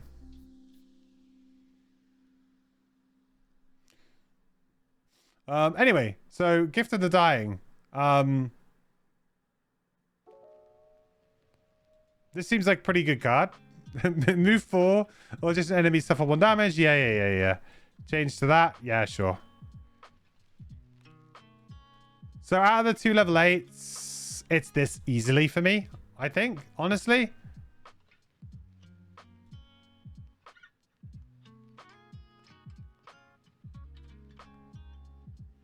Actually, honestly, I think it's pretty easily Will of the Huntress for me.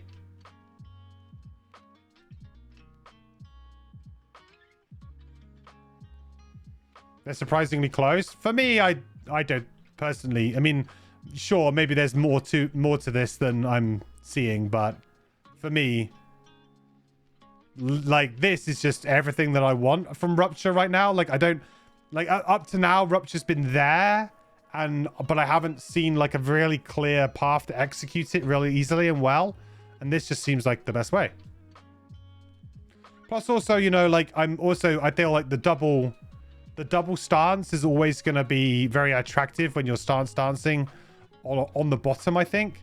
Because like the top is where you want to have your best kind of things, maybe. I don't know. I guess you got double stance here. It's not bad.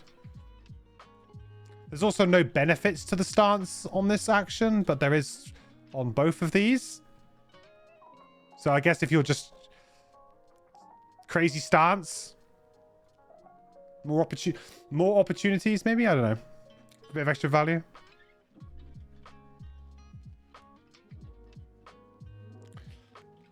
It's nice given 4 of your +1 attack modifiers apply rubber shell. Yeah, that's true.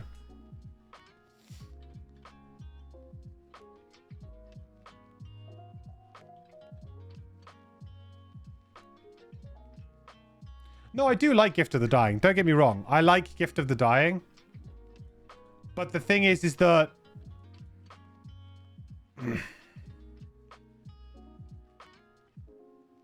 this is like how many of these effects do you need? Like, I'm playing stance. I feel like I'll play stance, but also there's a point where, like, how many of these do you need? I mean, I guess you could argue, like, at this point as well, how many of these do we need? How many of, you know? Like, I don't know. Don't know what the correct answer is. Like, at this point in time, we may very much be just winning harder and more, you know? Like, we're not... Like, when you're in high levels of your character, you're probably already doing very, very well. You're probably already outputting a bunch of damage. So, like, swapping these cards in, you know, you're now starting to look at... You know, there's cards that you've been playing that you're very happy with. Probably having good success. Like, when it gets to, like, level 8 and 9, it's very much like, oh, well, pick your poison, you know? Because everything is kind of just achieving the same kind of effect at this point. You know, you're on your...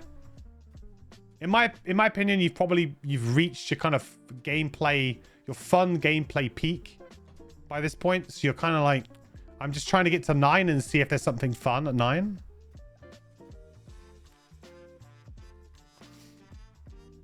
Mm-mm. 7-9 is often, to me, just pick what's most fun, and you've hit with massive powerful spikes anyway. Yeah, exactly. Yeah, I can agree with that. So you're saying we need to loot 3 at level 9? Yeah, loot 3, refresh all consumed items. That's what we need, right? All right, Vadi's last stand. Level 9. Attack 4. If we're in Reaver, add +4 attack, create fire. If we're in this one that I can't remember the name of, Ritualist, target 3 instead. That's the winner right there. Then if we are in Champion, level 5 self. Now that's a lot of damage. That's a lot of damage. Attack 8 over the target 3. I mean, if you want to just kill something, sure. Conqueror? No. Pretty sure it's Champion.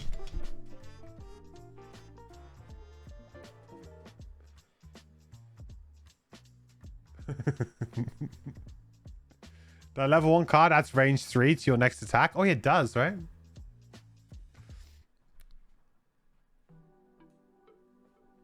And attack 8 at range 3. It's a lot of damage. It's a lot of damage.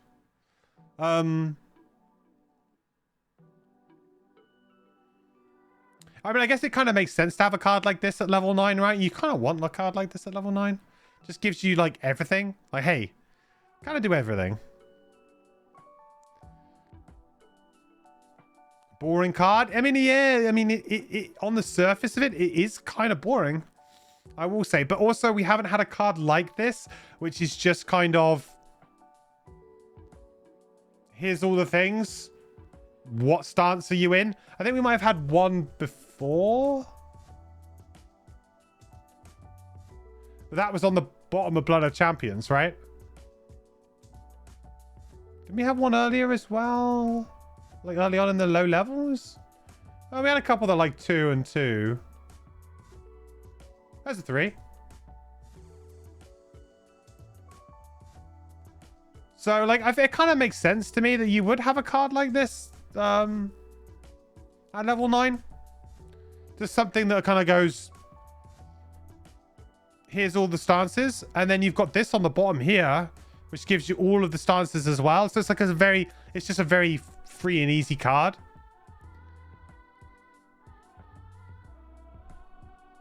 So retaliate 3, move 6, shield 3 south. I mean, shield 3 is a big shield. Move 6 is a big move. I feel like retaliate 3 is probably the weakest here. Surprise, surprise. I said that, but I did. Sue me. But I'd probably take either of these two. And then we got these 3. Are we retaliating? I guess if you went for the big shield burn, right? In one turn. Sure. Is that... Are we in the right stance for that, though? Oh, I guess this doesn't have a determined stance, so... You need to be in Reaver, but yeah.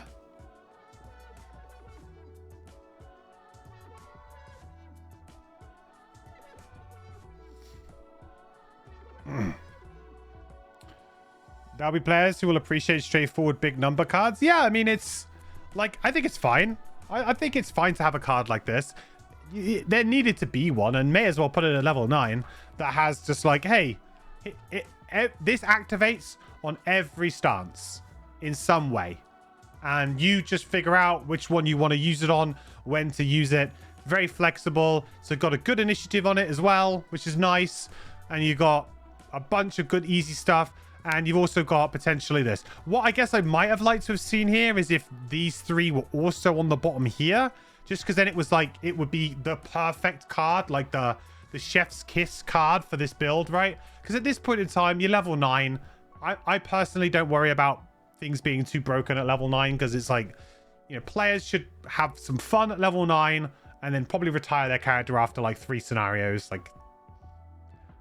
People who like play the game at level 9 and then complain that the game is too easy, I'm like, okay, whatever. Like, sure. You know, it's like getting a max level character in any other RPG and then going back and playing like Act 1 of it and complaining that the enemies are too weak. Like going back to the starting zone and going, oh, what? It's like, well, what do you expect? You've got to the top level of the game. If you want a challenge, you're gonna have to change your character. You have to roll a new one. It's kind of how it works. So I would have liked to have seen these 3 up here too, just to make it like the most flexible card like that this character could ever really have. Maybe, I mean, I guess the downside to doing that is maybe then it would really incentivize using the top a lot more than the bottom. Like maybe it would take some value away because of course, you know, this top half is much more exciting and better than the bottom half, maybe excluding this. But I feel like it would then be kind of cool. The second eye looks like it has more spicy. Okay, we'll go to that one.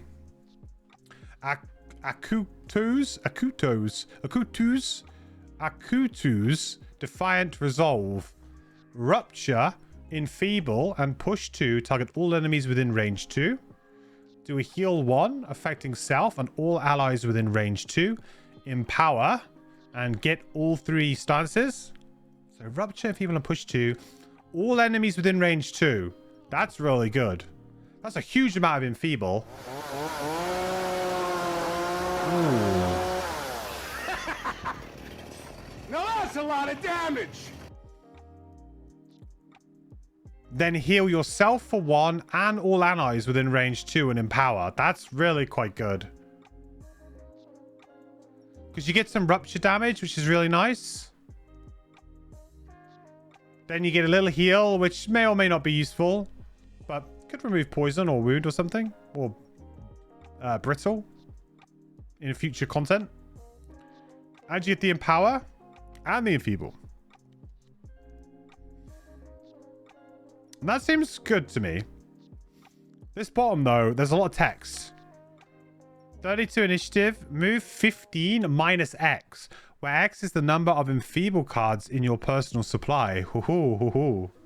Okay. Attack 15 minus X. Where X is the number of empower. A little bit spicy. Oh. Oh, man. It's a burn, though. Dude. So this could be a move 15, attack 15. I mean, in Magical Christmas Land.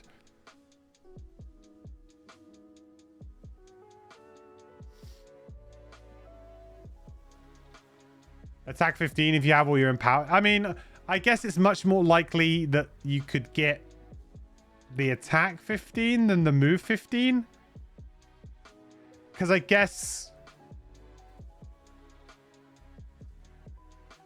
the thing is that enemies you can't really like your allies could just hold fire for a little bit or something.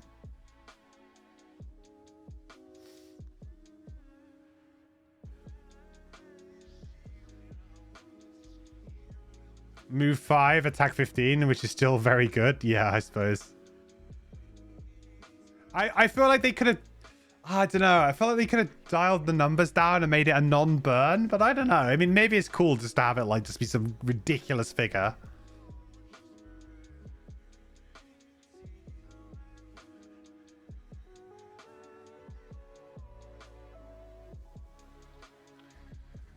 This is an interesting one.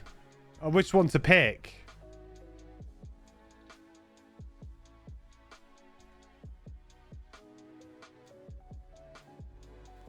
I mean, I would assume that this is probably like the correct pick.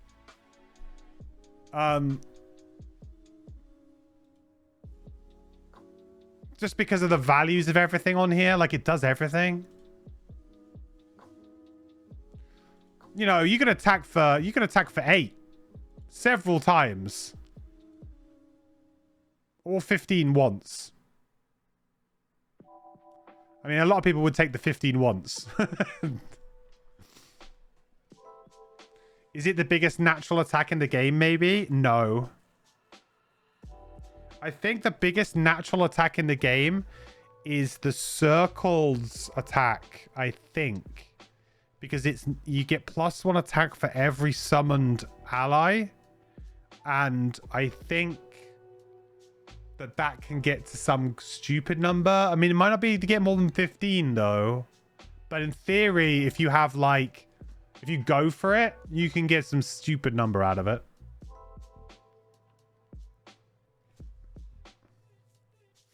Long spear value? Yeah, don't forget about the long spear as well. Good point. I mean, then you don't even need the target 3. I mean, what does a target 3 doesn't even exist? I'll take an attack 8 target 2, thanks.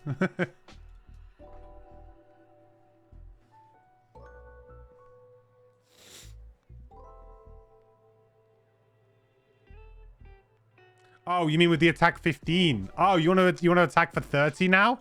Okay. Yeah, okay. Now we're going for it. Sure. I mean, you would just kind of delete two pretty decent elites. Right? Biggest natural attack is Glass Hammer. What, like level 9 Glass Hammer or something?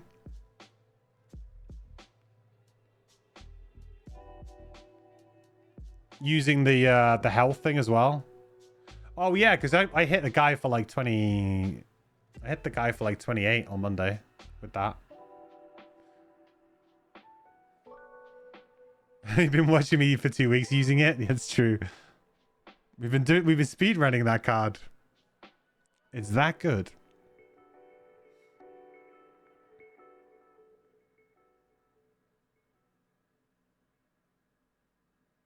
Although having said that, I've done the largest single damage round I've ever done is through Inferno, but that was with a lot of added stuff. And that was like a round, really. I don't think it really counts in the conversation.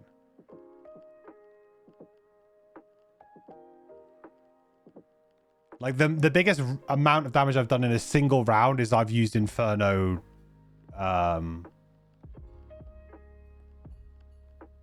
3 times in a round? 4 times in a round. I use Inferno 4 times in a round.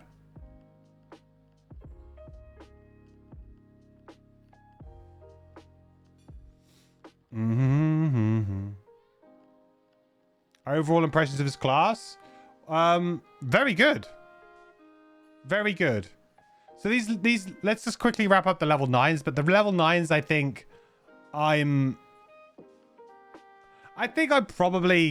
would probably I'd probably go for this for fun, I guess, but I mean, this just seems like probably the better like overall value pick. But I mean, for me, the character kind of had already kind of reached peak fun by like level 7. So like I don't like from level 7 onwards. I don't like all of these cards are like fine, and they're good. They're very strong and well designed cards. But you know, like at that point in time, and I say this every single week, it feels like, but I feel like that's pretty common for me personally as well, is that I don't really enjoy playing characters from level 7 to 9 generally, unless level 9 has some like stupidly crazy silly card. Like even something like Chimeric Formula at level 9 is kind of fun, right? Because it just messes with the game a lot. I like that. And I don't feel like either of these level 9s really mess with the game, and neither did any of the level 8s really. They're just more of the same, more good value stuff. You know, we'd established the character. This is probably the most fun to be had at level 9, right? Try and get that going. But yeah, so I think the class is really good.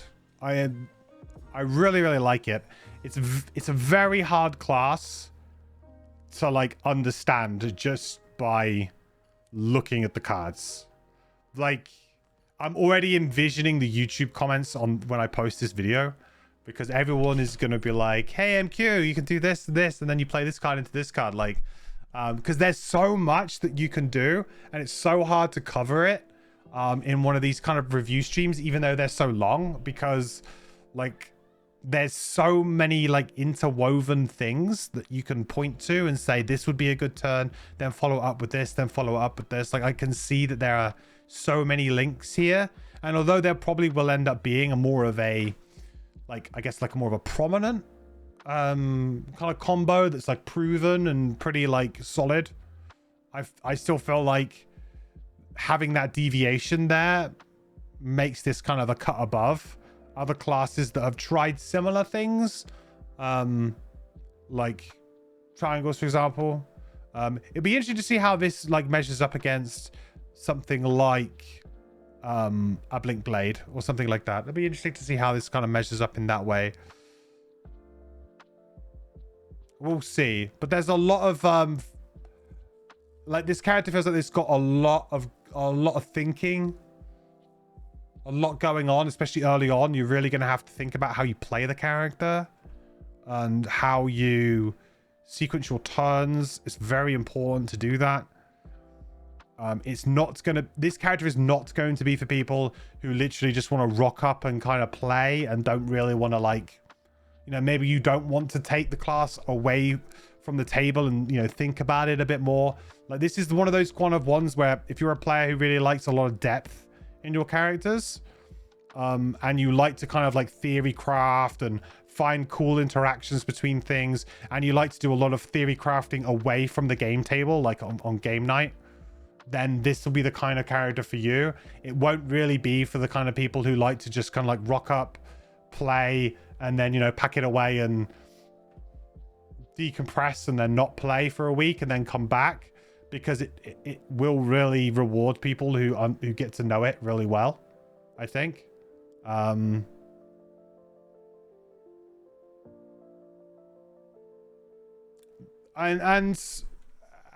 I think that's the sign of, like, that to me, as you know, as someone who likes to play more complex characters and enjoys that end of the game. I think it appeals to me a lot more because of that. Like, I don't particularly like simple characters unless they have, you know, some very, very unique, cool mechanic nowadays. You know, they have to have something that's, like, really interesting. Even though it might be simple in practice, it's just interesting. Like, I can think of, like, the Artificer, for example. I don't think has a complex mechanic, but it's interesting. This character has an interesting and complex mechanic that will reward a lot of play and will probably result in a ridiculously long guide video. Or like multiple guide videos, because you have to do like 3 or 4 different builds and different choices for things, right?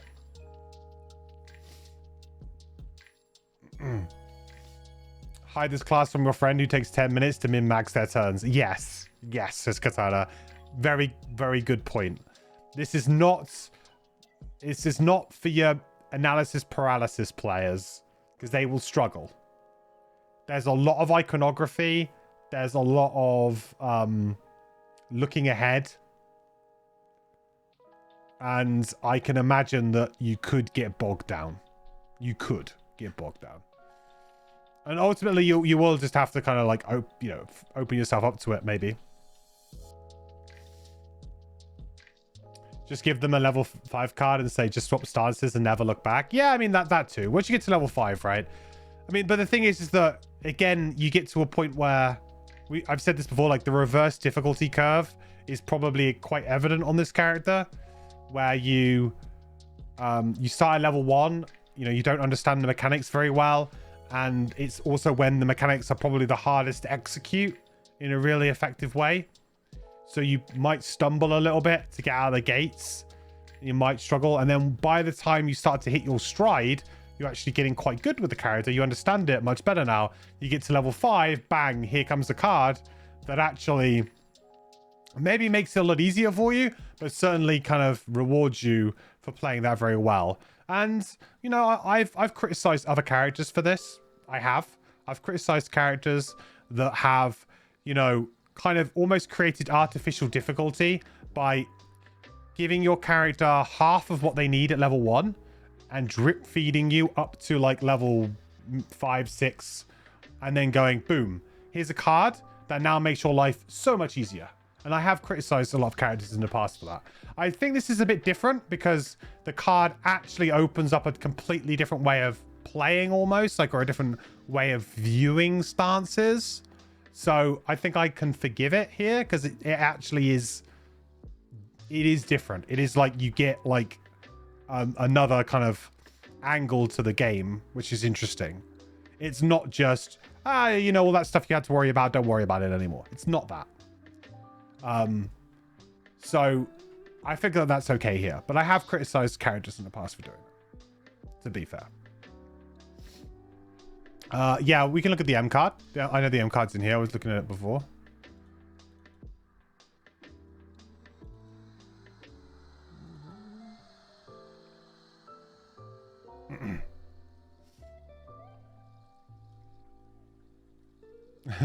MQ, I like complex characters. Also MQ, my music note is going to go in there and smack the enemies with default attacks. Hey, that's not my fault. That's the designer's fault. Myla's Stone Hammer. This is a milestone cards. Oh, so those who don't know what milestone cards are, so these are extra cards that you can earn through completing like a little personal challenge that you get when you first get your character. They usually take about 3 scenarios to complete. I don't know what the milestone is for this. I'm going to presume it's something to do with switching stances or something, maybe.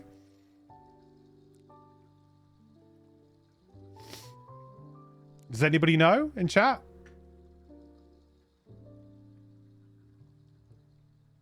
No idea? Okay, we don't know. Might be that it hasn't been done yet. Dareth also sent me the Frosthaven format. We'll quickly check that out as well. So attack 3, consume fire to get PS2. Consume earth to make it a little leaping cleave. Consume wind to get +1 attack and muddle. So that's a pretty flexible card. Also, interestingly, this is the only other card that has element consumes on it. So, you get this at level 3. It's actually probably a fairly decent card to play around with for a while. Because the elements are just sat there doing nothing. So, an interesting idea for the M card for this character. Just give you something that uses the elements that you weren't using. So, it's a very good way to kind of appease both camps, if you like, but without any swaps, it might not end up being a card you want much into higher levels, I would say. Also, the values are good, but they're not like some of the other higher value cards that we get. It's probably not a card that we really want to play in stance swap. Or maybe it's something that you would play when you get it, but it won't be something that you play much after that, I would think. It would be pretty strong pre-5. Yeah. Yeah, I agree with that. 44 initiative, rubbish. Heal 2, range 2. Consume fire to get +1 heal, +1 range. 1 XP, it's alright. Earth for strengthen. You know, low level strengthen is pretty good because you still got a bad deck. So, you know, if you get this after 3 scenarios, being able to do a heal 2 self-strengthen on the bottom. I mean, at that point in time in the game, you'll be really happy with that. Consume air to get target 2. That's also just a really good value heal over 2 targets. This is the good. These 2 things are the good things, which is why this has the XP. That's how you can tell the imposter, chat.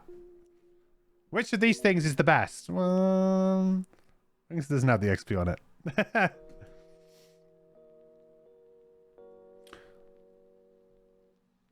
Hey, Grand Duke. Milestone, experience 10 turns where you augment 2 different actions, each with a different spirit. Ooh. Experience 10 turns where you augment 2 different actions. That's very interesting.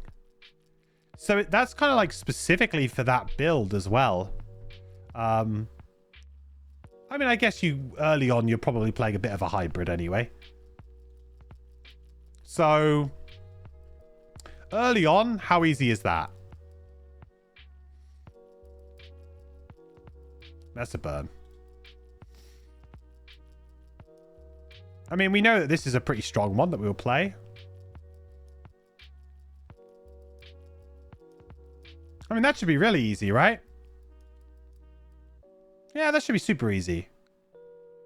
Well, we got 1 straight here.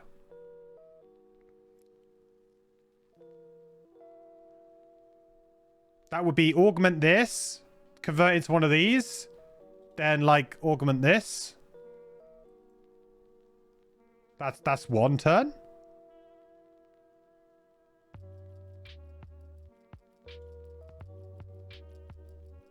Move 3 enfeeble. I mean, you'd want one that you need one that changes a stance either on the top or the bottom. So you need stance changes. So you need this, I guess, as well. This could do it.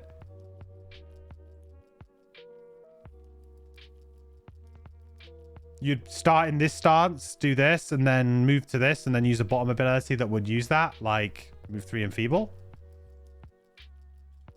There's actually quite a few we could do.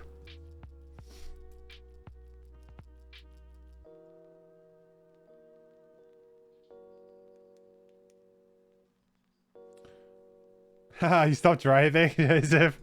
Oh no. I hope somewhere safe. It'll be a fast milestone? Yes.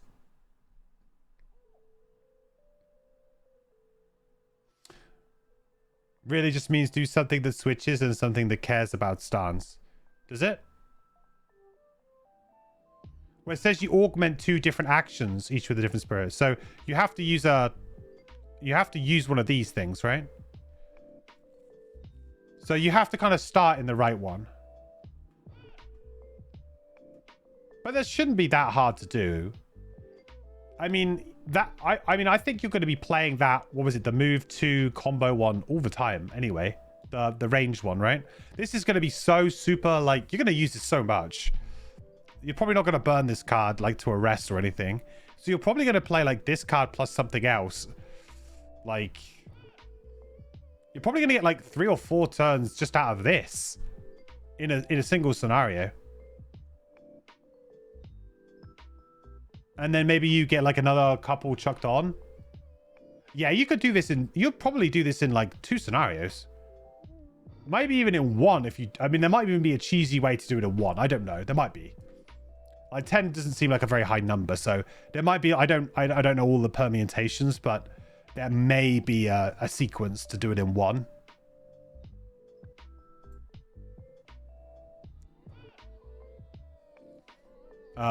So yeah, that's pretty easy to get.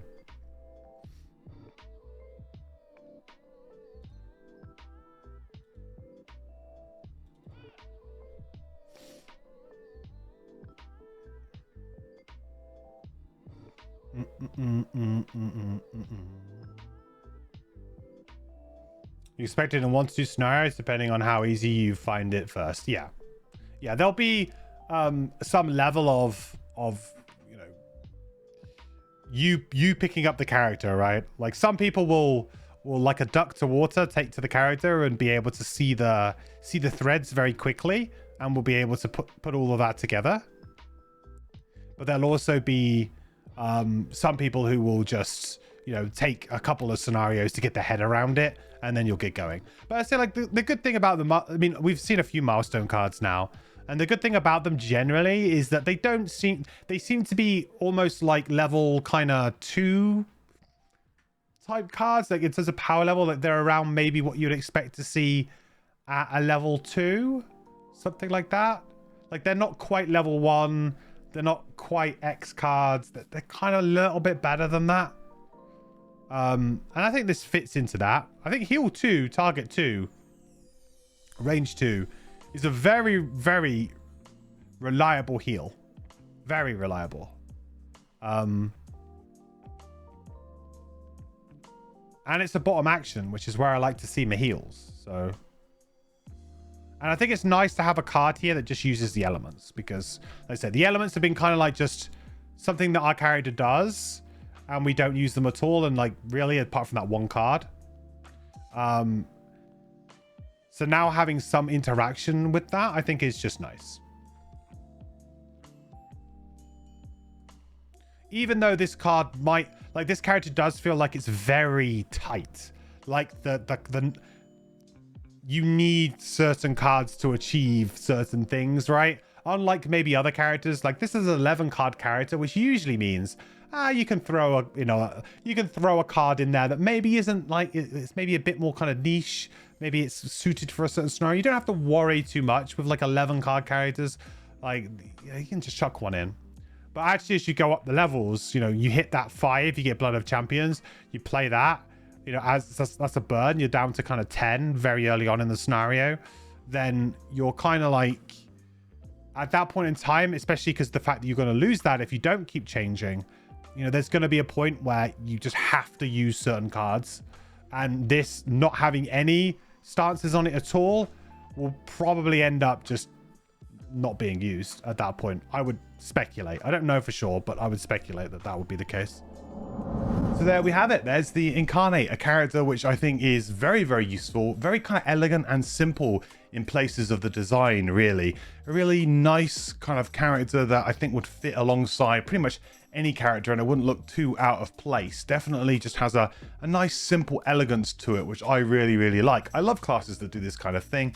They don't add too much complexity. They don't try and have too many resources or other things that they need to lean on. The character just uses its dancing stuff, and then it's kind of away, and it gives you a very kind of clear path on how to do that. And I really like classes that manage to achieve that. They usually end up being some of my more favorite classes because they're just very elegant in design. And I also really enjoy combo heavy characters as well, ones where there's a very clear kind of line where you can go, okay, I go this, this, and this, but also having that little bit of flexibility somewhere in the middle there to be able to change up your turn if you want to. And this character definitely has that in spades. So yeah, really, really happy with this character. One that I will definitely be trying to play at some point physically, although my time is running out until Frosthaven comes. But hopefully I will get a chance to play this, or if I don't, at least maybe we'll come back to it in the future and maybe I'll get a chance to play them.